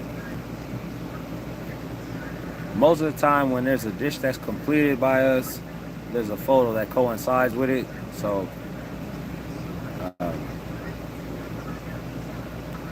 that would just give you an idea of like what you call it, our point of view,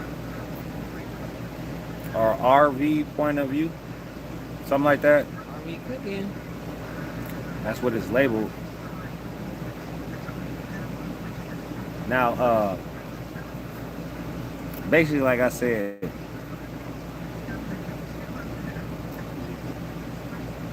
I wanted to bump Jesus, okay? But out of nowhere, we started playing Three Little Monkeys jumping on the bed. We know how that story goes.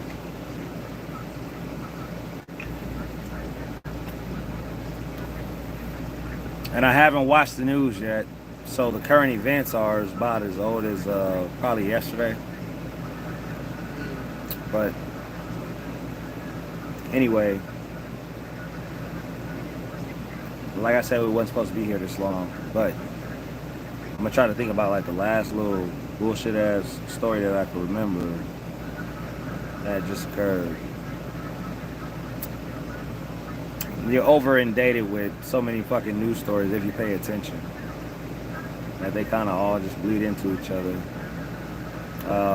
The biggest one that stands out is the fact that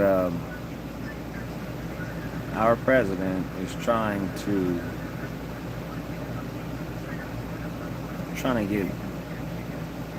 get Russia and Ukraine to shake hands and come to an agreement. I invest in stocks. Okay, if you don't invest in stocks, I'm not going to tell you what to do. We're not going to be doing any of that over here on Insider Trading. But what I can say in a general statement is, if you do invest in stocks,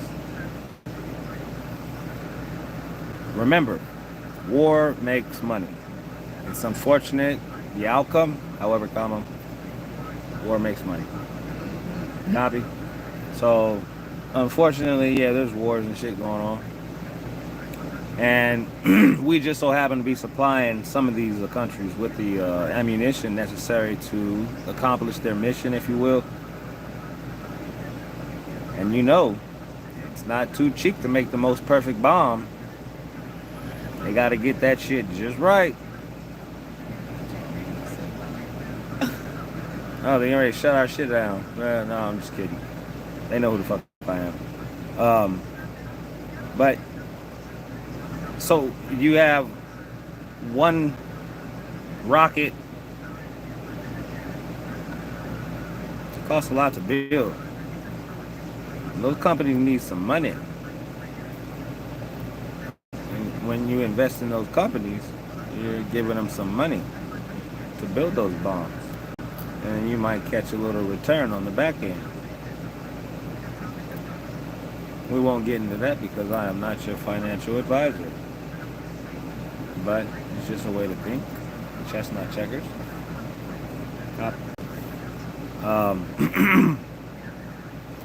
Yeah, so basically the White House is getting a new motherfucking ballroom. I guess it's gonna be thrown onto the right side when you look at it from the front lawn. I believe they're putting it on the right side, and it's gonna be massive and hold a bunch of people because apparently at this current state of the White House is that apparently galas and fests that, you know, the general house cannot house or fit, you know, when big events go on. So apparently there's a wing that's going to be built, which is nice to be inside of an enclosed space, you know, and all that. That was a news story that I had heard of.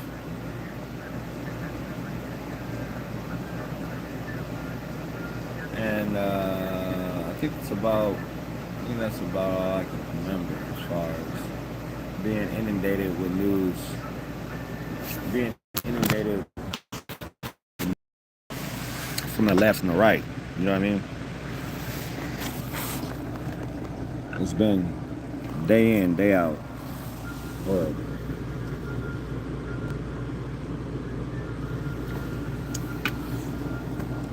It's been day in and day out with a whole bunch of shit. And I digress from your self-defense posture.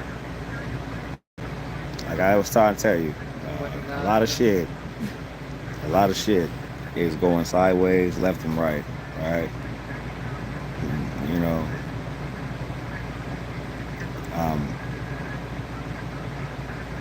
just not in like a super hot wave and shit. All right, not like in a super hot wave, like oh shit. But it has been happening in these kind of super hot waves. But that's more so in the tech industry. Like Microsoft just laid off. Microsoft just laid off like thousands of people in one day, and then gave them some cards that said something about talk to artificial intelligence about it. Like, the fucked up part is that's what took their jobs, artificial intelligence. The damn robots are being programmed and are so smart that they're getting to the point they're not going to need humans to help them out. They can rebuild each other. Some of them, not all of them. But that's what you know, you can watch on YouTube for yourself. And then artificial intelligence is taking over. A creepy part about that, what was brought to my attention, is that as good as you want that new smartphone from fucking Apple, right? It's got the best cameras, and you're recording some shit, right? Just like we're doing right now. But the fucking phones are getting so smart, and the artificial intelligence so smart that they could take your voice, your mannerisms, and make a fake version of you and have you saying any fucking thing. And how are you gonna prove in court that that was not you that said that shit? I'll wait.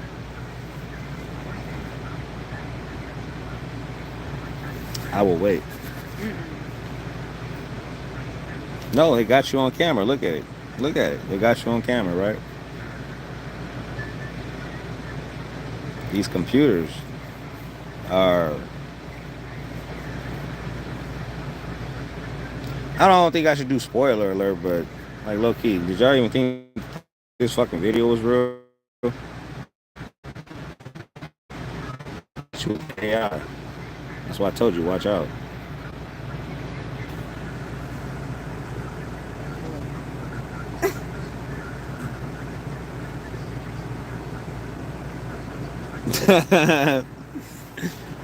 Right? So anyway, boom, boom.